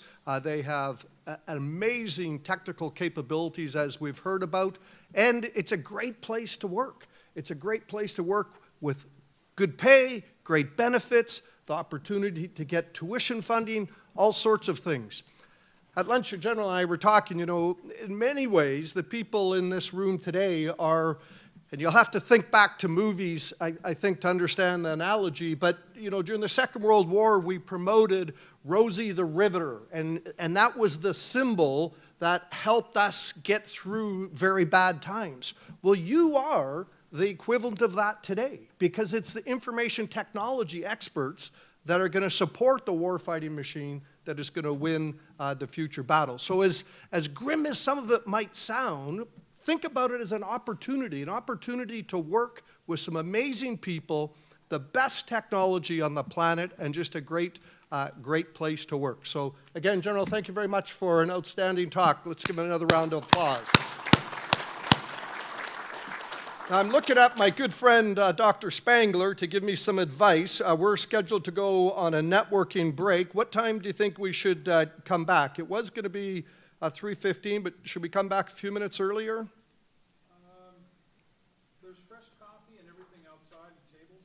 I'd love it if everybody could just take a little bit of time that's here, share some contacts, meet each other, then come back in. But why don't we come back in about 3:05 a little bit. We'll start maybe a little bit earlier for our panel and everything that's going to go.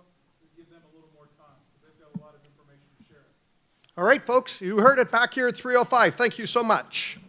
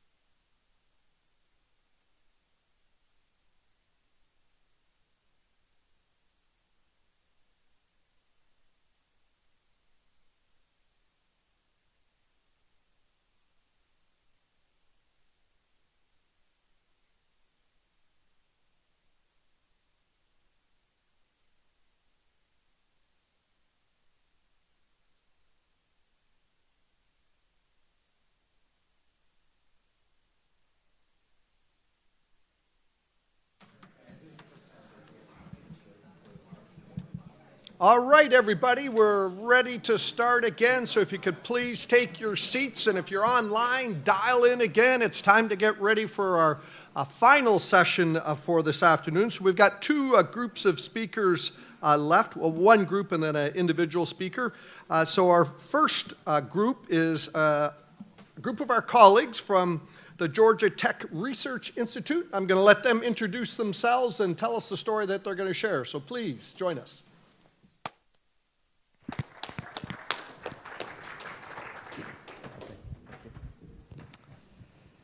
Got the clicker. Yeah, mic check. Mic check, good. Everyone can hear. Could we just do a quick mic check for everyone on the Test. Oh, Testing, can you hear me? all right, good to go, good to go. Awesome. And then can you get the slide to the intro slide, please? There we go. Wait, let's go back one. Or go forward one. Maybe I shouldn't work this. You want me to do it? Yes. Awesome. Okay. All right, thank you guys.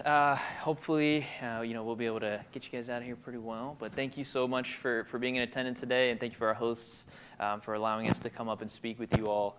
We're really excited to speak about incident response. It's something that we have to deal with almost on a regular basis. You would imagine in a defense context, you wouldn't want incidents, but I mean, we lost an F-35 a lot too long ago, so there's always going to be something. So we are Georgia Tech Research Institute, based out of the Warner Robins field office. If you know where the Target is in Centerville, we're like right behind there. We are a university-affiliated research center, which basically means we're a cleared defense contractor. I am Whitney Riley. I am here, we work with the Test Engineering Division and the Electronic Systems Laboratory, and myself and Will, we work with the System Security and Program Protection Branch. Blake Sutherland, who is our boss, he couldn't be here today. He had an incident that he had to respond to, so he really took the discussion today to heart.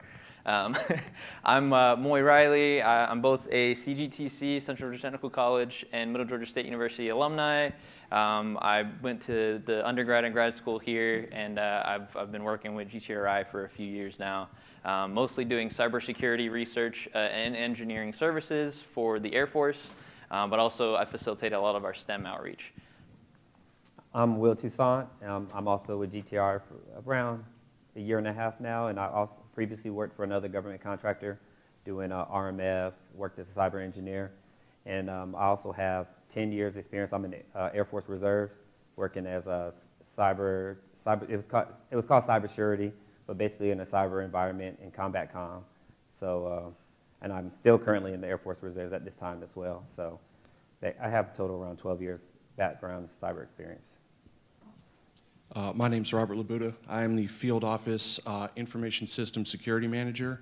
For our side, I am also the Assistant Facility Security Officer. My job is to make sure that my colleagues here do not get into trouble when it comes to incidents. I've spent most of my career in some form or fashion of security. I spent 5.5 years as a federal law enforcement officer with DHS. I spent 3.5 years doing compliance, cyber compliance for a dental office, 2 years as a lead security program manager for a software engineering company, and I've been at GTRI for 3 years doing roughly what my other colleagues do. I do a little bit of everything for them. Yep. So to get into it, what is incident response? Right? So incident response is a structured way to handle challenges that come along with security breaches, especially in any environment. Right? For the most part, you use a SANS or a NIST framework. These are frameworks that help incident response teams develop a course of action when responding to an incident.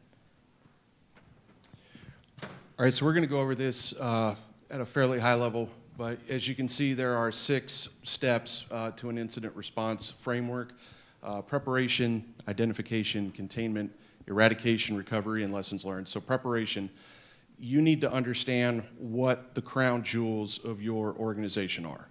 Those are what the attackers are going to try to go after. If you do nothing else, make sure you understand what people are after, and also create a security team. Identification. the ability to detect anomalies from standard operations is obviously the most important thing, but what are you utilizing in order to do that? Are you using software? Are you using some sort of asset that detects those anomalies? So make sure you understand how you're identifying potential incidents. Containment. So this is where you basically figure out what kind of tourniquet you need to put on to stop the bleeding. Eradication. This is the more permanent action where you're purging malware from all impacted systems. Here's where you're trying to figure out as many W's as possible. Who did it? Why did they do it? What did they do? And then obviously initiate measures to thwart similar future attacks. Recovery is where you bring everything back online, back into production. Obviously you need to make sure that you test, affirm, and oversee the systems to ensure that they function the way they're supposed to and that you're not reinfecting any additional environments if you haven't properly eradicated the threat. Lessons learned. Compile documentation, conduct a retrospective analysis. So for any of you who have not gone through a software development retrospective, there's 3 questions that are asked. What did we do well? What didn't we do well? And what can we do to improve? That's one of the most important aspects of going through an incident, is making sure that you learn from your mistakes. Sorry, next slide. Oh, incident response policies and procedures. We're not going to go a ton into these. Y'all may recognize the NIST CSF, which is a cybersecurity framework. It's very popular. We have other NIST publications, AFI from the Air Force, DoD from the Department of Defense. Can you just point at 171? NIST, sorry, NIST Special Publication 800-171, Protecting CUI in Non-Federal Systems and Organizations. If you work for an organization that is allowed to process and protect CUI, you need to pay special attention to this document because CUI is a moving target. It's still, for those of us who were born in the 1900s, it was FOUO. When I worked at Homeland Security, it was called Secret Security Information. But it's all now under the umbrella of CUI, and it's only the scope and responsibility that organizations have to protect it is only getting bigger. So if you do belong to an organization that controls or processes CUI, please keep your eye on that. And so to kind of elucidate a little bit more, CUI, controlled unclassified information, when he's talking about it used to be FOUO, that was for official, unofficial use only. So it's a way that the government, federal government and defense systems basically control the dissemination of data, especially any Word document, spreadsheet, PDF, email, things like that. When you guys see things that are on the news and it has stuff that's crossed out, right, that's normally classified stuff. CUI or CUI is just the level below that, and it's a way to control whatever information is actually out there. And so now we're going to look at some incident response in context. So this is honestly like my favorite part of being a cybersecurity researcher. It is comparing what is happening in the real world and what is happening in the defense world. While oftentimes you may see or think that what happens in the defense world is very different from what happens in the public world, more often than not, these two things are going to coexist. And so we're going to look at incidents in both the industry and defense environments. Now, when I say industry, I mean private corporations, large conglomerates, small businesses, like some of the brands that you see listed there. When I say defense, I mostly mean a federal defense agency. So to start it off, Johnson Controls International was hit by ransomware earlier this year. This is as of April 2023. They were shut down. They were hit pretty badly. It shut down manufacturing and business operations for the entire Johnson Controls organization, essentially, especially from the corporate side. It extended to customer data and operations, and if anyone is unfamiliar with who Johnson Controls is or what Johnson Controls does, if you look up at the ceiling, you will see an AC vent somewhere above you. Johnson Controls is probably powering that. So this is operational technology. They are in businesses all over the place. And if Johnson Controls gets hit, there's a supply chain infrastructure attack right there, and now they have access to who knows what, right? Johnson Controls is still trying to figure out the extent of the problem. So as you can see here, they enabled and executed an incident management and protection plan, one that the business had already on hand to respond to something like this. This is an example of the ransomware message itself. It was by the Dark Angels team, which actually don't know if I can tie that to a country yet, but that was from something. If you Google it, you can find something about it, right? So it's happening, it's out there, and it's affecting us in ways that we still don't really know. Second, the MGM Grand hack. If anyone's been to Vegas, you probably don't talk about it, but your experience in Vegas, you may have come across MGM Grand or some degree of enjoying the Vegas nightlife. Well, MGM Grand is a casino, and they had an unauthorized access to a cloud server that contained amount of information for previous guests of MGM Resorts. Now, this happened in 2019. They initially said, no, it wasn't as big, it wasn't as impactful. They hired a private cybersecurity firm to come and take a look at kind of really what happened. They did a forensic analysis.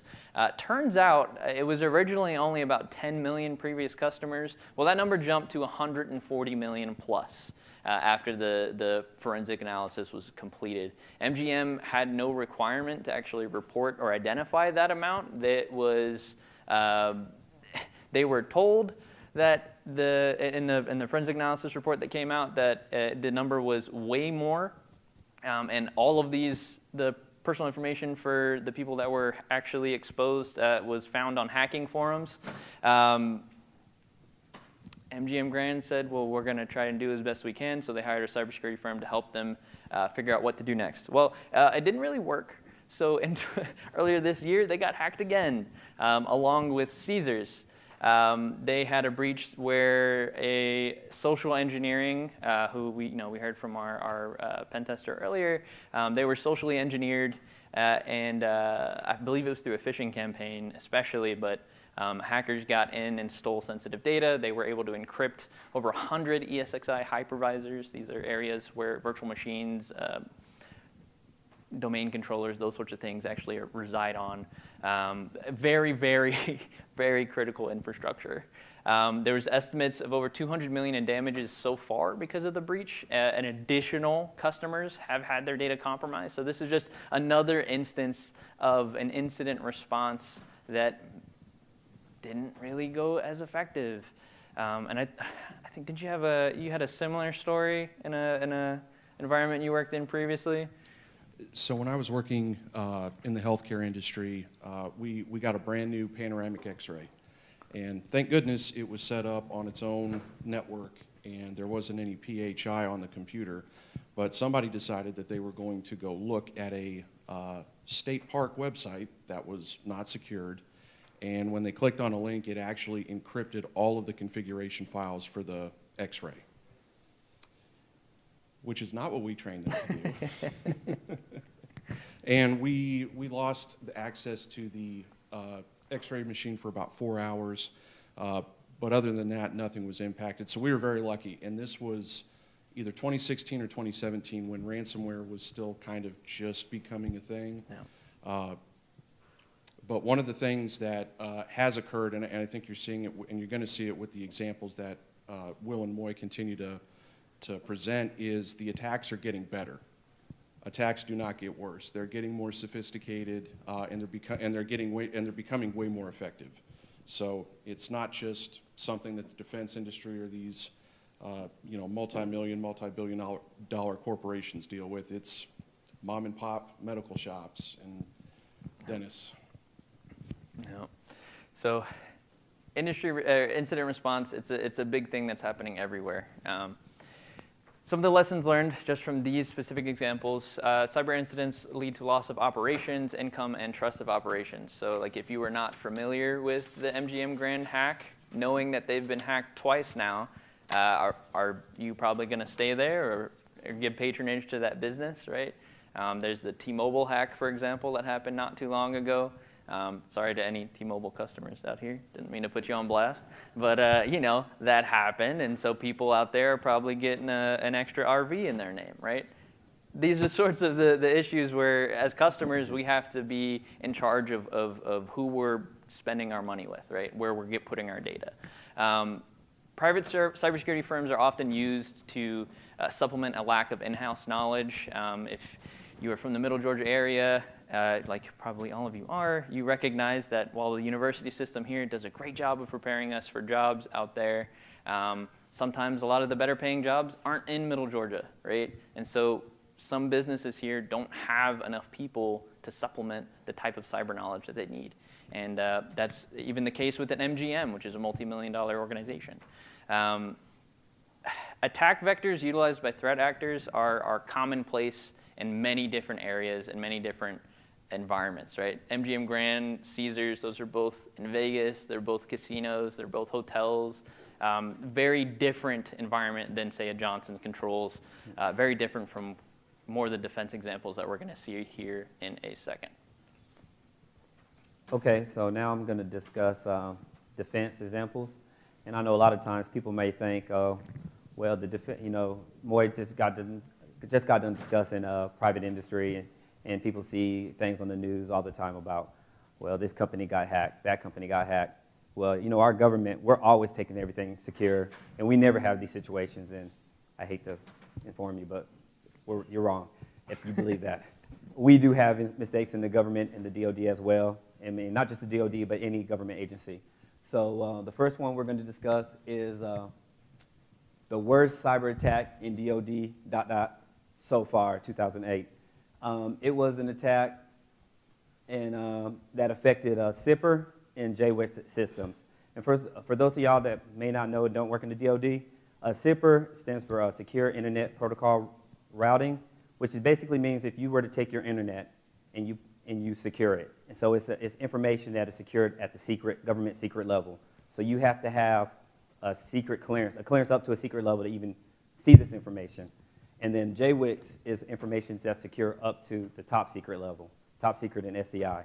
So you're thinking, so here I am telling you that these two systems were basically infiltrated, a secret and a top secret level that aren't just readily available. You can't just Google and go into SIPR with your system at the home.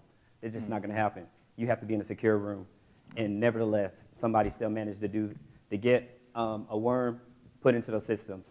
And you're probably wondering, okay, how would somebody get a worm into those systems? Well, back when this happened in 2008, it was as simple as a USB drive. Yeah, exactly right, a USB drive. No. It may seem like common today that we don't pick up a USB that we don't know and just stick it into your PC at home. You can't stick it into your PC at school. They have policies against that. But back in 2008, when USBs were newer, that wasn't necessarily the case. So somebody, from what I read, is somebody in the Middle East picked up a USB and stuck it into a government system. It had a worm on it called, does anybody know the name of that worm? Heard it? It's a Stuxnet. They called it Agent BTZ. Oh, if you would have gotten it, you would have won a prize, just That's saying. But so this Agent BTC basically went into the government systems and went into most SIPR machines, JWIX machines. It was on officers and enlisted USBs. Everybody here was using a USB back then. It got throughout the government systems.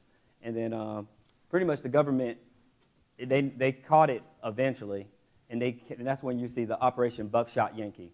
That was what they put out to basically try to stop this system, just like full-fledged, just shooting and trying to just cut it out. And it took a while. It took a couple, I want to say over a couple years. Mm-hmm. It took a couple years for them to eventually eradicate it and get rid of it, for what we know. And that worm was so bad, it's what actually caused the new combatant command, creation of the U.S. Cyber Command. So the U.S. government realized, hey, we need another command that's just strictly focused on cyber and space, not just space, but cyber, and protecting our systems instead of just, doing the way we've been doing up to this point. You can go to the next slide. So the next one we're going to discuss is SolarWinds. Anybody familiar with SolarWinds? You've heard of it or heard of the SolarWinds attack? I'm pretty sure you have. Yeah. This is another one. When I was doing the research for this, one of the things you commonly hear is, this is the worst. Everyone is always the the worst when it comes up. It seems like it always gets worse. So this was the worst at that time. SolarWinds hack. SolarWinds, for those of y'all that aren't familiar with it, it's a software that Microsoft uses. And it's put on the machine, and it's used to help just monitor the systems, monitor all kind of things, logs, anything within that system. And so basically what SolarWinds is a supply chain that's within that system.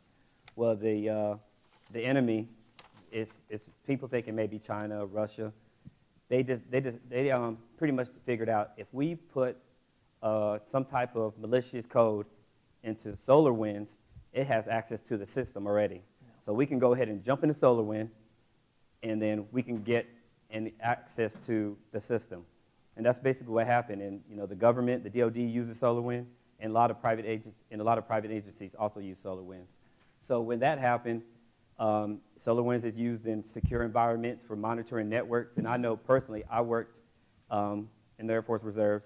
My unit was affected by it. Just across the whole, many users were affected by it.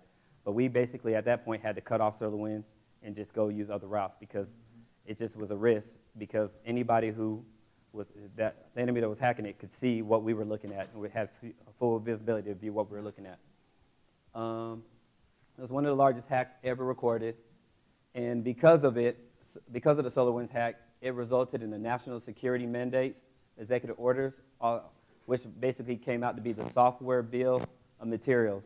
And what that means is software bills of materials. It's the government pretty much put out an executive order saying, we're not going to deal with any type of government, we're not going to deal with any type of company or contractor unless they follow certain criteria.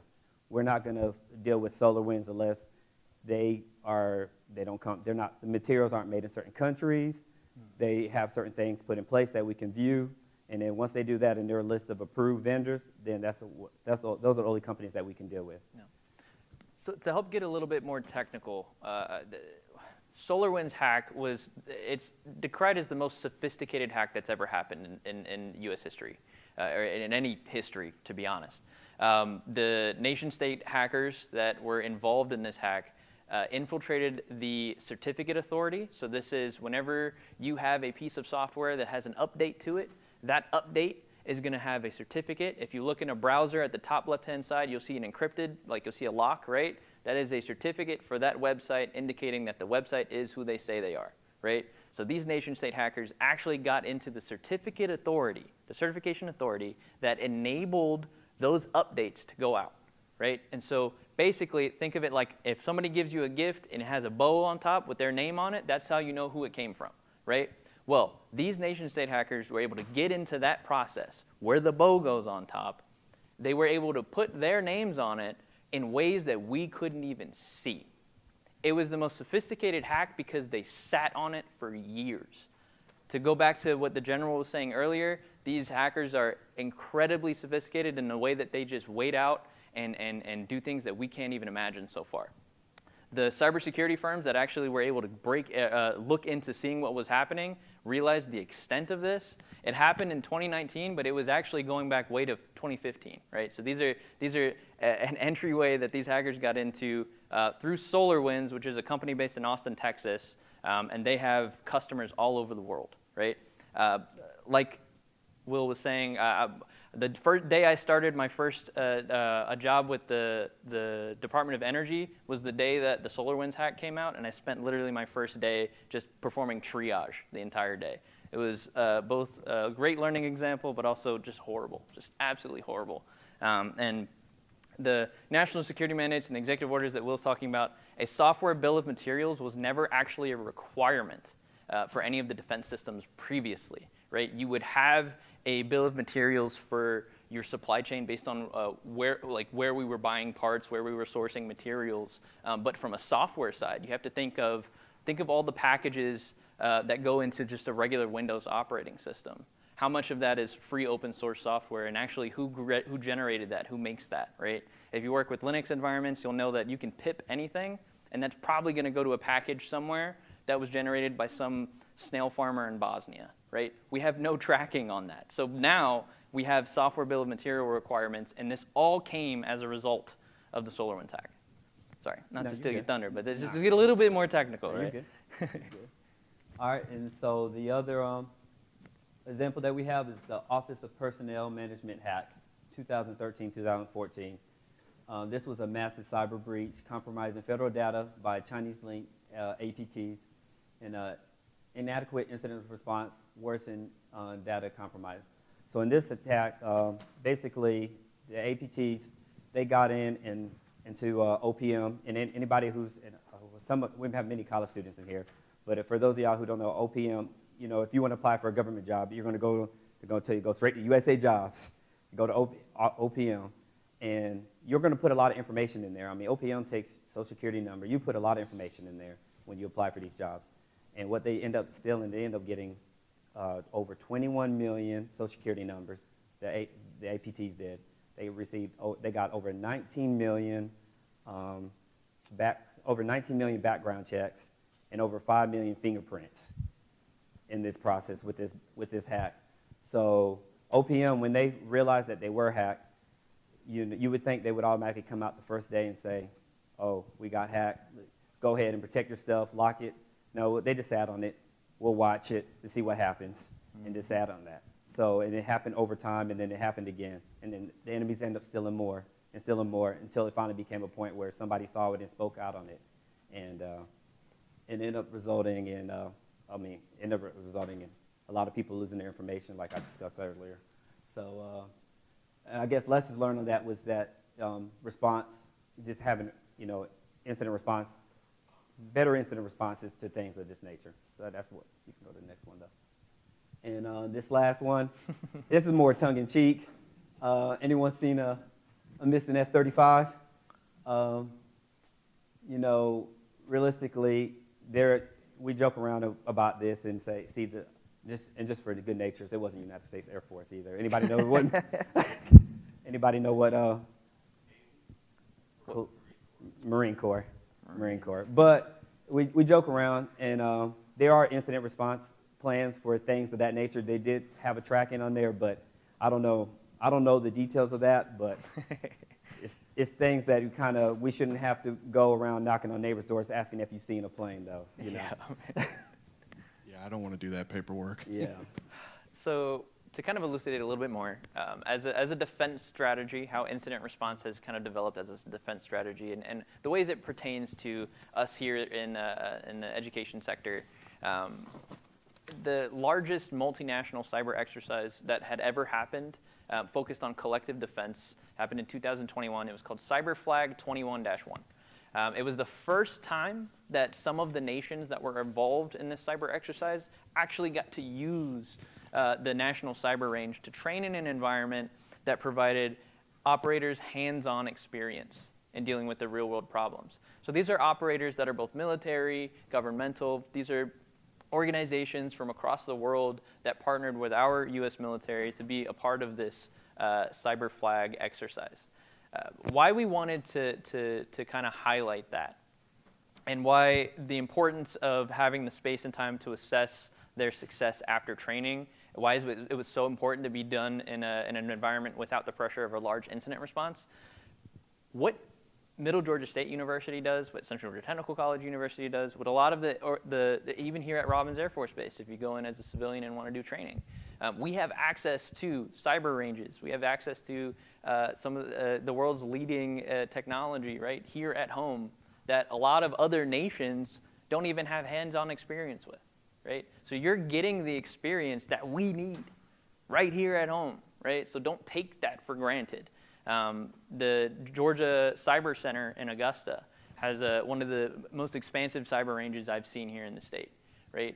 And that's a joint operation with a lot of U.S. Cyber or Army Cyber with Augusta University, Augusta Tech. So this is a combination of the technical college system, the university system.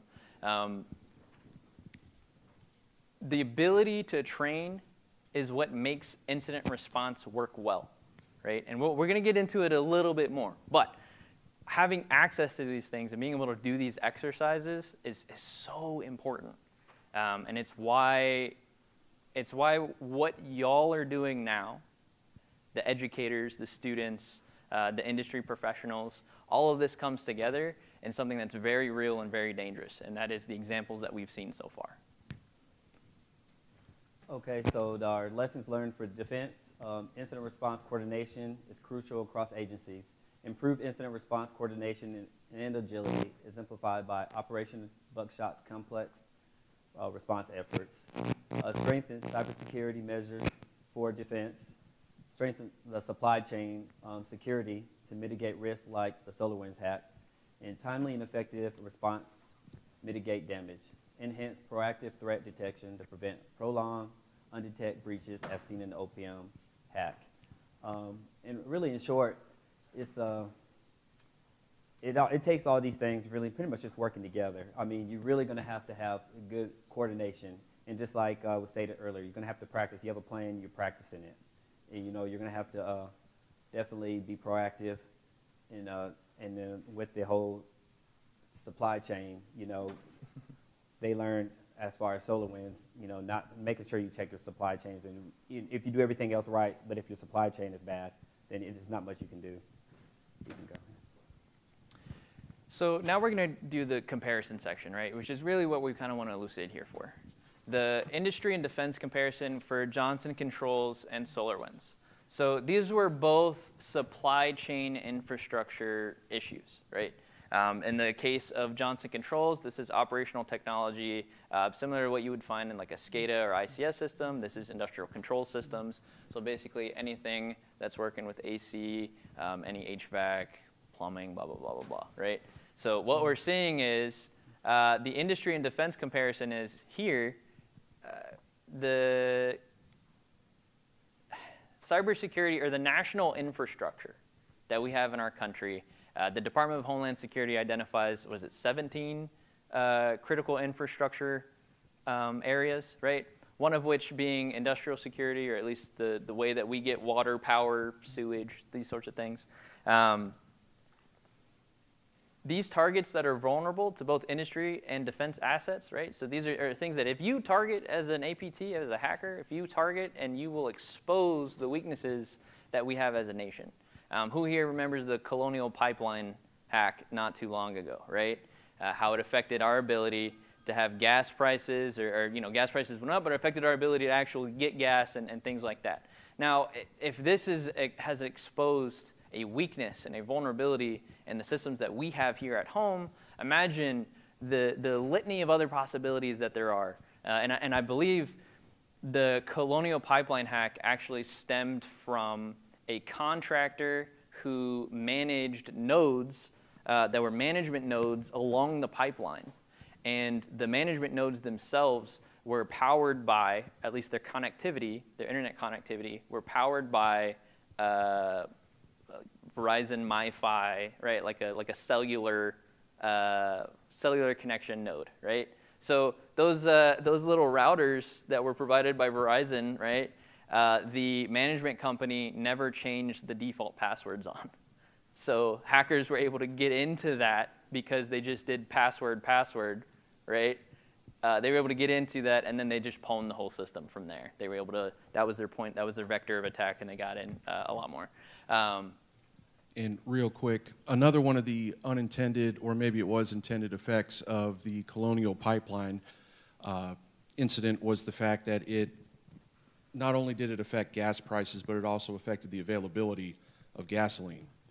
Now, just denying somebody the ability to move around in a motor vehicle is one thing, but what I personally saw at some of the gas stations was people in panic, people with full-blown anxiety, people fighting over trying to get to the pump.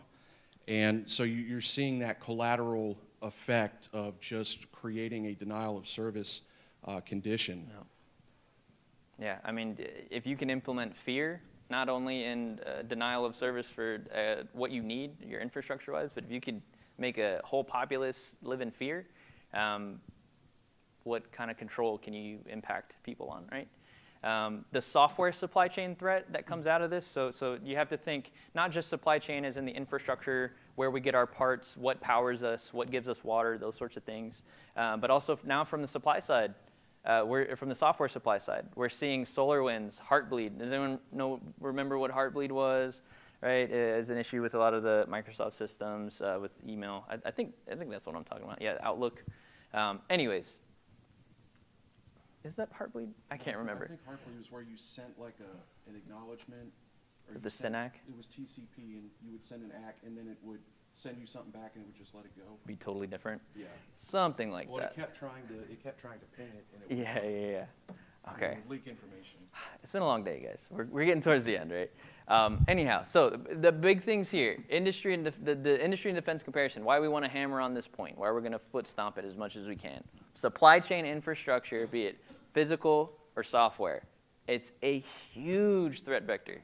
Not just for private companies, not just for normal people, but also for defense environments, right? Think about our bases in the Middle East, in Europe, across the Pacific. How do they get gas, right? What if, for example, there was the issue where the Nordic pipeline was cut, right? And now Russia's gas services were diminished incredibly to where they couldn't have some level of operations in Ukraine, right? What about the bases that we have in order to actually fly and respond to any of these threats that are in different AORs, right, as we work in. This is where the industry and defense comparison comes in. This is why incident response is so important, and it's so important to have a plan for these environments. Identity theft. It's not a joke, Jim, right? Any of the Office fans out there. MGM, the 2019 hack, and the OPM hack. These were trusted entities, right? Customers trusted these organizations with their personal information. They both had inadequate responses that worsened the outcomes and exposed more people than were necessary, right? Not to say that there are necessary losses when it comes to identity theft, but honestly, if you're clicking on something that you want a free iPad, maybe that's your fault. Just saying. Some of the inadequate responses that we saw here were organizational responses that were problems, right? And that's why it got way worse than it needed to be. And then finally, Agent BTZ, or Operation Buckshot Yankee, and then the MGM Caesars that we saw as well. These were the worst cyber attacks that happened for their respective organizations in their history. At the point of time that these organizations were actually handling these things, they have never handled with anything this bad before. And so we're able to see from an outsider's perspective just how effective or ineffective their incident response is. And it's why having a plan is so important. The ability to detect and contain these issues reduces the longevity of risks and the after effects of these hacks. So now we're going to kind of bring it all back. So you've heard about some industry examples, you've heard about defense examples, and you've heard about how incident response plans affect each of these. So now we're going to talk about how we, as a cleared defense contractor that kind of exists in between both the defense world and the private sector, right? Even though we're a public, USG-affiliated, not-for-profit organization, we still operate within the same constraints that any cleared defense contractor would. So like your top 5, Booz Allen, Lockheed, however, right? They are often way more funded than we are, but we have to operate with the same policies and procedures, some of those that you saw earlier. And so now Robert, who is our research security professional that is he basically manages how we operate. So this is what our incident response plan looks like. Okay, so what does management do during an incident? We initiate, or myself, initiate the incident response plan. 9 times out of 10, I'm not going to be the one that finds or detects the anomaly or finds the issue. I normally get notified by people like Moy and Will, hey, Robert, something's wrong, can you look into it? And then obviously we start moving from there. Now, regardless of whether or not we confirm in the immediate present whether or not this is actually an incident, I'm going to begin coordinating with other IRP units internally. Now, depending on the scope and the severity of the perceived incident, I may contact 3 other departments, I may contact 6 departments. It really just depends on the totality of the circumstances. Now, assuming that we have actually experienced an incident, external notifications of the incident will be made. If it involves, so we do a lot of work for the Air Force, so if it involves their data, we're going to be contacting their security office. We will be contacting our Cognizant Security Authority, which is the Defense Counterintelligence security agency, DCSA. And then depending if things are really sideways and potentially we've been attacked or there's a foreign government involved, people like the FBI are going to get notified. So the scope of responsibility during an incident, your technical personnel versus your management personnel. So from a management perspective, I am not going to be on the keyboard, on the command line, trying to stop this. There are people that are way more intelligent, that went to school for a lot longer than I did, and that's what they do. But my job is to make sure that, number one, they understand what they're supposed to do, and number two, they're getting it done. Next slide, please. Oops. All right, so I was asked what works concerning incident response. Having a plan. And that's not to punch down or insult anybody's intelligence here, but the incident that I spoke about earlier at the dental office, when that happened, I said, okay, well, what do we do? Oh, we don't know, this has never happened. So thank goodness the severity of it was minimal, but having a plan is your first step. You have to have some sort of script to determine what you do, because number one, it's going to really relieve your anxiety when you go, okay, let me get my checklist, let me go down it, and you'll get through it. Practicing your plan.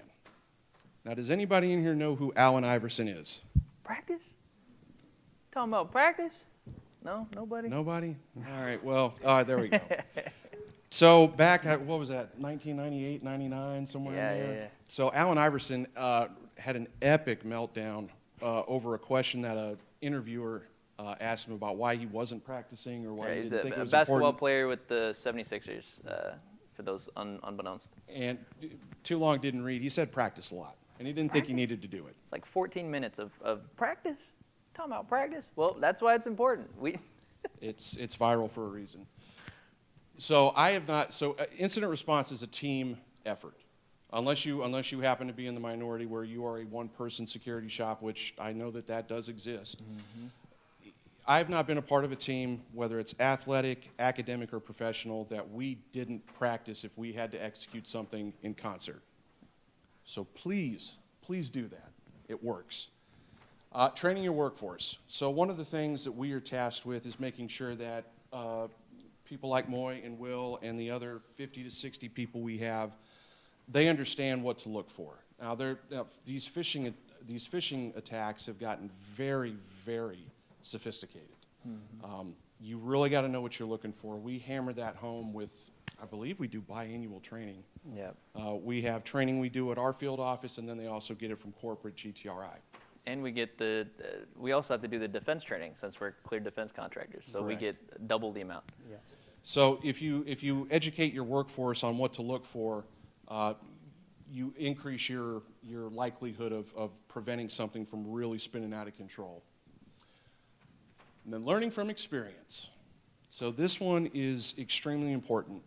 So up until this point, we've discussed incidences that have actually occurred. They are real life, they have real life consequences and impacts. But what we need to talk about is the false alarms. I've been involved in many, many, many false alarms, which is actually a good thing because it's always on Friday at 4 o'clock when you're downshifting into your weekend, you got a barbecue to go to or something, and you get a call from somebody that you don't normally get phone calls from. And they go, no, not well, you don't call me at 4. And they go, Robert, I think we may have a problem. Okay, tell me what happened, what'd you do, what'd you not do, and all of a sudden it's real. I have no clue as to whether or not this is a false alarm or this is the real deal. So as a professional, I'm treating it as, hey, this is happening in real time, we need to take care of it. I'm running through my plan, I'm contacting the correct elements or the appropriate elements within our organization. We get all the way, hey, we've eradicated it, we're ready to, we can make our external notifications. Yeah, that. And they call back, hey, by the way, it was false alarm. Yep. Now, the human being in us, with it being probably 5 o'clock on a Friday now, would say, good, now I can go home. That experience is so valuable, because for those 60 minutes or longer, you thought that something bad was happening. You had a chemical reaction within yourself. You had the heart rate kind of goes up a little bit. You get the anchor in your stomach. And what you should do, or what I would recommend you do, if you do encounter something like this, is really take a step back and say, okay, how did I handle this? Did I do everything I should have? Did my people do what they should have done? Are there gaps? Did we miss things? Did we fumble? And try to incorporate that as you would a real world incident. Because that right there, sorry. Because learning from experience is it's going to make you more comfortable with being uncomfortable, if that makes sense to everybody. An incident, regardless of, oh, I've seen this before, they're never comfortable, but you know, you can kind of embrace it a little bit more the more that you see it. All right, so it's not if, but when an incident occurs, will you be ready? So I'll speak just for my time 6 or 7 years ago. What happens if this occurs was a valid, widespread mentality on incidents. It was, hey, let's just hope it doesn't happen, and you know, maybe if we put our heads in the sand, it'll go away. Well, I think as we've seen with these incidents, this is not going away. They are going after people with multi-million-dollar security budgets, and they are winning. Yeah. Because they don't have to be perfect. They just have to hit the bullseye once. And they've done that. So, preventative preparations. Train your people correctly and often. I think we've seen that. Practice. Because as Moy and Will have illustrated, some of these companies that have been exploited had plans. Yep. And they chose to ignore them, which is mind-boggling to me. You know, especially when you can't sit there and say, oh, we didn't have the money. Well, I don't buy that. Foster an environment of trust with your workforce. This, to me, is one of the most important things. So I think I have the pulse on at least our local workforce. I get calls, hey, Robert, I think I got a problem. Okay, well, tell me what's going on. And thank God most of the time it's been no big deal. But the fact that they trust me enough to come to me and say, hey, man, I think I screwed up. They know, hey, look, we are not here, you know, we're not here to place blame. If you made a mistake, hey, we'll get through it. We'll figure out why you made the mistake. We'll move forward. We'll move beyond this. If you start placing blame on, you know, if you have a couple of these happen and you start placing blame on people, they're going to become way more reluctant to come and actually report something. And the analogy I was going to use is, you know, when, like, let's say Moy has an incident and he says, yeah, I think this is a problem. The moment that he thinks that, the clock starts. Yep. And the less time you spend wondering, oh gosh, what should I do? Should I go inform my security management of what's going on? The less time you have, the better chance you have of containing and preventing a potentially catastrophic consequence. Yeah. So at least from what I've seen in movies, I'd like to compare this to a submarine. For anybody that's seen, Hunt for Red October, Crimson Tide, no. U-571, there's always, boom, the hull got hit. Okay, well, hey, all we got to do is just shut down this one part of the boat, and it'll still work. But the problem is you have to call that up to the captain, and the captain says, okay, seal off this. The longer you wait to do that, the more the water fills the boat, and all of a sudden, if the water comes up to the bridge, that boat is tanked. It's going to sink. So I feel like, at least with our organization, they know, hey, I need to report things immediately regardless of whether or not I'm at fault. And then learn from your mistakes. I don't think we need to beat that one to death anymore. Okay, so why are we making the comparison between industry and the defense sector? Are industry and defense environments really that different? The answer is no. We have things, whether it's information, a service, the availability of a service. And once you strip away all of the uniqueness of each field, we have things that bad people want, and they're going to try to take them from us. And that's why cleared defense contractors are a prime target. Like the general said, you know, you see that most of what China is building their military with is stolen property from the United States, from cleared defense contractors just like us. And it goes into our second point. You know, where does incident response for the industry and defense coincide?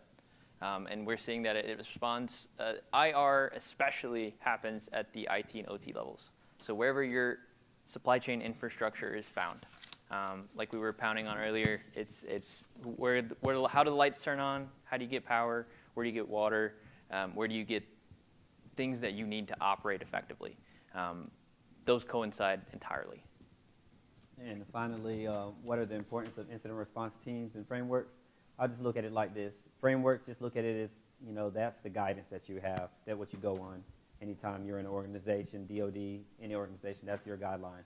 And incident response teams, that's basically, you know, your teams that, you know, are set together. I kind of look at incident response teams the same way I look at having your local firefighter or CPR medical. It's like you have those people who specialize in kind of getting together real quick and taking care of the incident as soon as they notice it and find it. And so does it pay to have a plan? Well, it definitely pays if you don't. So that's what we have. All right. Awesome. We've got time for one question. Anybody have a question for our team from Georgia Tech? Anyone in the audience? No? Awesome. Well, we thank you guys so much for the time and the ability to speak with you today. Hope you learned something. Please feel free to reach out to us if you have any questions. Thank you. All right. Thank you. Great work. Great work. Thank you very much. Good work.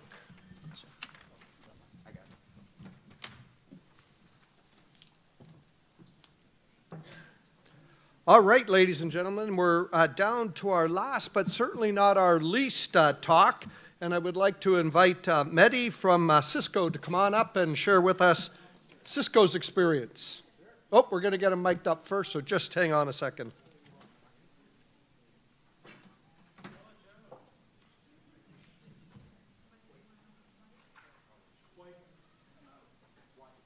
Thank you so much.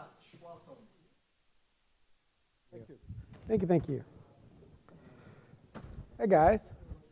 I think I saw some of you last year, but I'm back. So for those of you that didn't see me last year, a little bit about my background. I was one of you guys. I started as a student at USC.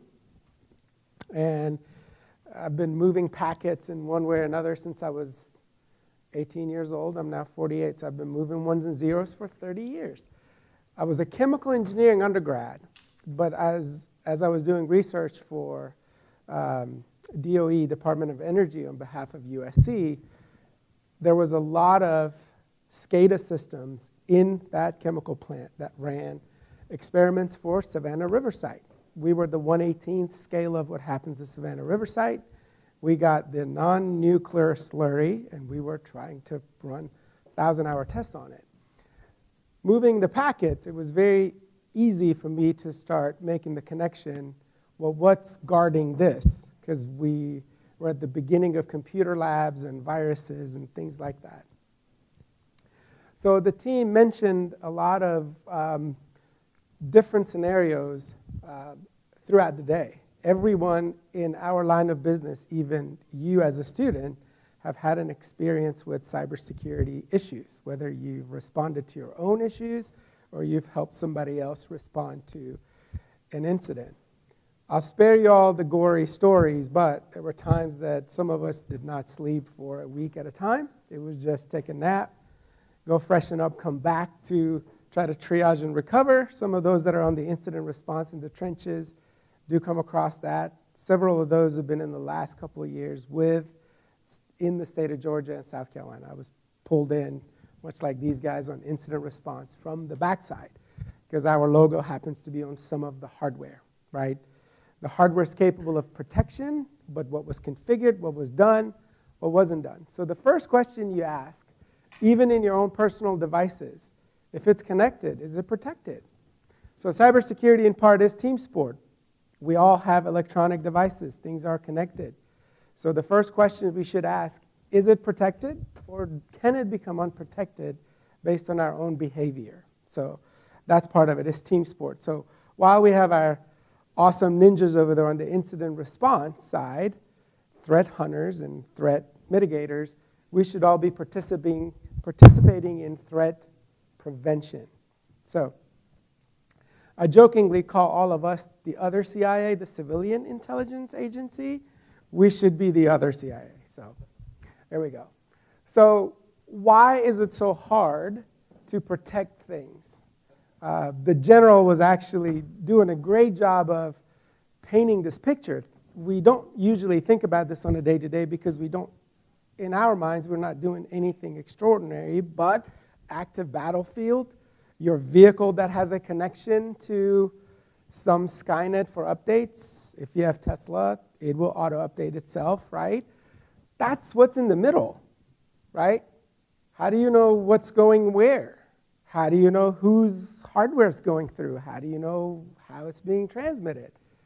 As if that's not bad enough, at every step of these things, someone is trying the most rudimentary of things to see if they can gain insights into your traffic flow, right? If it's a 1 and a 0 and it's being moved, someone wants it, and someone has absolutely more time, money, and energy to crack it than we do.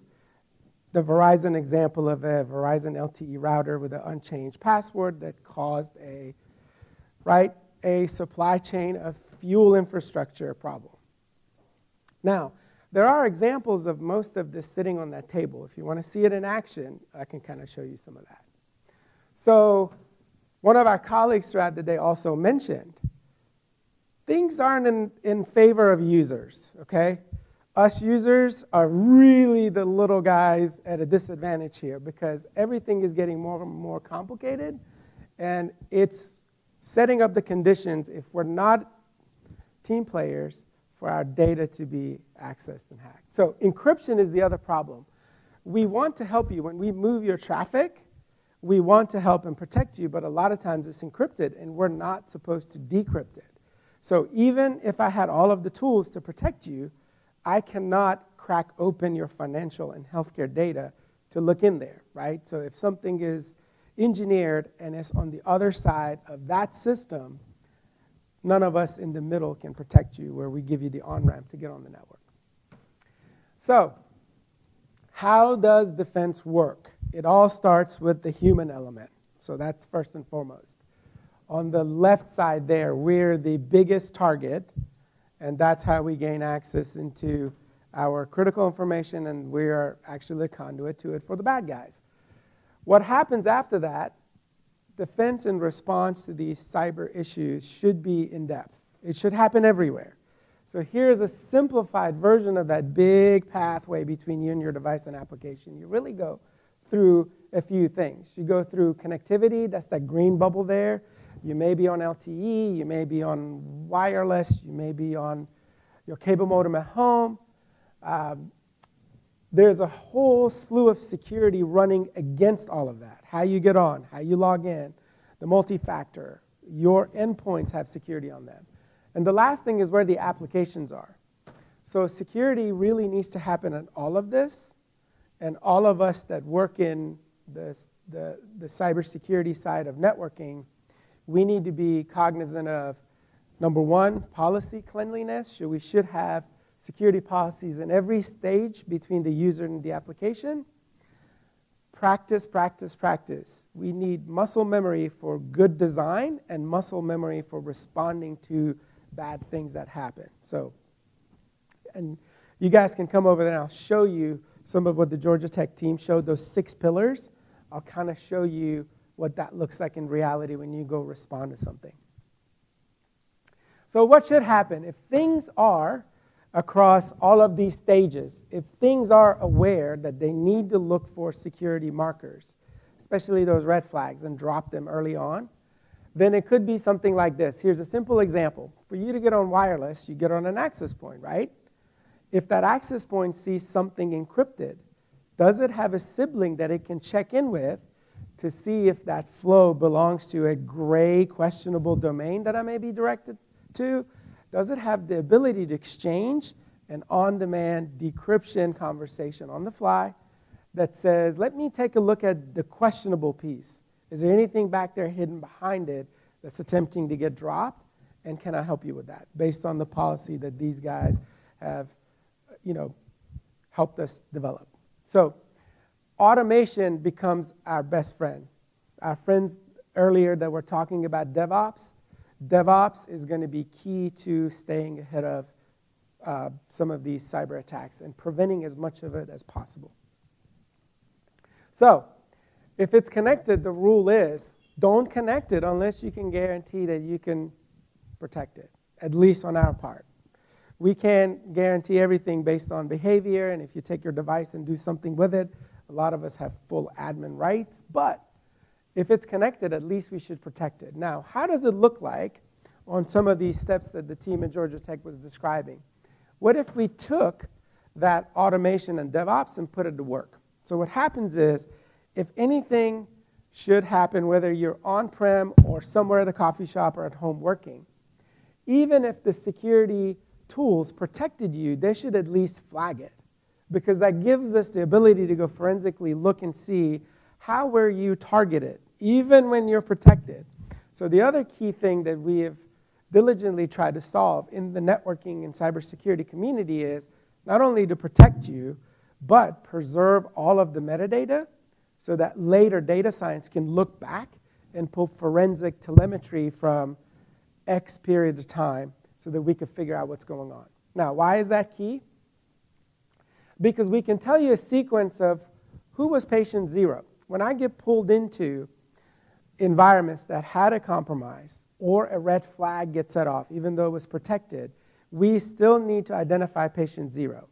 This is a visual example of if you were not to discard all that metadata and put it in a data lake and then put DevOps and automation to work for cybersecurity, it would immediately, if I ask it a question, identify based on that anomaly who was involved and what was the chain of event, including the directionality of it started here, it was redirected there, and so on and so forth. Order of magnitude, we should be able to identify that as well, right? So looks like that. Now what happens when you go to respond? Again, the general did a really good job of explaining what we should be targeting in the swarm mentality for our fighter jets, right? Quantity is a quality of its own. So when you have the data lake and you can run automation, then what we could do is take those 6 steps the Georgia Tech team was showing. If you take a look up here, about 4 of those key sections are there, and inside them are all the elements that the team was talking about. Now, if you come over there and follow me after this, I can show you what that looks like and what automation runs behind the scene to generate this on a simple bad file execution example that I did today. You'll be able to see that. But if you notice here, it gives us that guideline, right? This is a little different than a ChatGPT, but it is literally automating, crunching through all of the available forensic data and stepping through it so that it can expedite their job as well. So what else can I do? Well, if I can do that kind of automation, why couldn't I automatically trigger, open a ticket, and even send a message to the user and a SOC analyst? So this is actually in production over there. So if something happens, that little guy that I'm working from has the ability to open a ServiceNow ticket and notify them in a SOC, if they're my SOC analyst, and send me a message to my messaging app of choice. Could be Microsoft Teams, Slack, WebEx Teams, whatever you have, and give me even the ticket number of which one of my devices and what sort of thing triggered this anomaly, right? So automation is going to become our friend. So remember the general was showing the human pilot now is the air boss for all of those loyal wingmen. That's literally what we're talking about. We need to be a team player on both sides. On the network side, security side, and the users, but we should put automation to work. That's our co-pilot on both sides, right? It's kind of running through that. A couple of things come to mind. one of the things that you used to hear is security by obscurity. So back in the day, early days, we used to say if we put all of these steps in place, the bad guys aren't going to crack every step. So we might keep them out. What happened is, as technology got more and more advanced and complex, security by obscurity starts becoming complicated. So if you walk into an organization, you notice some organizations have hundreds and hundreds of security tools alone. So as you become career folks in cybersecurity and networking, proper design is going to be key. So we should not overcomplicate certain things, because in the process of responding to an anomaly, then that becomes, again, more complicated. The next thing I would say is, again, it's team effort, but not only on us as users, it is team effort on every bit of technology that exists. So if you have hardware that you buy, that hardware should be a team player in the manner that it shouldn't be tamper-proof. I shouldn't be able to inject anything into it, shouldn't be able to do that. The network itself should be a team player, should be part of it. Don't discard the data. Let me have access to it so I can automate it for forensic response. All of the security bits should do that. Remember that pathway that went through everybody's little bits and bobs to get me to my application? Observability, what does that mean? That means it can show me and uncover the paths. How did I get from point A to B? So I can actually go in the middle and investigate that. Who here knows the WiseCam, the Wise brand of IoTs? So there was a really bad security thing with them. So what happens is also when you learn cybersecurity, you become the cyber detective in your friends and family circles. So I have a dedicated air-gapped sandbox where every one of my friends and coworkers that wants to buy an IoT for home use or some connected toy, usually I get it. They want me to put it in the sandbox, do the thing with it, kind of decipher the back end and see what happens.